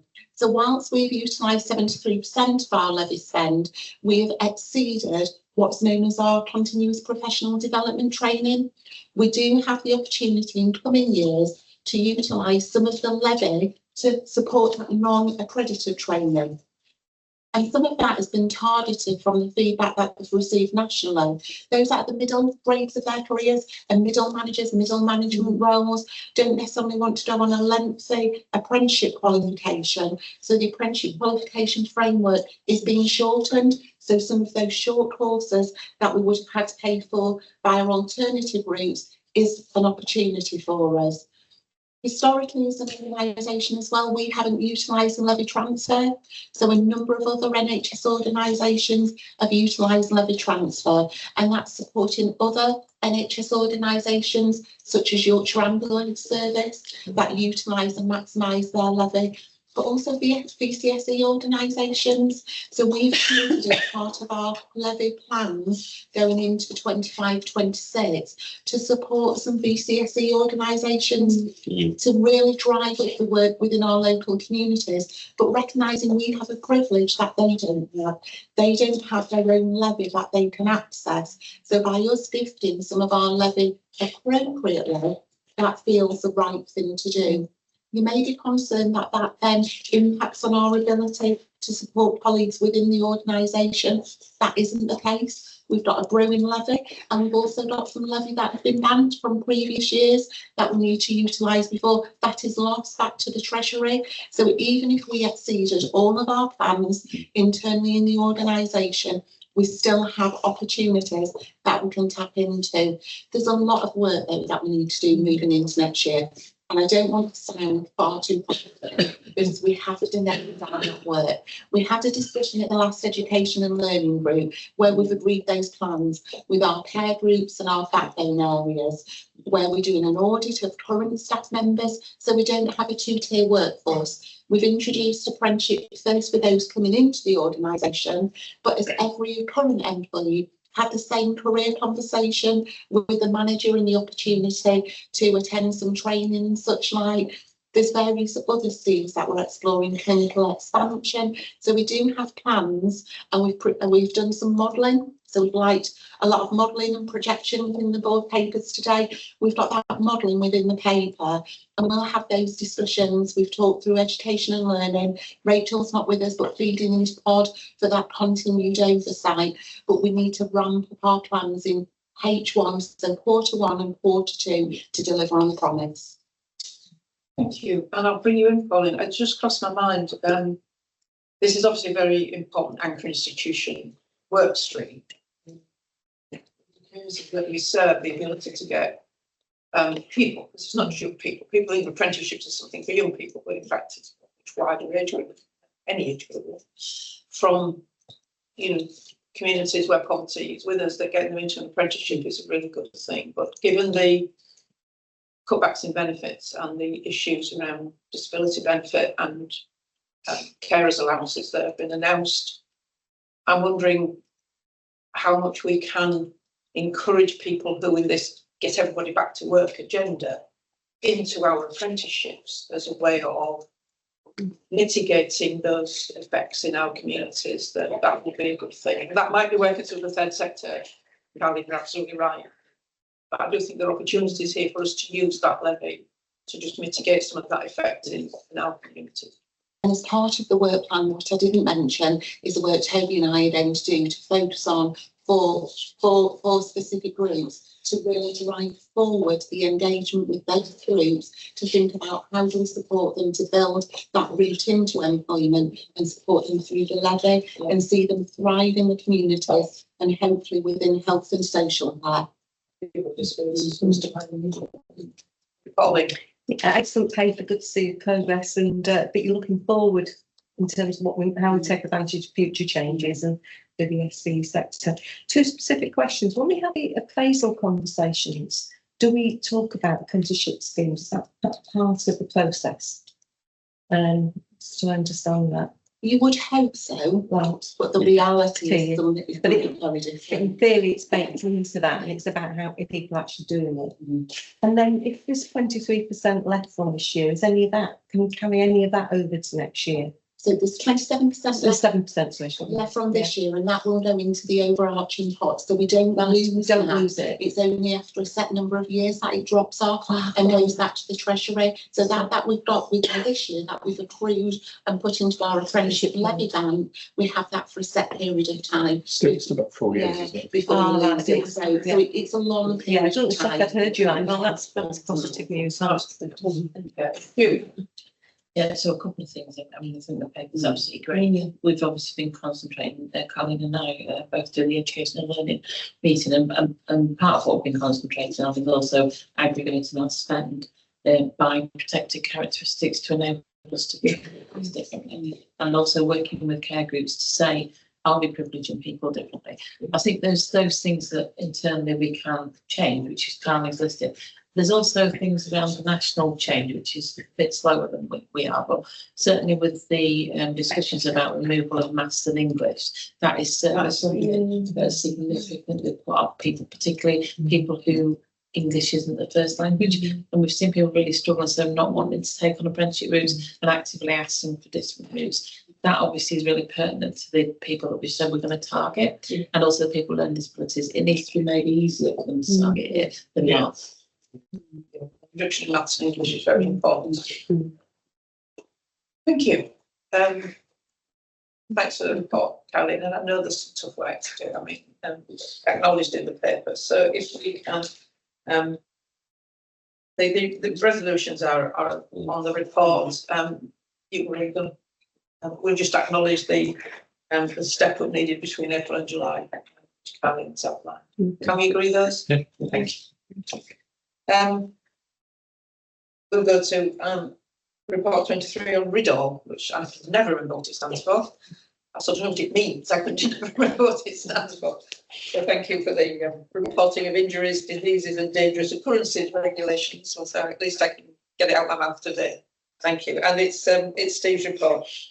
Thanks, Chair. And again, another co-authored report, so thanks to Charlie and her team, because of course when a number of staff is injured within our employer, it's also about how we take care of that person and ensure we can return them back to work. So I don't want this paper to be read as there was an incident and we managed the incident. It's about how we also take care of the staff member that has been injured as a result of something that has happened or occurred during their working time. Chair, you will see that predominantly the incidents that of course harm relate to human factor, the slip, strips and falls in particular. And whilst human factors plays a significant part, there are other things that we have done as an organisation to ensure that there is learning. So, for example, ensuring that people are compliant with the dress code, wearing the right footwear, that their uniform is not too tight fitting or too loose fitting and causing a trip hazard. There's so many multimodal elements of this that need to certainly be considered, and the board will have perhaps made reference or noted that in the health and safety report there was certainly around the security and safety champion role in the NED around trialling the people safe alarm, which actually one of the devices, if you fall, registers a fall and contacts the people safe. So there are a number of things. So again, to the point around health and safety, there is not a veto on applying for things like this device, which I'm piloting. Yeah. But actually it's about how we learn as an organisation. There is no commonality. So year on year we see static numbers. Yeah. But we are ensuring that the learning is being addressed within the organisation. Thank you. Yes, sir. Yeah, I just wanted to ask about more of these involve people being assaulted, sort of punched in particular. I'm just wondering about, it just seems a lot. I'm just wondering whether people talk to anticipate that, to try and prevent it, I suppose. Are there preventative things that people talk to? It just seems a lot to be caught in that way. If you're getting too close, what is it that you're doing that's putting at risk, I suppose? And thanks, Sarah. So these are the incidents where we report via RDaSH. We also track our violence and aggression through our committees as well, don't we? Pauline and Rachel as well as because actually this is only a small fraction of people that are assaulted in work. So actually this doesn't give a true reflection of actually the amount of assaults that our nursing staff across the whole of the UK experience as a result of people who are mentally unwell and often lack capacity. I'm just thinking about parallels with police force, for example. I mean, I imagine police are taught to try and stop people from hurting them. Is there something like that people have? They train paramedics are as well. There's aggression. Well, of course, it's a big part of the disengagement training where we co-author this paper. Do you want to come in? Just in relation to the training, that's a core part of the RRA training and de-escalation training. Unfortunately, though, from a mental health perspective, the level of the violence are higher than some of the physical health services. We've got the slips, trips and falls from a physical health perspective, but that is the level of challenge in some of our areas. Staff members go through the appropriate training. How do they the escalation of those individuals? How do they have a safe distance? I just wonder whether the people were being trained properly or something was a bit about it. It just seems a bit. Sorry. So I think it's a low number. If I'm completely honest, Steve said that much more elegantly than I have. But yeah. So it's a question in their comments, Steve, or Colleen. The paper asks whether we're assured. I guess I'm thinking about our colleague who was hit by a car, then ended up in DRI, and was categorically off work for more than 7 days. can somebody help me with why that wouldn't have been Riddle reported? I think we've got some work to do on the data flow through Yeah, the Riddle. so that- Because we've had a claim Yeah. recently where there's another one. So that's sort of my point, and I think we know that. I mean, you and I have talked about this. What I'm going to do, and this is genuinely a reward, not punishment, is from May as an annex to my chief exec's report, I'm going to bring in real time the Riddle incidents in the organisation. I think that's relatively. If I go to large construction companies, for example, that is standard practice, and I think Riddle. I understand Riddle is only a part of it, but I think Riddle is sufficiently significant, and as you say, Steve, it's about mitigation, isn't it, and redress as well as reporting. So I suppose I'm looking to make the annex an every 8-week thing and keep the data live, if that makes sense. And I hope that's a constructive suggestion, and one that might give it enough profile that, you know, some of the issues are addressed down in the system. Does that make sense? It does. Yeah, go on, Steve. I've definitely clarified, Toby, around the reporting of, because there are actually 2 staff. The worst thing. No, I was mainly illustrative point. Yeah. Who were injured, and to ensure board is cited on that was contained within the health and safety report, identifying the learning that we're undertaking. So I would want board to take assurance that we report all our incidents, Toby, and there is sight on it. The criteria for Riddle reporting is very clear. So a slip, trips and fall that has a fracture or a period of sickness over 7 days is reportable. Yeah. I'll confirm the criteria for the 2 people who were injured as a result of the road traffic accident. Okay. To be clear, I am not confident that we are reporting as Riddle everything that should be reported as Riddle. We're not. Okay, so that's the point I'm substantively trying to get to. I can see that in the health and safety report, the 2 colleagues who were injured by road traffic is talked about, and that's helpful. So my point wasn't we're deliberately trying to obscure everything. My point is you yourselves are not confident. I'm not confident. Let's use the regularity of reporting and the seniority of reporting to help to encourage people, because that seemed to work quite well for some other things where we've set it up. Thank you. Can we, if we bring that to a close, could we just, we're taking assurance on this one. Process of reporting and monitoring compliance with the law. I suspect that there is some work to do. Well, A bit, but, you know. Steve is confident, but so let's receive the report, and then if we take Toby's offer up on that 8 weekly reporting, and perhaps I don't know what you want to do, Steve or Toby, but we'll bring it back and see how that's going. Well, it's going to come every 8 weeks, so we'll see it. We'll see it at the time, won't we? And I think that will show that it's really good.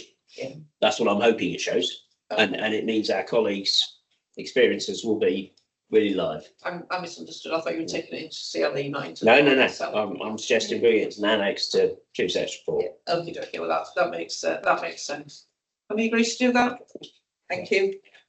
Financial report is behind us, so we'll go to the routine reports, which we take today, and start with the operational risk report. Phil, this is Phil's part of the agenda. Half an hour for this, Chair? You are? Half an hour for this.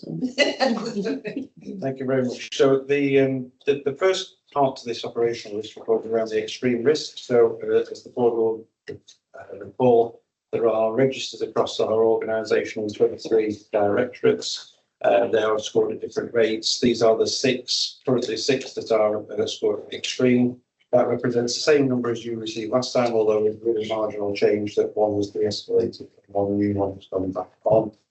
You have within the conversation so far touched on ADHD as a topic of a couple of those, and patient flow as another topic that was included within there.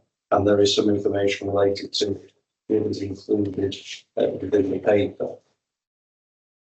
The second part of the paper is around the high impact, low likelihood risks that the board considered previously back in September time. related to those that have got particular significance, but the potential for significant impact on the organisation, but at the present time our score is low in their likelihood of occurring. I think we continue to do that work. We'll always continue to do that work. At the present time, we're very good captured workers. There are a number that have probably scored at 4, with a 1 or 2 likelihood that add to this marginally. I think that said, I think as Richard referred to, there was some risk training that we had as part of our learning half day yesterday, and I think perhaps a moment of inspiration within there was one around perhaps the supply chain, which was touched upon, about just making sure that we've identified and checked that we haven't got particular goods or suppliers in which we are so dependent that their failure or failure links them would create huge impact for the organisation. That was one other area to explore with us. But as with a number of things that have been brought to the board today, I think this second part of the paper is something the board should be cited on, that we are aware of and monitoring these risks. And we'll return to that on a biannual basis within the reports to the board. I'll leave it to that and take any questions. Thank you. Yes, Polly. Just a question. We've talked sort of about out of area and potential impacts of that if we don't achieve it, and the financial implication clearly on patients. Would that be potentially an emerging one to come on to this register that we need to consider as we move into 25 and 26? Yeah. I would also. Yeah, I certainly think there are risks, as we've just said. The plan has got risks associated. We need to have a look at what those are, score them appropriately. Yeah. Yes, sir. I wasn't at CL. I have no difficulty with the new extreme risks being here today, but to be honest, it's waffle. It's an amalgam of the possibility we might harm a patient because we haven't got half a consultant in older adults in Doncaster, with the possibility that we haven't got leadership. I mean, I'm very happy for it to be here today, but could I just ask the risk management group? I did discuss this with the care group director actually, so some weeks ago. Can we just really look at the precision of what we're saying? Because if we truly are saying that particular half-person, 3/4 of a person vacancy is leading to us not being able to provide service and patients are actively coming to harm, that feels like an important thing. Yeah. And I'm not aware of that. I want to fill the vacancy, but I'm not aware of having our patients coming to harm, which is the way I choose to read the risk that's written before we get to the bit about leadership and stuff, which I recognise but don't think is an extreme risk. So I'm not trying to unsettle the apple cart today, but I just think we need real sort of wiggle on the wording and conversation. It's one of the things with risk, you need to be as precise as possible. So, and we are looking at risk appetite. Outside of it. So this and the strategic. Just an answer to Pauline's question, isn't out of area placements already there as an extreme risk? I Richard had it there even before we were responsible for out of area placements. So it may need to be reframed to the finance point as well as the clinical point. But I think out of area placements is there. Just looking at it, I'd forgotten to, Pauline. It's there. Yeah, I was trying to find it. I was trying to look. It's been there for some time. It has. But I think the point you're talking to, things well made in this. This is people outside of our area are at risk. Yes. Links up, but actually you're now Connected. Whether that sits here or whether that sits around the CIP program and delivery of it. Yeah. Because I quite think it's quite important not to separate, but this is about, I think, the clinical and quality elements, that it's not like, yes, that's what I wasn't sure. Do you keep it separate or do you join it up? We will be tracking our delivery and our CIP. I think having it separate to the point that you made. Keeps that.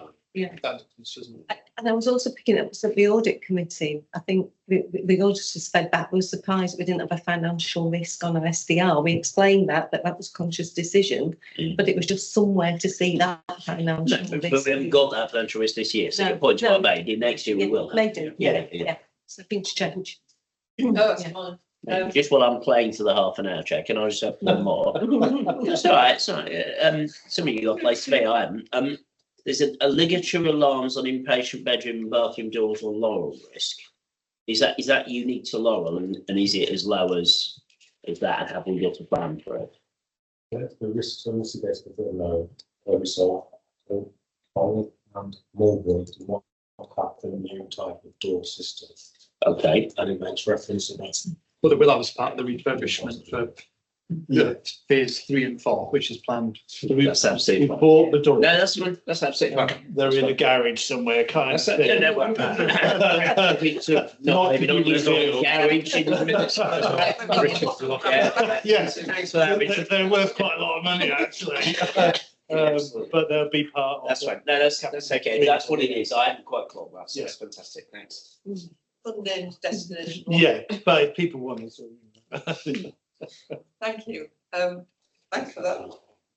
Oh, sorry. Sorry, can I just check we've got the action earlier about the disengagement? Is it all that getting manifested in here at some The point? the agenda we come to risks arising from the board meeting. Yeah. Oh, okay. Yeah. Right, sorry. So we can receive and note the current extreme risks and receive and note the high impact low likelihood risks. You can do that, and we'll take account of the comments that have been made during the debate. Thank you. We're losing the back that isn't the back one, so the strategic delivery risk. Back to Philip. Thank you. So, as you'll recall, back at the beginning of 24-25, we, as a board, revised our approach to strategic risk management, enhancing the reporting and oversight through the board and through its committees. I think that we have been essentially validated in that approach. The internal audit recent report on that, where we've provided with significant assurance, which was especially pleasing to see how we'd taken that new approach and that been recognised by them.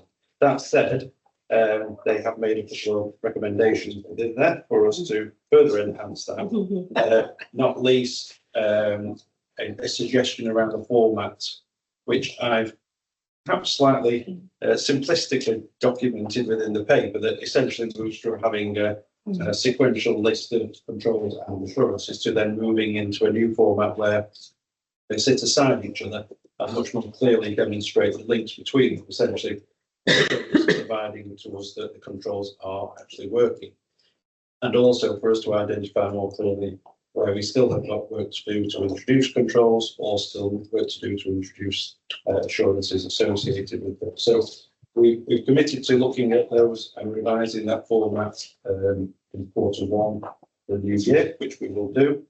The position is set out in the annex in terms of where we are up to, and we continue to work with the legal executives to make sure that the content of those is representative of the position we are in. Again, pleasing to know that during the course of today, we already have talked about some elements of that, in terms of the 7-day working or the GP liaison work, which are key risks in this field. The second sort of aspect of this, part of the feedback from audit, and it links to Pauline's point there and Toby's comment earlier on, is the fact that we went through what was felt like certainly a rigorous process 12 months ago. If you recall, we started off with some 40+ risks, and over the course of a number of meetings, had multiple conversations where we then landed on what we have here is our 5 key risks, 1 per strategic objective. And I think, as we've reflected on, and as internal audit reflected on, we shouldn't lose sight of they will be 5 forever.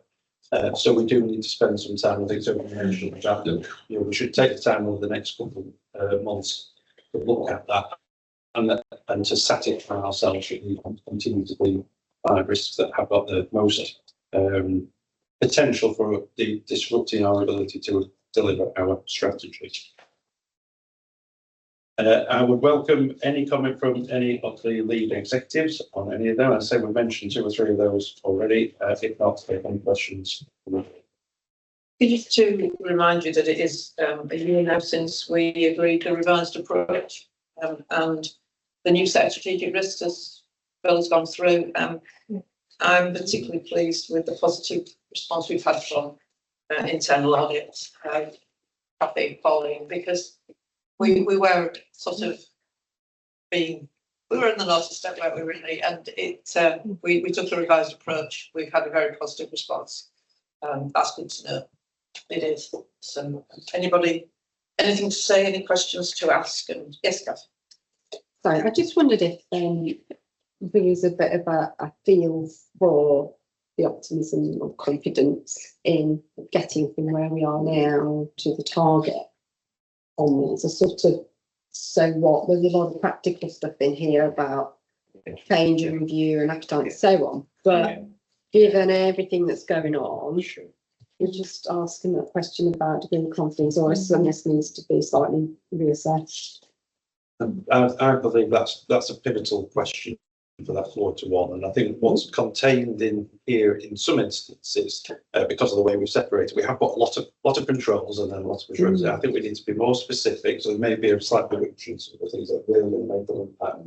And I think we'll be better able then to understand the current score and the score that we are trying to get and what that path will look like. Because I think if we are thinking of focusing Q1 on this, that is one thing in particular we've got to be really clear about. So you only got 12 months minus, because most of these say will be in an amber state or a quasi-green state in March 26.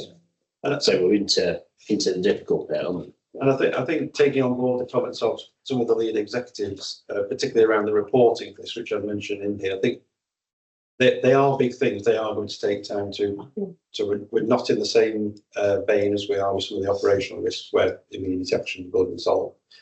But we do need to be clear about exactly what we are doing. And I think being in a position where we can perhaps report less frequently, but with more substance to the committees and the board might well help us do that. And that's one of the things I've suggested. We have a chat on. Yes, absolutely. Because we will have our next round of conversations with the lead executives, and I think it's important to explore those options. Yeah, I think there's so much in here, and you might need to sort of do a for the readers, and to try and discern the key points. Yes. Yeah. Thank you for that. Was that? No. Yeah, I think to talk slightly to Kathy's point, I think one of the things we're going to work on the risk now. Now we're going to work on actually, some of the 7-day working relates to our area Promise 19 or Promise 14. I think there's something about how we start to try and bring them beautifully together, which is really hard work to do. So, because in some sense that we're not working on all these different streams, but also to talk to my earlier point, we might have to just review some of this in light of everything that's going on this year. Yeah, absolutely. All of that, absolutely. Yeah. That's the idea. We are in a position, aren't we, where we're not quite sure what's going to happen tomorrow. So we need to be constantly aware of what is happening around us and make any adjustments we may need to make. That would be sensible, without panicking or suddenly abandoning everything, because we are business as usual when it comes to delivering the strategy. It's promised. Okay, thank you. We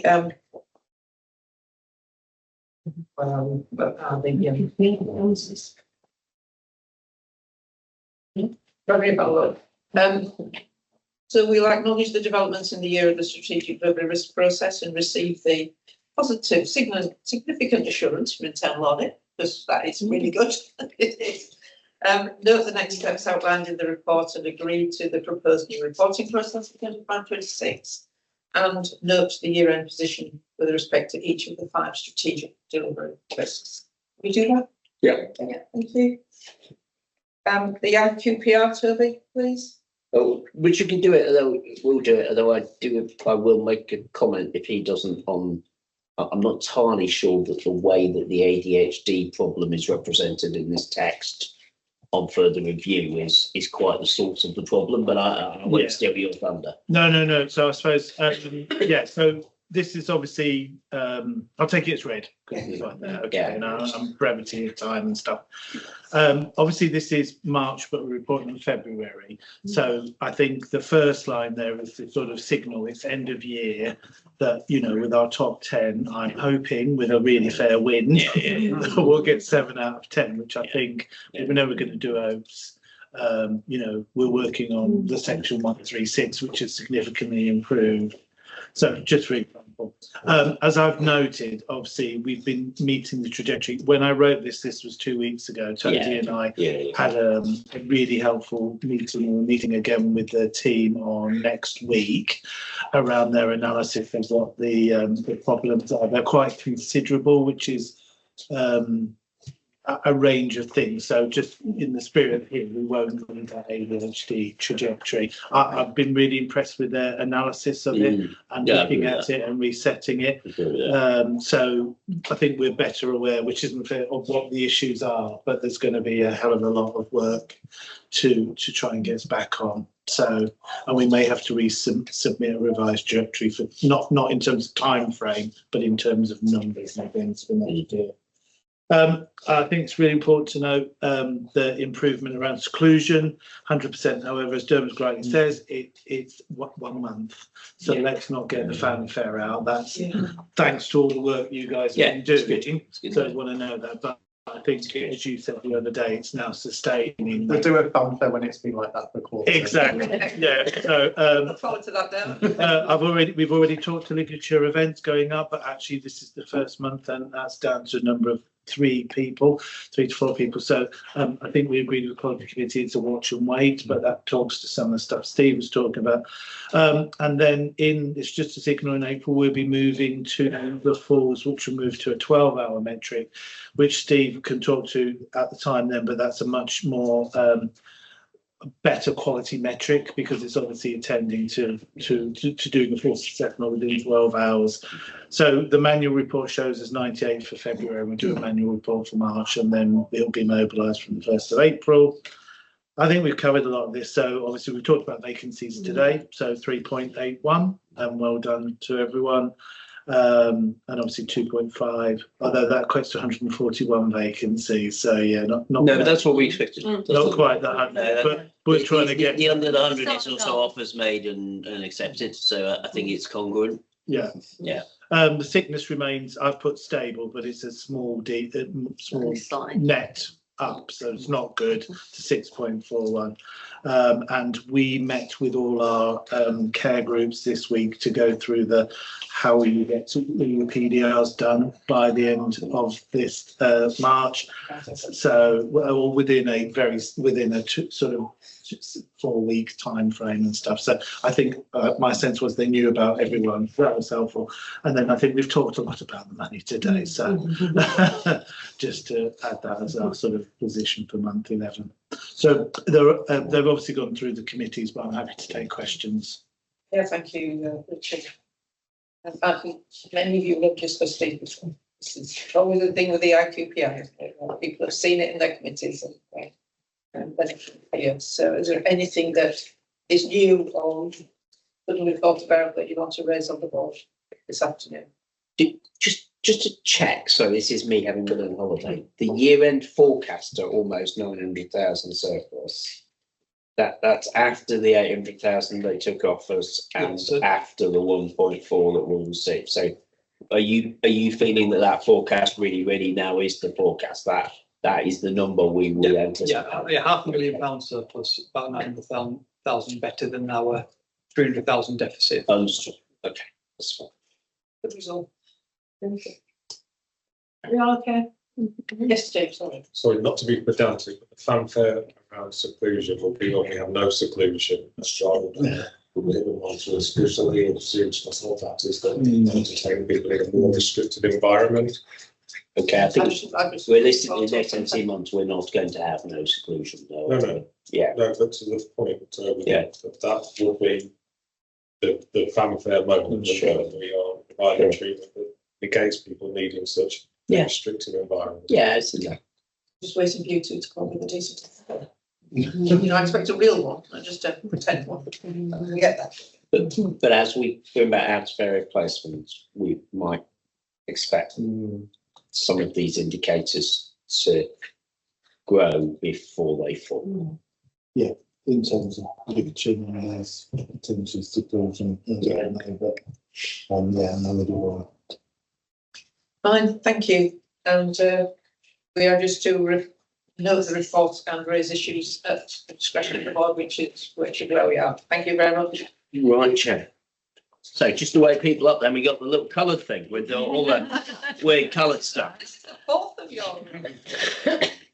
I'm ever so slightly flagging. So, what did I want to say? I think I wanted to say we have not achieved the objective to have all of the promises and all of the success criteria having cogent plans by 31st of March. We have got an assessment in there of where we currently are, and that assessment is double important because if not in colour terms, then certainly in sort of general thematic terms, it will flow through into the annual report and associated documents. I think we demonstrate that there are some ups and some downs. You will notice, for example, apprentice levy has gone down a bit as per the paper. Promise 3, Promise 4, Promise 5 have gone up a bit. Even Promise 27, which is everybody's favourite, no we can't, has got a little bit better because government's taken my advice and provided large sums of capital that we're potentially bidding into. So I think, you know, it'll be worth people paying attention to this. I think as we try and get into next year, we need to try and use this more in a live and dynamic way that's beyond the board. And we just need to give some thought to how to do that because it's quite an onerous thing. It is also the case, and this has come through in the LDO, and it's come through in a range of other spaces, that employees and senior managers' familiarity with our promises is quite good. Employees and senior managers' familiarity with the success measures is not pretty non-existent. Yeah. So, you know, we've got some work to do, you know, not to socialise with 4,000 people, but to make sure that we are quite focused on these. Actually, my own advice to you is that the success measures are proving their value, because if you simply sat down and wrote how we're getting on that promise, you would have a very different set of conversations than when you actually have to go through it layer by layer and think, you know, there we are. So the other thing I wanted to say, obviously, by the time we get to the AGM, we will have worked out some success measures for Promise 21. That wasn't the thing I wanted to say, but it goes without saying. We spent a bit of time in CLE in February on segmenting the promises, and this talks a little bit to Richard's point about sort of bandwidth and so on, as to where we're going to focus. And interestingly, one of our more advanced care groups, they then effectively played that back to us in a delivery review on Tuesday. I thought it was pretty effective, to be honest.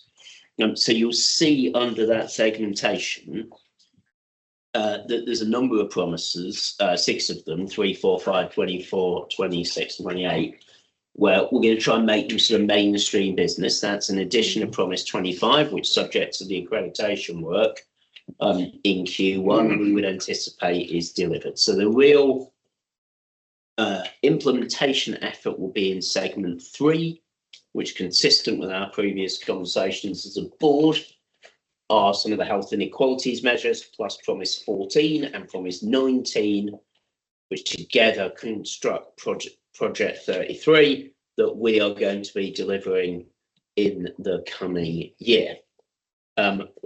Segment 2, described as persist, is in big spaces like poverty proofing and peer support workers and carers, and in the very big space that is HQTC. It's important that people don't read segment 4 as, well, we'll come back to it next year, except it kind of is. We'll do some work now, but fundamentally we'll come back to it next year. So we're trying to give people bite-sized chunks, I guess, so that we potentially get to the end of next year able to have secured the greater majority of the promises, or at least half of them. That's the intention. So I'm very, very keen that people ask lots of questions about individual promises. and we can get into that discussion. That's right. Thank you, Tony.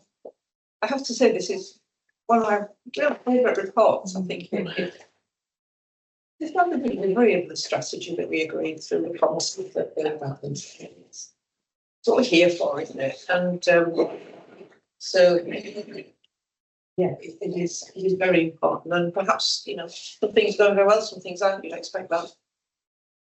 Take a point on promise 26, which is the net zero promise. Net zero. Need to pick that one. Probably get some of that money that's coming out from greening at the NHS estate.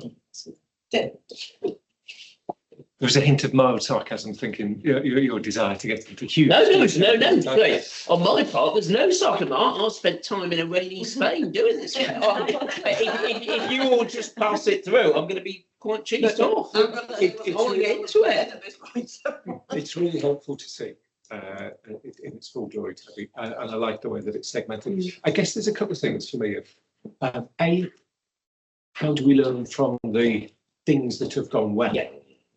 Because I can't quite see, I've just gone through it again just quickly there. I can't quite see a theme. So is it just a bit of potluck that things are going really well and it's well led and it's well crafted, etc.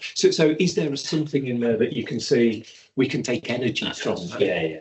And then the second point of some of them is what's the efficacy? So you talk about success measures. So peer support workers or volunteers, how are we really hearing from teams and the peer support workers that this is really adding value for our patients and our teams? How do we really hear from the volunteers how open we are, how accessible we are, that they can really make a difference that we would like them to make? So I guess when do we start to really feel that stuff? So I think the second question, which is a really good question, I think we're not at that point yet, and I don't mean we shouldn't be. I just think we have nothing to offer the board other than our own individual theories and thoughts. So in the conversation I referred to much earlier in the day about research, we need to consider how we might best do that. That we do have mechanisms, obviously, for hearing from patients, which we discussed at the time out. We have mechanisms for hearing from volunteers. We have a volunteer on TPC. So potentially, Dave, the promises that are under strategic objective 1 is the closest place we could get to looking at efficacy. On your question, very, very good question about delivery learnings. Interestingly, in every single delivery review on Monday and Tuesday, we spent time hearing from our teams about their delivery learnings. I think it may be useful for myself and my colleagues to synthesize that a little bit and add our own element to it. I would say that the areas where we are currently succeeding the most is where it doesn't require a lot of distributed delivery, like the real living wage and areas where there isn't a huge data dependency. Conversely, areas that are very distributed and or have quite a lot of data dependency are harder work, or we have better evidence that we're not succeeding, so we're having a more honest self-assessment, if you see what I mean. I'm not trying to be glib. I think your both questions are really good, and that's where we should be. Promise, I think it's really fascinating, and then I'll be quiet because I'm conscious Jude's had our finger up for quite a long time. There's no blood.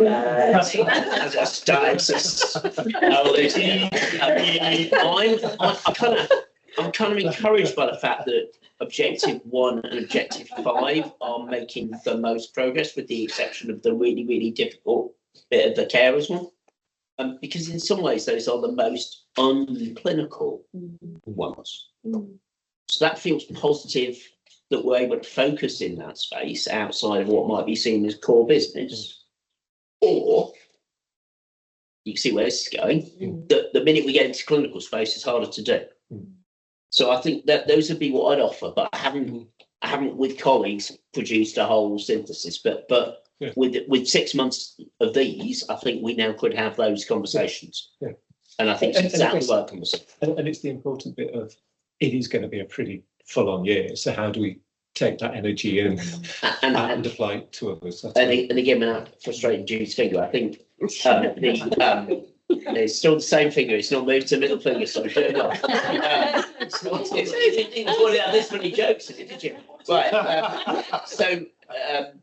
What was interesting in the 5K groups reflections, which subtly differed but had a theme, is that they found they could deliver over 6 months and so on.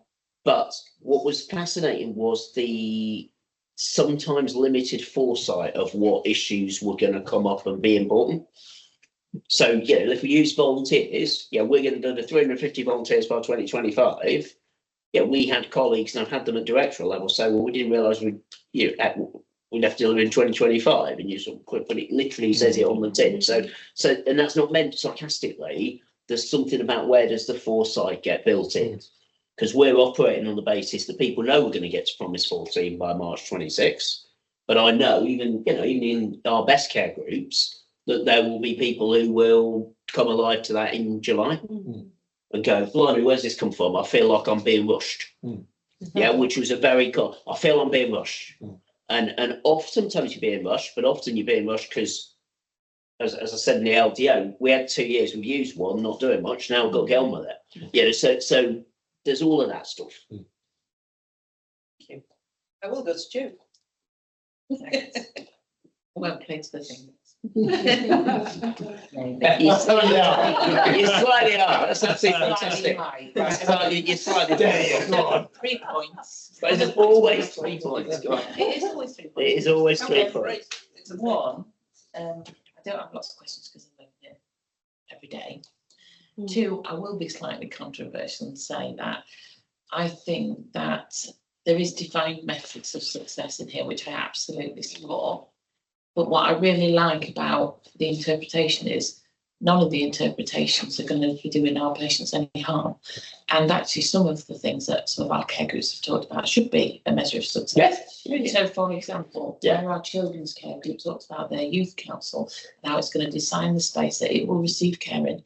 For me, that really speaks to Promise 4 and 5 in a way that we haven't in the strategy because it doesn't involve children. It's So unapologetically and non-finger wise, I am. And 3, I suppose, in a caretaking way, you'd expect me to do this as a director of therapists. I'm very sorry that you've spent your Spain time on this. I know that's not my problem. To be fair, but I suppose I'm going to be supporting health and well-being. It was raining and we'd been up most of the night, but that's fine. I think just to amplify a point you made there, one of the things we did, because, and I'm really not doing this just because I'm sitting there, we've just had a huge fuss on getting CAMS to 4 weeks. That's been a real for a bit like memory plans for 4 weeks. We had the opportunity with the team to reflect. I think Steve led this, as I recall, on what's the client experience, the young person's experience of that. And I think maybe that speaks to your efficacy question. With many of these, we should be looking for, okay, what's the countermeasure? Or even if it's not the countermeasure, what's the experiential measure if this is too quantified? I felt that was a good discipline for us to have. Thank you. Sounds if it's raining in Spain, I won't go to the rain. No, honestly, my 7-day it rained for 5 days, but it's still lovely. Don't worry about it. Phil. Just linking few statements within paragraph 1.3 and then called testing the delivery. And I guess it's not suggesting of a format change, but I think with the format of saying, like, having a delivery plan, the likelihood of delivery, it almost has that third end where, as you refer in your cover sheet, internal audit have just told us that our approach to 3, 4 and 5 is robust, got significant assurance against it. We hear periodically in reports to the board or to the committee we've made progress or we've achieved. The ultimate test, though, is what we've always talked about, is you go to the community and say, "Yeah, done something," and they say, "No, you haven't." Okay. Yes, you have. But it's how we try to start capturing that. Yeah, look, I mean, Joe raises this for me, don't you, Joe, all the time, and I say, "Oh, thanks for raising that, Joe. I'll get back to you." And I appreciate it. Why don't we put it on the action tracker for May? Because it's kind of stuck somewhere between Kelly, me, Glyn, 1 or 2 other people, and I think if we can spew out an Aunt Sally, if that's the right phrase, for we can have that conversation. Some of it's easier to conceptualise than others. Some it's hard, but maybe it's Jude's point, maybe that's all right. You know, but now we have got, I mean, think about the resource we've got with people coming to our committees, the potential to create the shadow CLE from the summer. Yes, we could have a quantified measure of volume of patient of community feedback, but we could potentially create some smaller scale measures as we're going along. Is that all right? Whether we get it in time for the AGM, we'll see. But we'll give it a go. Let's know. I'm making a really serious point. What will happen at the AGM is people who won't be fussed about that. They'll be fussed about the point they made last time, which is, do I get thrown out of your services because I don't meet the threshold and bound somewhere else? Yeah. We've signed the contract on Tuesday with PCD for the study of how that works in a group of practices in Doncaster to actually understand what are those patterns of people getting thrown in and out of services, moved in and out of services. So honestly, at the AGM, that's going to be what people want to talk to us about, but I hear the point you make. Thank you. Richard and Kathleen, and then I think. Oh, what a lovely board. Thanks for great gone. Fantastic. Well, just to use Jude's thing, there's 8. No, not 8. It's 8 points. Not competitive, but a couple of things. In terms of the Dave's question about measurements of success, I think that's right. One of the things maybe is we get a bit obsessed sometimes about the 28 promises. This is all feeding into a strategy which is about being community bound and adding social value. So sometimes we get a bit locked into this when really, if we step back, we have to look, is this adding social value, which is our strategy. So and I'll be, I like data, but there's a bit of me with some of this, it's just the right thing to do. Do you know what I mean? It just having peer review is just the right thing to do, and it will add value in lots of different ways which we may not be able to measure, and sometimes you just have to take a punt. I'm being really blunt about that, but I just think there's something in there. And then the other point that I've completely forgotten. You didn't know 8 points. So you've forgotten 7 points.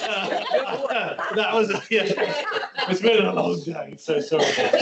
Yeah, go on, yeah. Definitely getting on late in the afternoon. Yeah, so keep going. For those who are observing This is shorter than a clinical shift. Yeah. When we start talking about it's been a long day, it's shorter. Oh, sorry, I remember it. So I'm back in the room.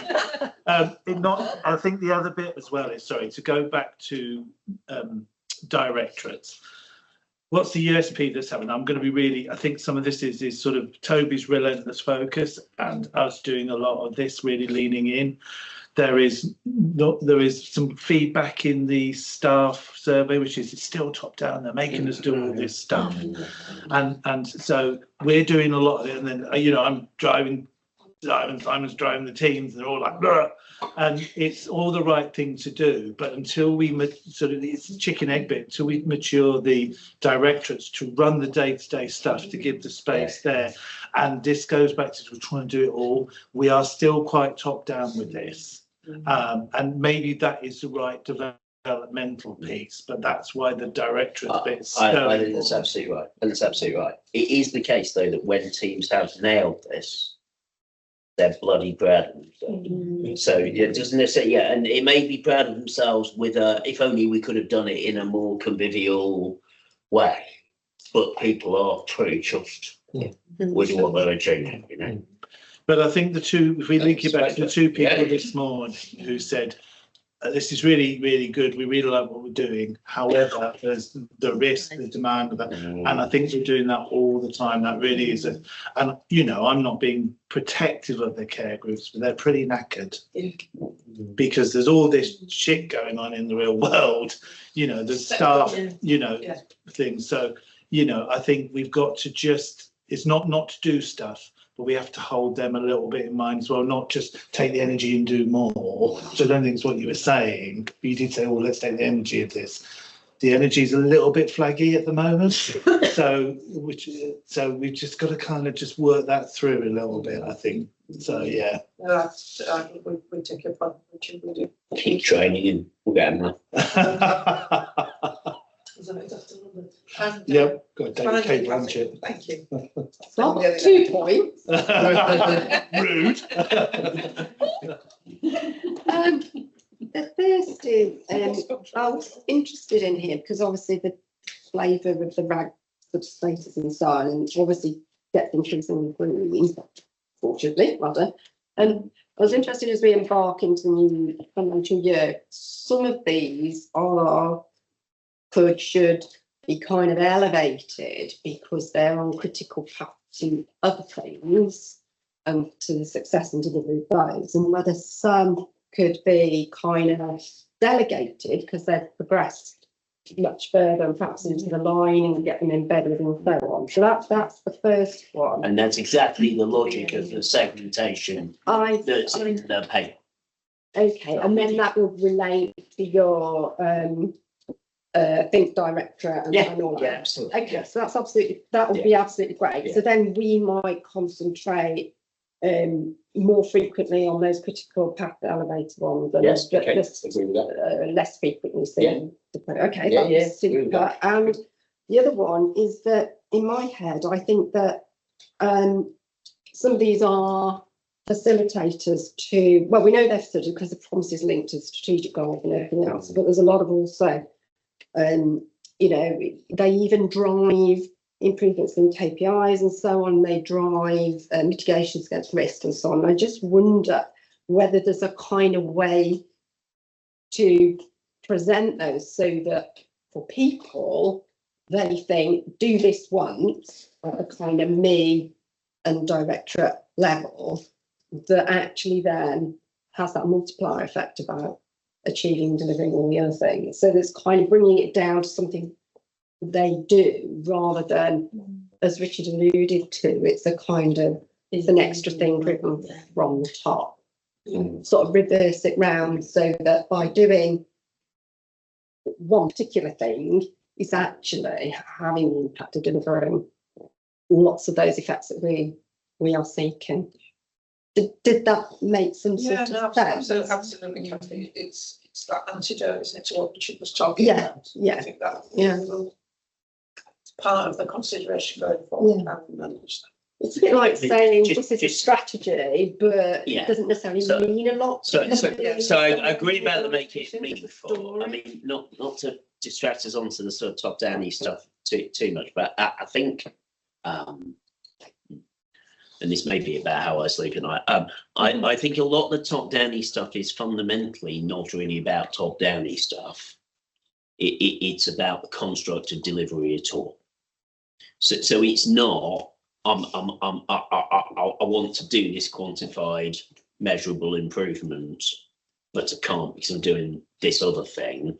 It's we are trying to work ourselves through the notion that there will be quantified, productive deliverables. That isn't the only thing that's going on, but it's certainly one of the things that's going on. And maybe to your first point about connectivity, you know, we are trying to deliver Promise 14. We spent very little time on the investment fund in Isaz and my paper, but you will have noticed there is a small amount of investment to deliver Promise 14. The implication of that, Richard, is that the other teams are going to deliver Promise 14 by becoming more productive. So I think we are starting to see, you know, some of those opportunities that go beyond let's invest and then it will happen. But okay, thank you. Yeah, thank you. I mean, we'll bring that to a close. We've done our challenge and confirm. We've noted different success factors for early improvement, recognise the segmentation of promises, the relative priority, and we will continue, of course, to focus board time on this delivery because it's actually fundamental to we are delivering the strategy. So if everybody is okay with that, then approve that. Can I move very quickly to the supporting papers? You'll notice that the annual safe staffing declaration is as Dave raised earlier, very early this morning. It seems a long time ago now, Dave. But that is here just as one of the supporting papers. I don't think there's anything else that really needs a mention, but they are there, and of course, these are papers that already been considered by committees. Chair, just on the safe staffing declaration, Yeah, sure. and looking towards Steve, because as Dave's already said, just to be clear, I mean, that fundamentally is about inpatient care, isn't it?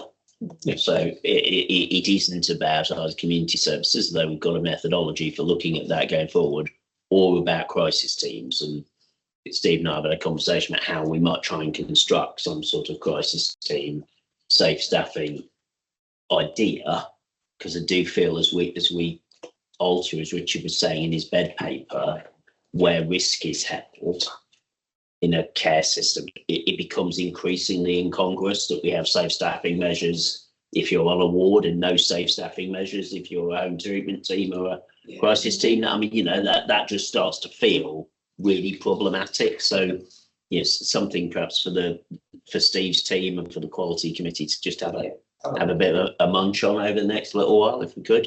Yeah, we'll add that to actions then. Yeah, that's okay. I'm not aware of any other urgent business that's been notified to fill. We come to the risks that need to be added, and we take Kathy's comments on the disengagement risk. Yeah. Are there any others that anyone wishes? They're thinking about today's debate. Yes, Kathy. Sorry, you see the one that popped up earlier about financial. the amount, everything that's going on, change, programs, beds and this and that, whether it has a cumulative effect that means that should be a recognition of a risk, whether it's an operational strategic, I'm not sure, but that's the other one. And the financial risk connection, just to look at them.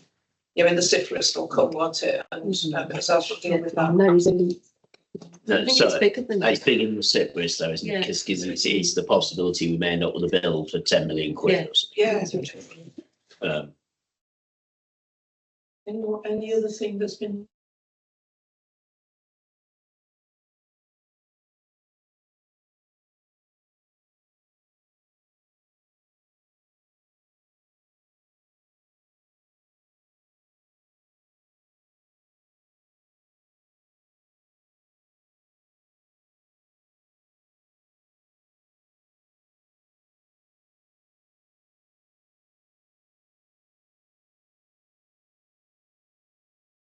It's not just pulling things on the screen.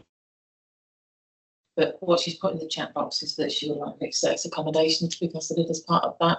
I don't know whether that you as well to take the risk register. I don't know whether you want to take that as a question. We'll take that question. Can someone get back to Anne with a relevant answer to that? Because I don't think we've got a risk around mixed accommodation. Let's distinguish two things. So these papers themselves, as last year, state that we are compliant with national mixed sex accommodation rules. Let us ask our risk management committee over the next couple of months to have a think about, notwithstanding that we are compliant with the national regulations, what are the risks for human beings that arise? Yeah. Is that? I mean, if you refer back to this morning, and it's just worth, I think, just having a look, and thanks to Anne for the question. That's what it is. And we'll, I mean, obviously, if she wants to raise it through governors, then she's welcome. I think Anne may be raising further things, so perhaps someone could just keep an eye. All that Anne said in there is that we have chosen to have wards like we have. Yes, we have. That is entirely true. And it's within our gift to choose that way of. Yes. Yes, I agree. Yeah, so we'll discuss in risk management to give Anne that assurance, and also consider the positive risks that it eradicates potentially as well. So particularly that we're not gender specific. Also that and risk of sexual assault, for example, on men as well, and the risks of all of those elements that we're trying to consider. It's also worth reminding the board that we discussed the Council of Governors the fact that we are doing work through this trust and through the collaborative on people identified as women being transferred to PICUs outside of the area, which is also a facet perhaps of what questions can.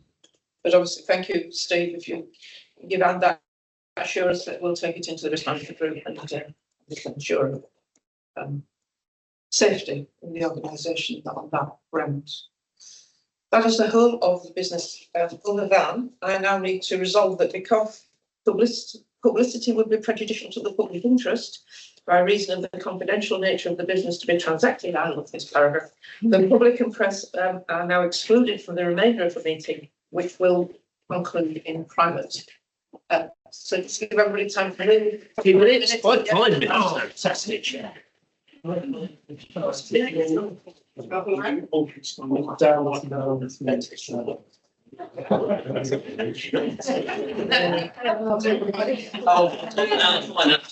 Oh,